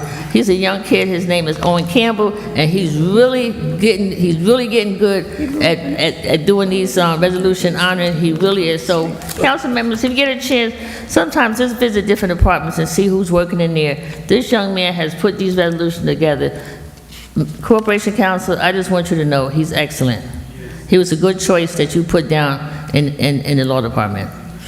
Madam Clerk, Owen Campbell's, you are doing an excellent job. I just want to say that to you. You're doing an excellent job. Madam Clerk, my vote is yes. Thank you, Councilwoman Cotton. Councilwoman Davila. So, not only did the family reach out to me, they actually also contacted my office. They spoke to Phyllis, and on August 9th, I believe it was 1998, he passed. And August 9th was his 25th year of passing, and since he was referred to the father of La Salsa, and also a Paterson, born and raised young man, he went through a lot in life. And all I can say is that, he did make us proud, and this is the reason why I moved forward to proceed with sponsoring this. So it's not just honoring his life and legacy, but also the 25 years of his passing. With that said, my vote is yes. Thank you, Councilwoman. Councilman Jackson. Yes. Councilman Kalik. Yes. Councilwoman Mims. Yes. Councilman Udine. Yes. Councilman Velez. 25 years ago, and we still remember his song, and we still continue singing his song. V.T. Reese always sings his songs every time that he has a performance here in Paterson and wherever he goes. The most song that I sing for him is Desnuda de Mujer. That's the song that I sing every time I do karaoke. But, and a couple one. You say you like it too when I sing it, right? But listen, let's celebrate the life and legacy of Frankie Ruiz, the father of the salsa. I think fortunately he's not alive now, but we are celebrating him. People that knows Frankie Ruiz, when he passed away, he went and they viewed his body in Puerto Rico, Florida, and came back to Paterson, and he's buried right here in Paterson. So, Frankie Ruiz siempre vive. My vote is yes. Mr. President. My vote is yes, Madam Clerk. Thank you. The votes are 8 yeses, 1 absent. Item number 37 is hereby adopted. Item number 38, Madam Clerk. Item number 38 is a resolution for the province of Puerto Plata, Dominican Republic, for sisterhood, is sponsored by Councilman Luis Velez and Council President Alex Mendez, co-sponsored by Councilman Shaheen Kalik, Councilwoman Ruby Ann Cotton, Councilman Ala Al-Abdulaziz, Councilwoman at Large Dr. Lilisa Mims, Councilman Ebdi Farid Udine, and Councilwoman at Large Maritza Davila. City Council Resolution 23:486. So moved. Second. Moved by Councilman Velez, Councilman Mendez, and second by Councilwoman Davila and Councilman Udine. Roll call on item 38. Roll call on item number 38 for adoption. Councilwoman Cotton. Yes.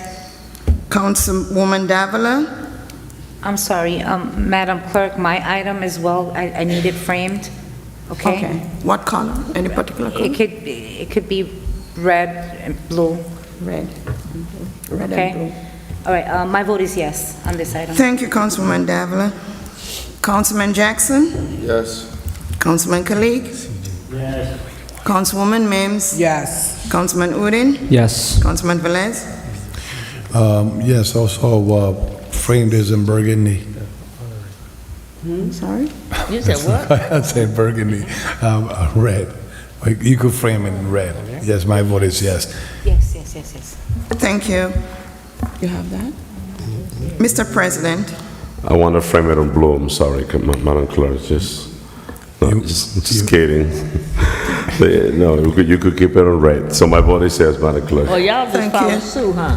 Because I told the color I want. Can we do half and half? Can we could do half and half? This way, we ain't got to call back and say. the "This is votes color are I 8 want." yeses, Yeah. 1 absent. Item number 38 is hereby adopted. Thank you, Madam Clerk. Item number 39, Madam Clerk. Item number 39 is resolution designating the week of September 2nd through September 10th, 2023 as Dominican Heritage Week. It's sponsored by Council President Alex Mendez. It's a City Council Resolution 23:487. Let's So correct the moved. record, Council Second. President. Can I make a Council suggestion? President, Council Second. President. Can I make a Okay, suggestion? I move it too, but I just I want to move get the a correction. motion, moved by myself, second by Councilman Davila, and who else? Council President. And Councilman Council Velez. President, let's have a little bit of respect here. It was Mims. Let's have a little bit of respect here. Okay, just let me make it clear, so there's three-person, Councilman Davila, Councilman Rubica, and Councilman Mims. Move it. Second, too. And Councilman Odingen. Go ahead, Councilman Velez. So you ignoring my move? No, I'm not ignoring. So what I'm saying is, let's have a little bit of respect here. For the past years, even when you was not in the council, because you was 2 years out of the council, every time there comes a Puerto Rican celebration, a Dominican celebration, and any other celebration pertaining to the Latino community, I don't even ask. I put people as sponsors, okay? I don't even ask. I don't ask you, I don't ask Marissa Davila, and that time was Flavio Rivera here. I never asked them, you want to be a sponsor? I know it's a sentiment that you are part of that community. So, in Okay. this case, So- Councilman, I want to say this, in this case, I'm reading right.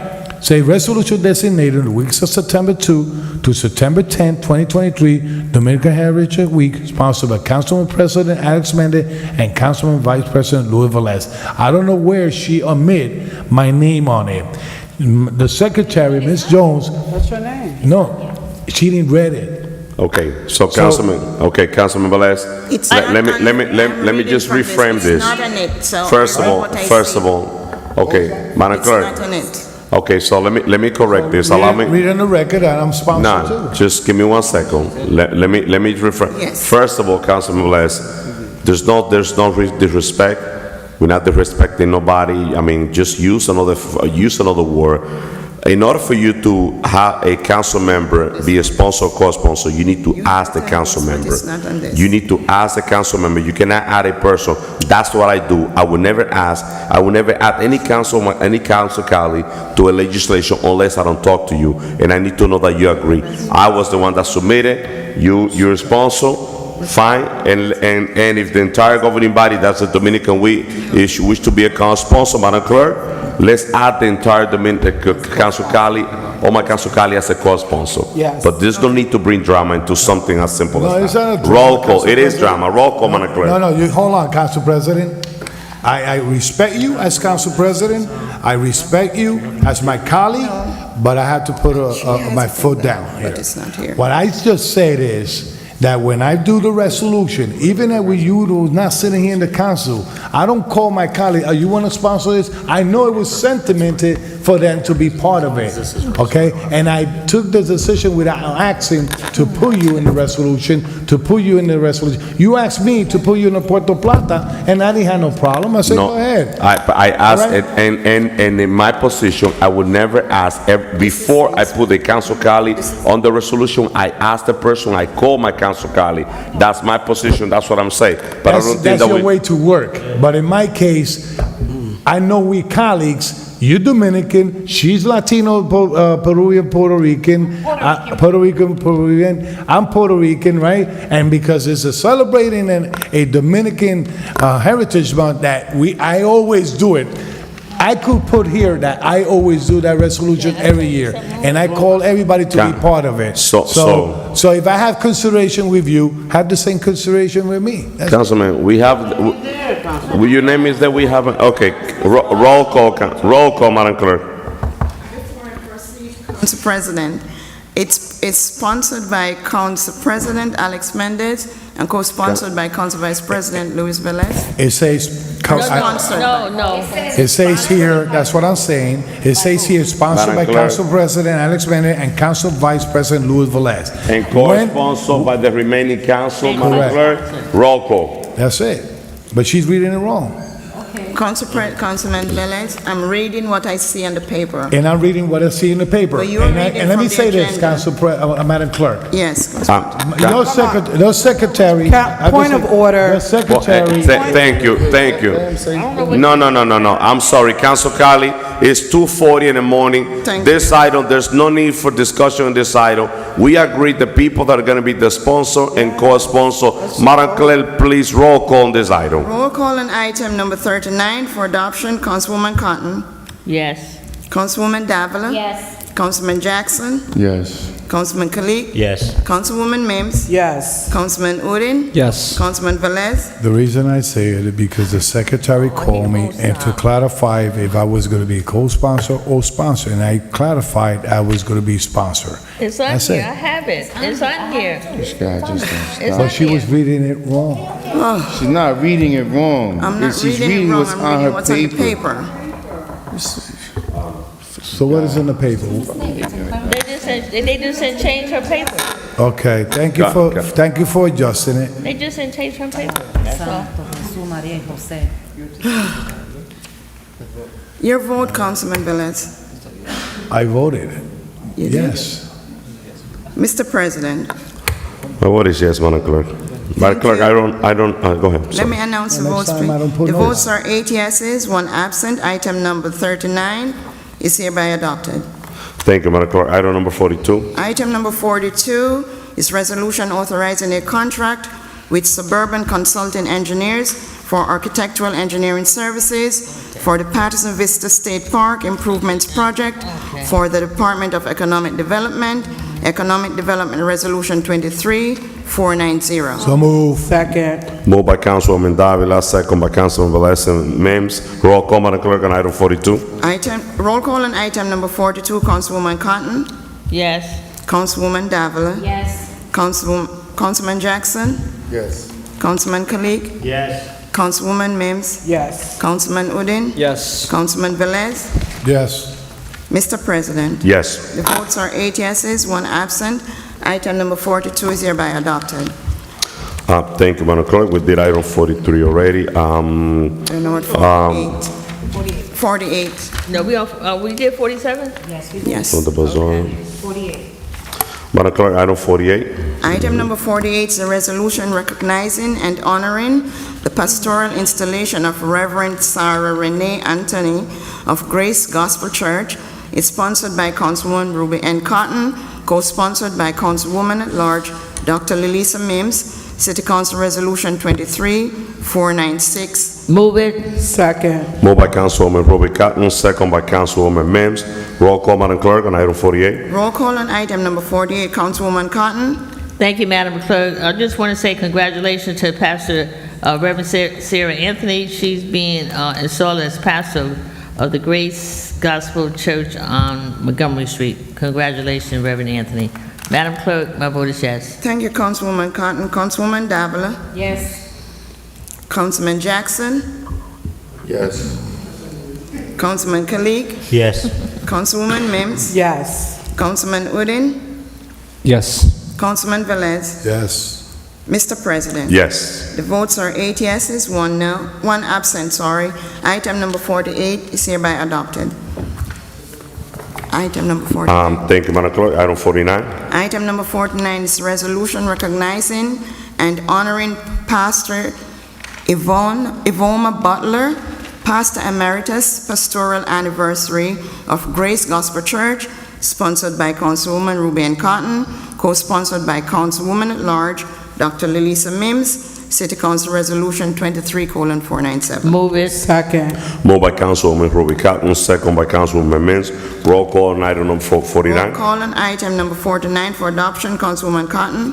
Thank you, Madam Clerk. I just want to say to Pastor Reverend Butler, I remember when her husband was pastor at the church, Grace Gospel Church, on originally they was on Pearl Street, now they're on Montgomery Street, but she's passing the torch on to Reverend Sarah Anthony. Congratulations on your long-term service as being a pastor here in the city of Paterson. Madam Clerk, my vote is yes. Thank you, Councilwoman. Councilwoman Davila? Yes. Councilman Jackson? Yes. Councilman Kalik? Yes. Councilwoman Mims? Yes. Councilman Udine? Yes. Councilman Velez? Yes. Mr. President, Yes, Madam Clerk. the votes are 8 yeses, 1 absent. Item number 49 is hereby adopted. Thank you, Madam Clerk. Item number 50. Item number 50 is a resolution appointing Iman Mia as a commissioner of the Rent Leveling Board. It's sponsored by Councilman Shaheen Khalid. Council Resolution 23-498. So moved. Moved by Councilman Shaheen Khalid, second by Councilwoman David and Councilwoman Mims. Roll call, Madam Clerk, on item number 50. Roll call on item number 50 for adoption. Councilwoman Cotton. Yes. Councilwoman Davila. Yes. Councilman Jackson. Yes. Councilman Khalid. Yes. Councilwoman Mims. Yes. Councilman Udine. Yes. Councilman Velez. Yes. Mr. President, Yes, Madam Clerk. the votes are 8 yeses, 1 absent. Item number 50 hereby adopted.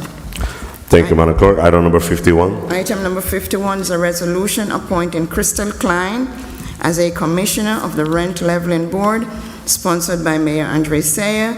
It's an administration resolution 23:499. So moved. Second. Lord Jesus. Moved by Councilman Udine, second by Councilwoman Davila and Councilman Velez. No, And no. I Oh, moved it, yeah. Okay, moved by Councilwoman Mims, second by Councilman Udine and Councilwoman Davila. Roll call, Madam Clerk, on item 51. Roll call on item number 51. Councilwoman Cotton. Councilwoman Davila. Yes. Councilman Jackson. Yes. Councilman Khalid. Yes.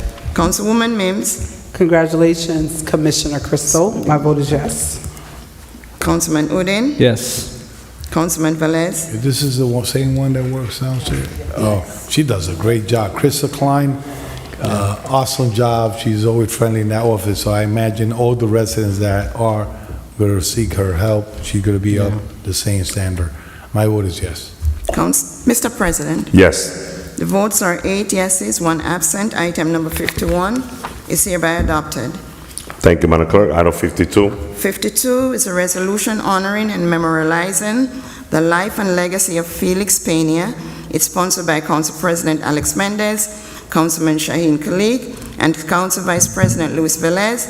It's a City Council Resolution 23:500. Move it. Moved by Councilman Mendez, Council President Mendez, second by Councilwoman Davila. Roll call, Madam Clerk. You forgot me, sir. And I'm sorry, Councilman Velez. Roll call, Madam Clerk. Roll call on item number 52 for approval. Councilwoman Cotton. Councilwoman Davila. Councilman Jackson. Yes. Councilman Khalid. Yes. Councilwoman Mims. Yes. Councilman Udine. Yes. Councilman Velez. Yes. Mr. President, Yes, Madam Clerk. the votes are 8 yeses, 1 absent. Item number 52 is hereby adopted. Item number 53, Madam Clerk. Item number 53 is resolution authorizing payment to masonry by Anthony Natoli for removal of old concrete and the installation of new concrete foundation for traffic lights installation for the Department of Public Works.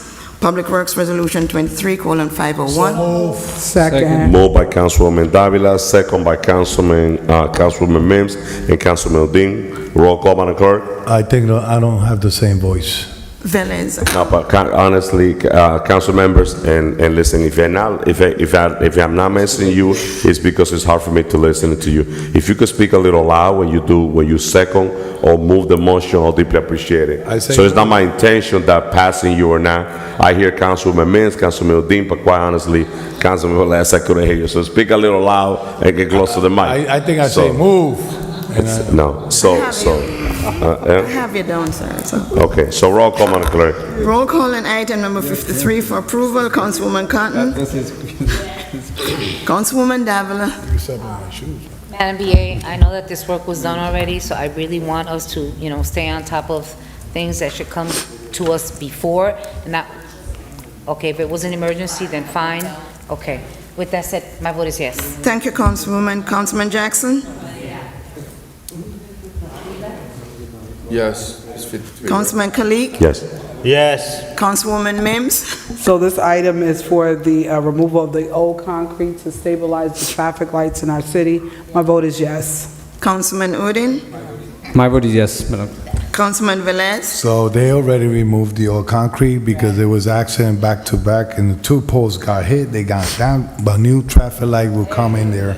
So my vote is yes. Thank you, Councilman Velez. Mr. President? Yes, Madam Clerk. The votes are 8 yeses, 1 absent. Item number 53 is hereby adopted. Thank you, Madam Clerk. Item number 54. Item number 54 is a resolution designating the week of August 20th to August 27th, 2023 as Puerto Rican Heritage Week. Is sponsored by Council President Alex Mendez. City Council Resolution 23:502. Second. Moved by Councilwoman Davila and second by Councilman Velez and Councilwoman Mins.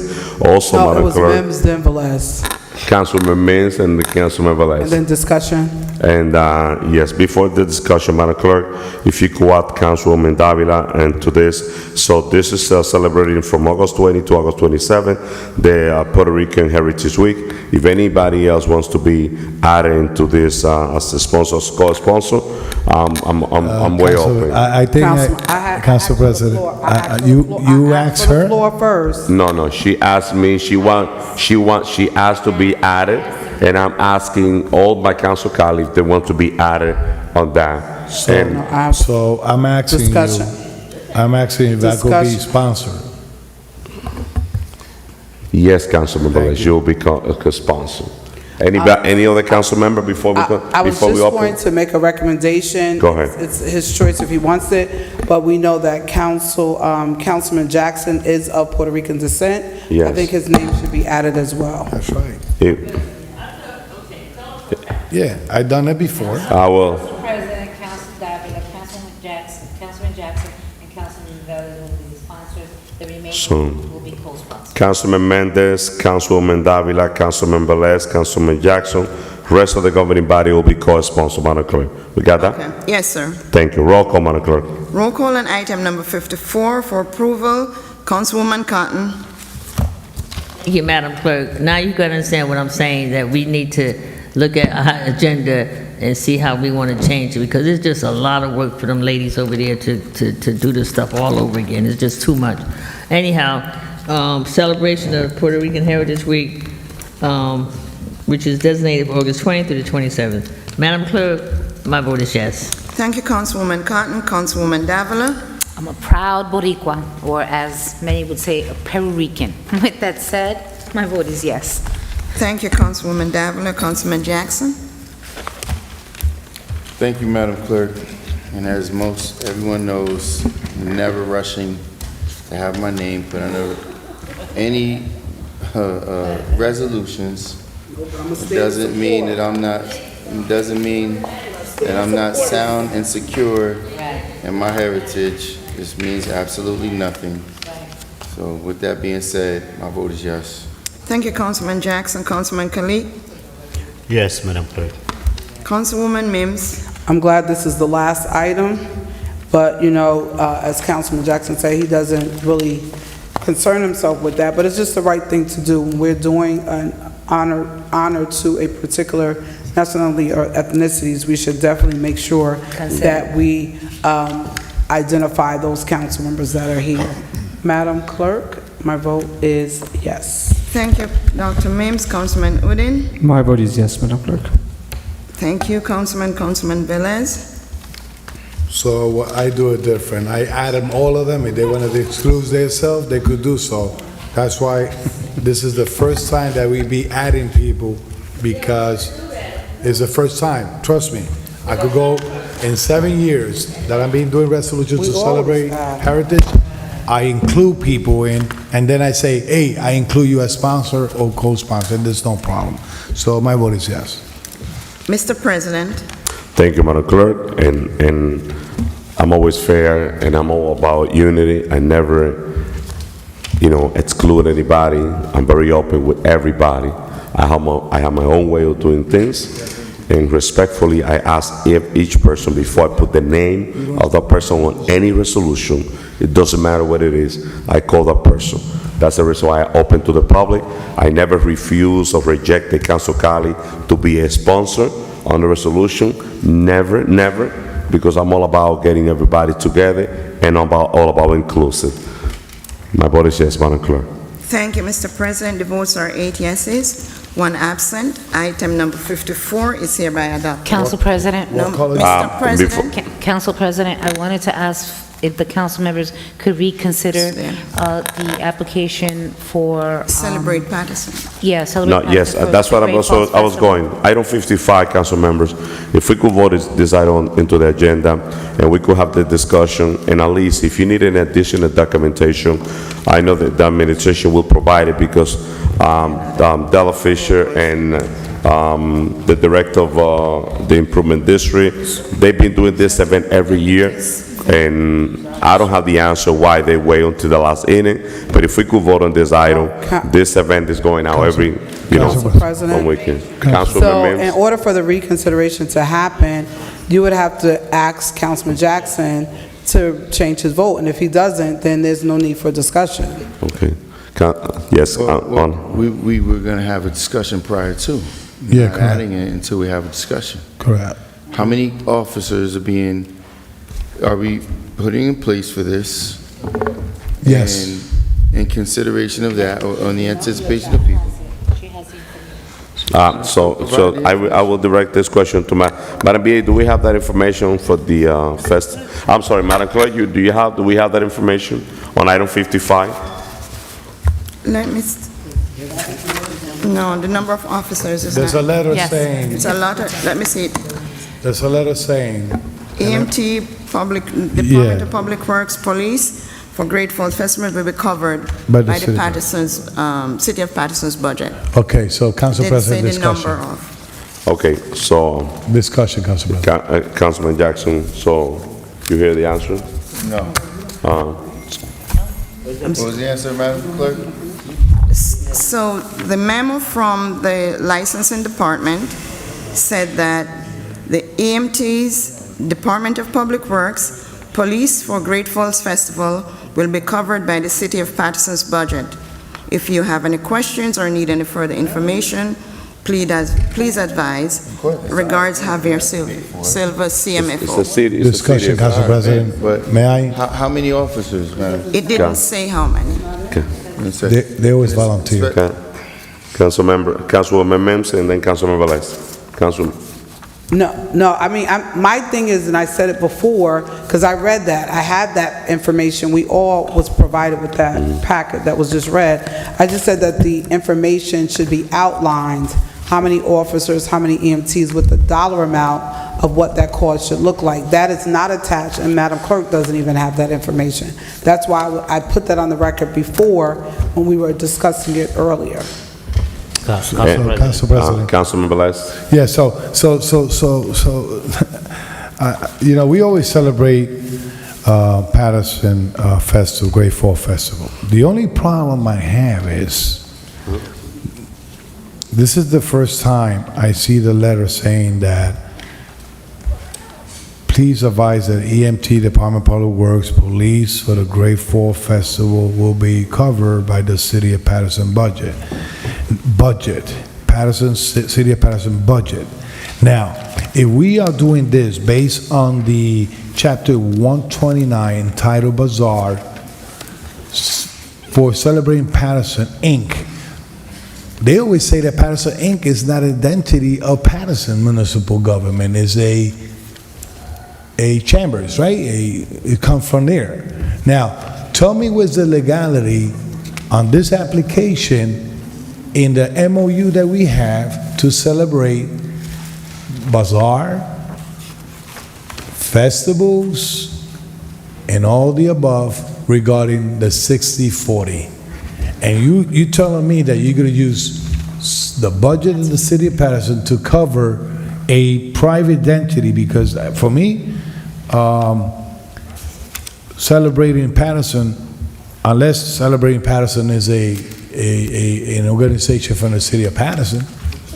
So, The Chamber Council of President, Commerce. if I can just clarify here. So is the Please, chamber- Madam BA. So, before she answers, is Paterson, is celebrating Paterson's Chambers of Commerce is a nonprofit, correct? So the same way is the Fila Dominicano, the Parade of Afro-American, the Bangladesh event, and all that stuff. They nonprofit. Why we had to pay with our budget? So The Chambers is business. Council If it President, falls in the MOU, did DCA say that we could pay their expenses? So it's three, Madam BA, you got the floor, right after that. thank you. Yes, so Council President, the bazaar license is in particular to have the vendors, to make it functionally easier to pay for things and establish things ahead of time, and for the liquor license, the insurance related to that, the one-day license. This is also a city event. This is not an event solely by Celebrating Paterson. It is the city's Great Falls Festival. So similar to how there might be other events that are sponsored by community policing and that support, this is something that the city has always absorbed the costs for EMT and police. It is one of the few events that is actually a community event run by the city. So why you don't put the application under the city of Paterson and you put in the application in a corporation identity like? Again, traditionally, the reasons why this has happened is because it's allowed that entity to apply for the one-day liquor license and to do the vendors. And to be able to pay for some of the items ahead of time. Most of the city functioning is you pay after the event, and it's difficult to get vendors to commit to an event where they are not going to be paid for, a few weeks afterwards. So if you're a rides vendor, you want to be paid up front, for example. So we paying for the public works work, police that's Yes, going to and be in this the is something that festival? we budget every year. And every year, you budget every year? We do. Where does the rent, the people that pays the fee for vendors and this and that, where that money goes? Essentially, that covers paying for the rides for a lot of it. The money that comes to the city, the majority of that is used for the entertainment and to pay a lot of our staff and a lot of the overtime as part of our budget. What will be the cost between police and public works? I would have to get those details. I would have to get those from Della, the estimates that were given to her. So you apply the 40% on it? No, that's for parades. I know, but festivals too. So it's not, no. Festival has the same rules. Councilman, that's... Madam Clerk, Madam BA, parades and festival have the 60 and 40. If the person is going to have a festival, if the Dominican Parade is doing a festival this year, they will apply the 40% of it. The same way Councilman, can we just go back to the fact this is a city event, and so the city is paying if it's a city event, where does Paterson Inc. falls in the city event? I think I answered that question. It's the reason why we do it. Do you have a because contract? Do you have a contract with Celebrating Paterson Inc. to perform an event as a promoter? No, they are a partner with our event. This is the same way it's been done before this administration. That's the Greater Chamber of Commerce. We've been doing it for years. It's a 501c3. I know we've been doing it for years. We celebrate, we walk up and down, we do a lot of stuff. They throw me in the water, all that stuff. I understand that. But if we're going to talk about be fair across the board, Councilman colleague, and we've been charging a nonprofit organization, police and fire and all the above and license, now we picking the bill, picking No, up but the I'd like bill you to of the responsibility of the chambers. This is a city event. This is not an event that the chamber is running and the city is participating. It's a city event that Celebrating Paterson assists with and helps us functionally run the event in a way that you can secure vendors because you're able to pay them ahead of time instead of the other What way. was the expenses last year for? I can have Della provide that to And how you. much you expect to spend this year? I can have Della provide that to you. Please do so, because we need to be fair across the board. They're gonna ask us. But again, this is a city event. This is not an outside group coming to us Move wanting to to adjourn host the an event. meeting. Council Cali is 3:05. Move to adjourn. Councilman Cali. Can I get a second? Councilman Jackson. A second. You know why? Because I don't see the certificate of insurance. I don't see how many officers they're gonna have. There's a motion on the Okay, so floor. then I guess we're not So having a great we're vote. gonna play hardball too. No, just council member, give us a second. The reason why I tried to entertain this is because, listen, this event, it's been going on for years in the city of Paterson. I'm gonna tell you, a lot of member of our community, they wait for that event to take the kids, to have a good time, to enjoy. Listen, right. this is the last item that we have on the agenda, and we also, council member, just a minute, and we also have enough time to get those documentation. If those documentation is not on the floor, the event is not gonna happen. But at least we give them the opportunity. Council President. Council So President, the same way- I'll remove my motion to adjourn the meeting. At the same time, we gotta have some kind of meaningful discussion. Please. Meaningful discussion. This item needs to be added. One of the councilmen, I think, voted no to be added on it. Ask him if he will reconsider his vote, and if he needs any more information. It's I do pretty need clear. more It's information. pretty clear, I do. Madame Billet It's not- doesn't. it's It's not clear, pretty clear. Madame Billet doesn't have it. She repeatedly said it. She doesn't have that information.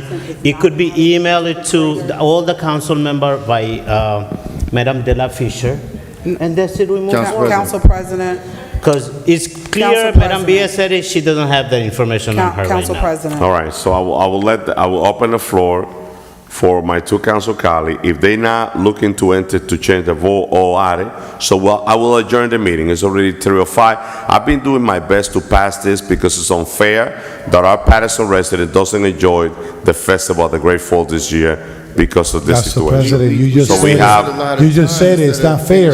It's not fair, the same way the Dominican parade is so waiting. Councilman, and Councilmember, everybody's waiting, but they don't. Councilman Jackson has the floor, then Councilman Mims. Councilman Jackson. Well, I mean, Councilman Velez was moving in the proper direction. It's unfortunate the BA doesn't feel as if she needs the answer to the council. She says she doesn't have the answer with her. So Council President, there's other critical things. For example, the one-day liquor license. Who collects the money on the alcohol sales? How much money is being made? And I'm gonna tell you why you need to tread water lightly, Council President, because the reason I have an issue with this, I'm trying to derive at the, and I'm sorry, if Council council members, members could please follow along. I'm trying to derive at the space of where the BA made a determination to turn around within a day's notice and charge the Jamaican Day celebration. They went from $2,000 to $9,000 to $10,000. $3,400. So, 34. so once again, it went through her office. So if, Council President, do you want to get her under control in the council chambers, please? Councilman Jackson. It's please bad continue. enough. It's bad enough the fact that she said to me, "Shut my mouth." She thinks I'm a continue. slave. She thinks I'm a slave, and she thinks she can speak to me any type of way. And I'm here doing the job of the people. And I have the absolute right to say whatever I like to say. If she feels sensitive because of course you can, but there's a protocol that she's just not following, and that you. Madam BA, let's wait. Let's Councilman Jackson, you have the floor. Madam BA, Council Kali, please. Let's try to finish with this item. It's 3:10 a.m. And I'm just doing my best to see if we could come into an agreement.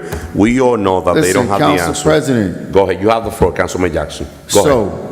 Where is the money? How much money is being derived? Why is she failing at doing her job and you're not holding her accountable to it? She's failing at doing her job. We're supposed to be financially responsible.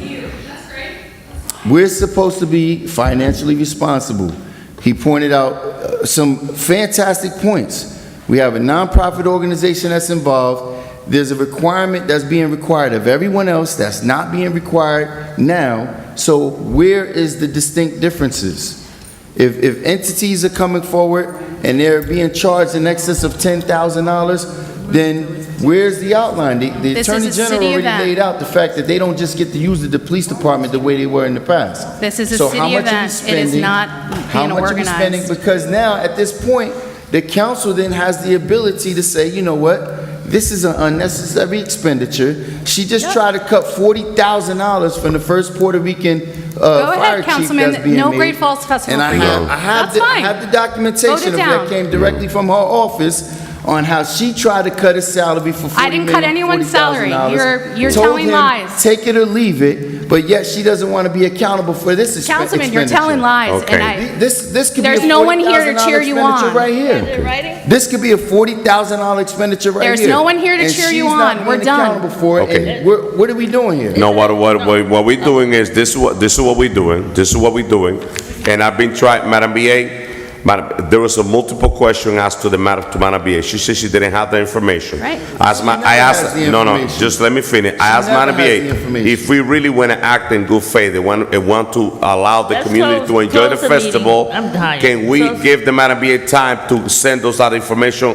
The not-for-profit that apply for the liquor license, the revenue that we collect last year, because After being the Chamber of insulted by Commerce. her, I'm so not doing if- anything in good faith. And the same She fire can't department provide the union that he was information. praising earlier my is who answer is works no. in the beer garden. Point My of answer is order, no. You can't point have of it both order, Council- point of order. Thank you. Point of order. Councilwoman, you asked for the floor. No, I'm not You saying did? for me to take the floor. You gave the floor to Councilman Jackson. Yes. I get it that there's a issue with him and the BA, but you have to bring control back to the council. No, we- Council, because I called the point of order, just to be clear, ahead. Council President. The agenda is done. You said, let's reconsider. I made the point and brought it up 10 minutes ago. If the council person that voted no is not going to change, there's no need for us to sit here. Two things I'm going to say. I don't know if he's going to change or not, but the second thing I'm going to say, the packet does not have all the details. Every packet that comes before us should have the details. This is something we've been talking about with other festivals and bazaars. Here's another point. It's not just Paterson. Celebrate Paterson is connected to the Chamber of Commerce. We've been discussing, it's a known fact, we know that. That should be identified. We can't just say Paterson. We have to be clear, these are the entities involved. That's why the paperwork needs to be clearly detailed and outlined like it is for every other entity that comes before. Doesn't matter if it's the city of Paterson or not. It's called the right thing to do. Council President, I am asking you, I came here straight from off the road from vacation. It is 3:15 in the morning. If Councilman Jackson is not going to reconsider his vote, it's time to go home. Let's go. All right, so motion to adjourn? It's already on the floor. Put your So motion. roll call, Madam Clerk, to close this meeting. We don't, Wait a minute, no, he pulled his motion back. No. I did. Yes, he did. You did? He I pulled his did. motion Councilman back. Khalid pulled the motion back because he So was mo- expecting Councilman Jackson move to to reconsider the motion to You have be it on able the to have the floor. bazaar. You got Velez So made the move to motion, adjourn. Udens made a second. Okay. Motion to close the meeting by Councilman Velez, second by Councilman Udine. Roll call, Madam Clerk. Roll call to adjourn the municipal council regular meeting of Tuesday, August 15, 2023, into Wednesday, August 16, 2023. Councilwoman Cotton. Thank you, Madam Clerk. First, I would like to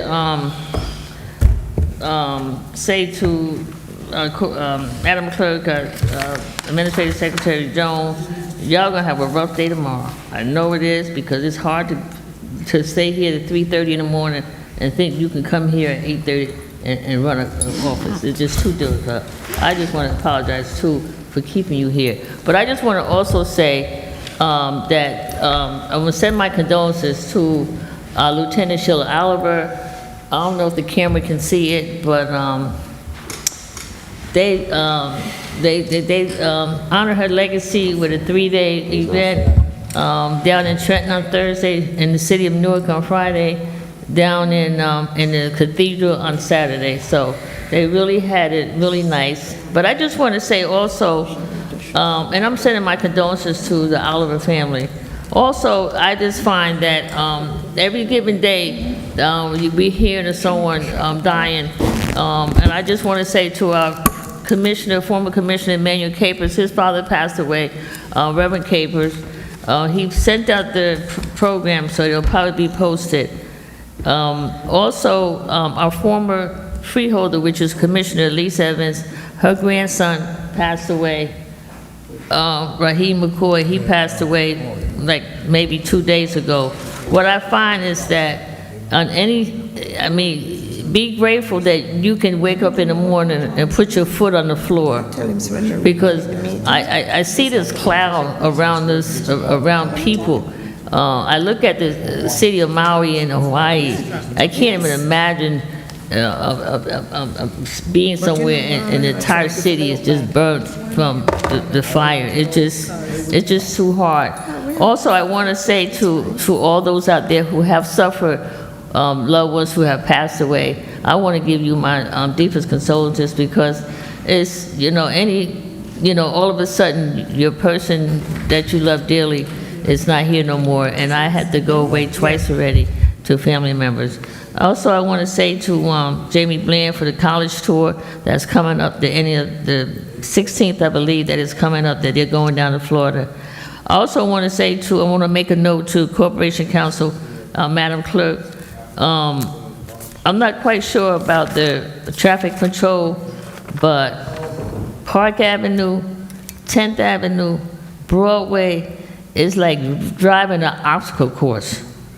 People are double parked so bad you can't even hardly get through. So I need you to send a message to the acting chief regarding that they gotta send cars through there. The gentleman talked about Ellison Street and Main Street. Sometimes that bus can't even make that turn. So they need to be more present, say downtown and in certain areas where it's really congested. I want to also say we had a great time at National Night Out, sponsored by our Barber Park Association. It was really nice. I just want to say that I enjoyed it. We're looking forward to it again. But I'm having my 3rd annual Ed Cotton Foundation golf outing, which is going to be August the 28th. If any of my council members or anyone that would like to participate in it, you can inbox me or you can call me on my cell number, which is 973-851-0571.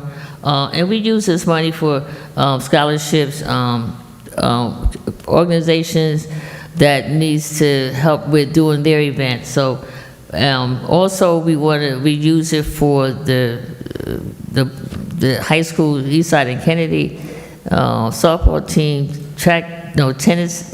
softball team, and basketball team and football team.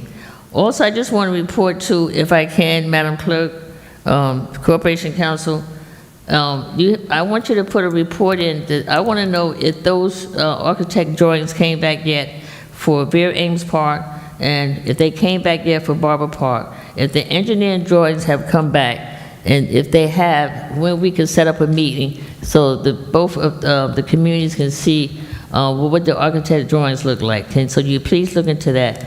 Also, there's some, I had talked to Councilman Velez not too long ago, maybe about a month ago. I have plenty of streets in my ward that needs to get paved. Councilman Velez, we talked about it, remember? And it's a lot, and I have a stack about this state that the Sake Valley Water has loads of streets that they need to get paved. Not just the 4th Ward and all wards. With that being said, Corporation Counsel, our CFO, to my council colleagues, I just want to wish you all a good night. Madam Clerk, Administrative Secretary Joan, it's a rough night. We have to do our best to make sure that, we just have to be on the same accord and doing what we need to do. But those are the things that I need to get an answer on. And I need to talk to Councilman Velez and regarding us putting something together for those street pavers that I need. It's a stack like this much that Passaic Valley Water needs to pave a lot of the streets that they had to dig up. And don't forget, they still doing the lead line replacement. So they'll probably be knocking on your doors to change the lead lines in there. With that being said, I know. With that being said, Madam Clerk, to close the meeting, my vote is yes. Thank you, Councilwoman Cotton. Councilman Jackson? Thank you, Madam Clerk. Be as brief as possible. You know, to the members of the public, what I try to do here is daily bring forward factual context. People can say that's a lie, it's a lie. Without actual proof, it means nothing. And I've proven it time and time again in various conditions. Here is the contract that our fire chief, deputy chief, and it's a general contract. It basically talks about working out of title. The city shall required to pay overtime to deputy chiefs in accordance to the Fair Labor Standards Act, FLSA, as determined by, etc. In item number 3, the city shall be required to pay out-of-title pay at the fire chief's salary when a deputy chief works in the acting fire chief's position, except when the fire chief takes approved and recorded leave days. So, therefore, it's clear. Now all we have to do is check on whether or not the fire chief has been being paid out-of-title pay. So if her claim and her accusation is what I'm saying is untrue, the proof is right here. He should be getting paid. The proof is right here. No, he's supposed to be getting paid the salary of the fire chief. And the fact that they're trying to mandate or take $40,000 so he can make less than he's making as a deputy chief, so where are the lies? Here's the lies. Here's the fact. The facts are she's entirely unprofessional and unqualified for that position. And because I'm sitting here stating facts and talking about the truths of the committed offenses that they continue to commit, she has an issue with that, and she has the audacity to tell me to shut up. Has anyone ever heard me tell her to shut up? Did I miss that or something? Corporation Counsel, I need your attention in this matter, please, just for one quick second. I've never told this woman to shut up. I've never said anything derogatory to her, because I'm making commentary about my perspective of the former Economic Development Director. She believes she could tell me to shut up. I know she may believe this is not a slave ship. I do not have shackles on me. I do not belong to her. I'm not her property. She does not have the privilege or the ability to speak to me that way. And let me explain something to you now. You, and please extend this information to the controlling officer. The next time this gentleman stands up and threatens me in that fashion, I will be forced to defend myself. Number one, get the story straight. Get the story straight. Get the story straight. Point of order, Council Point of order. Then you Mr. gotta cut him off too. Mr. Then you gotta cut him off too. No, Mr. Silva, we are in roll You call. gotta cut him off too. No, Mr. Silva, we are in roll call. We are in roll call. You I'm have, explaining to you now, because all you have to do is check my resume. No one in this building will be able to stop me from defending myself. If he stands up and comes after me that way again, that's the second time he's done that. The second time, and nothing has been done by this administration. The next time he does that, I will be forced to defend myself, because obviously no one here has my best interests in mind. She believes she can tell me to shut up, and he believes he can we're closing the meeting, Councilmember. And here we go. We're closing the meeting. We're just closing the meeting. Each council member. Unprofessional, unqualified for the position. Unprofessional. I have the right to say whatever I want to say. She does not have the ability or the right to tell me to shut up. And Council President, That falls on your shoulders. Of course, it falls on my on your shoulders. Of course, it falls. Councilman, continuously does members that. of the administration, She continuously talks please. over me. She We are on the continuously- last inning. It's She 3:20. continuously does that, and then the administration believes that he can stand there as the bodyguard and make a threatening accusation towards me. This is his second time doing that. I'm in my chair sitting as he stood up in an aggressive position. No, I told you, make me shut up. Make me shut up. Make me shut up, because you told me to shut up. And here you are yet again, out of control. Madam BA, please. You should have a seat and be more professional. And be more professional. Oh, but you could tell me what to do. You told me to shut up. You told me to shut up, and I told you to make me shut up. We're gonna have to. It's obviously that we're gonna have. Continue to do what? Madam BA, To be point of honest? order, Madam To BA. talk about your please, failures? please What am I wait. continuously doing? Okay, and I'm entitled to it. And I'm entitled to it, and I have the right to say whatever I want to say. You do not have the right to tell me to shut up. You do not own that right. And he does not have the right to be threatening. Yes, you can. Yes, you can. Madam BA, just have a Yes, you seat, can. Councilman Jackson. And I didn't We say, waited. I told you to make me shut up, but the next time he stands up in a threatening gesture, how am I being a bully? I'm saying I have to defend myself because he has threatened me yet once again. He has threatened me yet once again. And honestly, we do need to stop this. We do need to stop this. It's telling you impossible right to now. conduct the meeting. I'm telling you right It's now. impossible to conduct That's the your meeting last on warning. this, with this, The next time you with stand this. up and try to threaten me, It's impossible to conduct this meeting with this level of disrespect. what Councilman you wanna Jackson, do. can The you, next time you stand up can and you threaten vote to me close that the? way, trust me, I will defend Council myself. President, if we can, please just proceed with the vote. Can we proceed with the vote to close? It's Corporation Council. 3:20. I am in vote.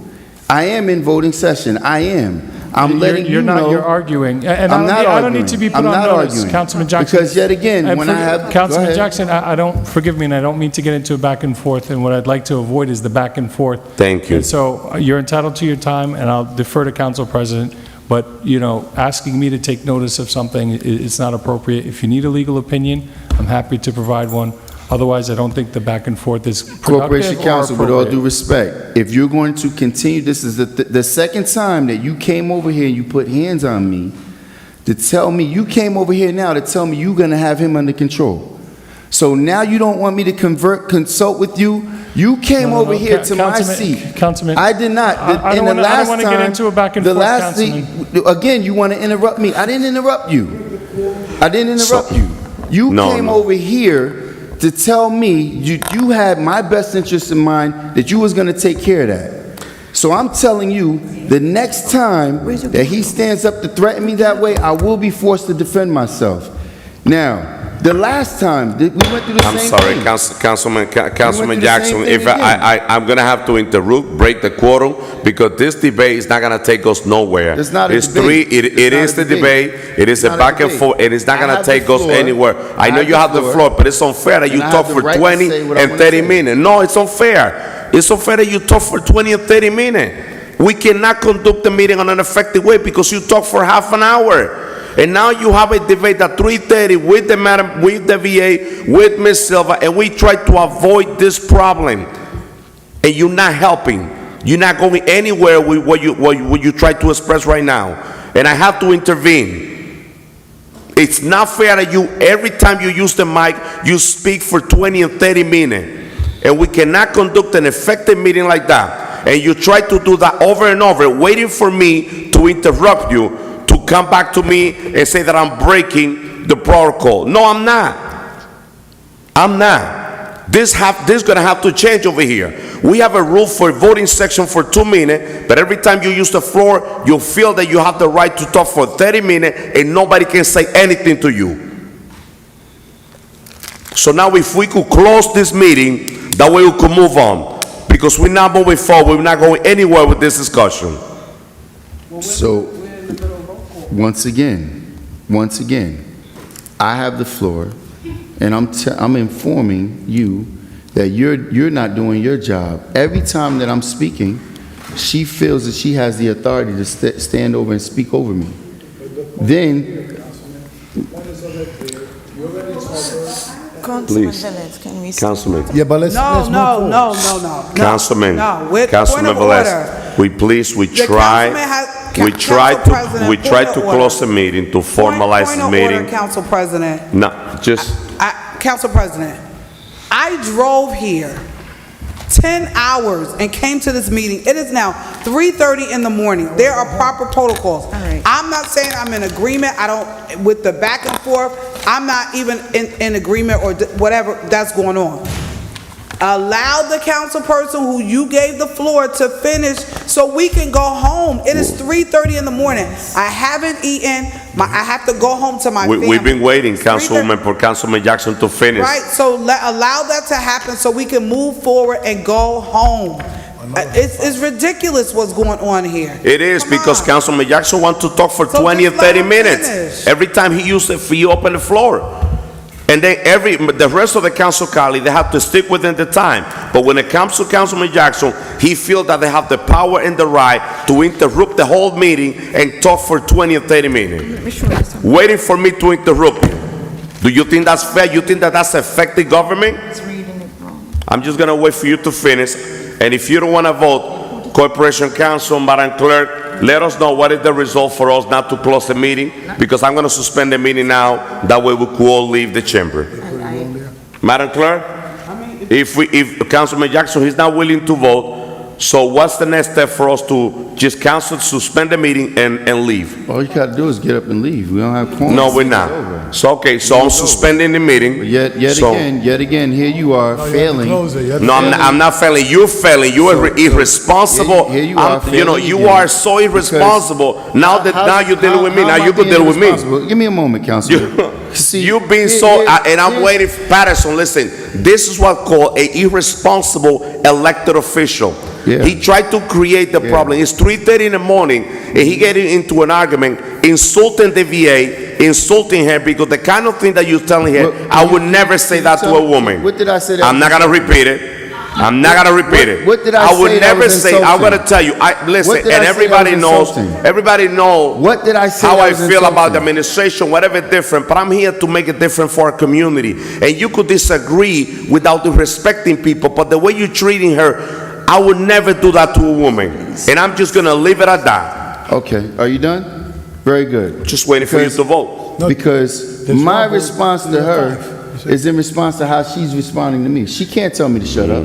And even on top of that, I've never said anything insulting to her. Me telling someone they're unqualified is not an insult. That's a fact.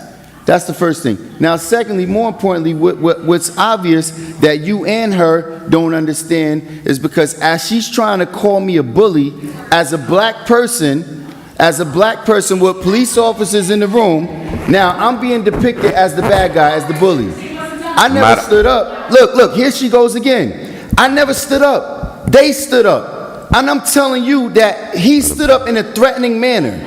So if I have to defend myself, I will be classified and labeled as the bad guy. But yet you're failing again to acknowledge that. And I'm look, not here she failing. keeps going, He have keeps not, on going. listen, he have not Here leave she his keeps on seat. going. I'm not He offended. did leave his seat. No, He I'm left not, his I'm seat not.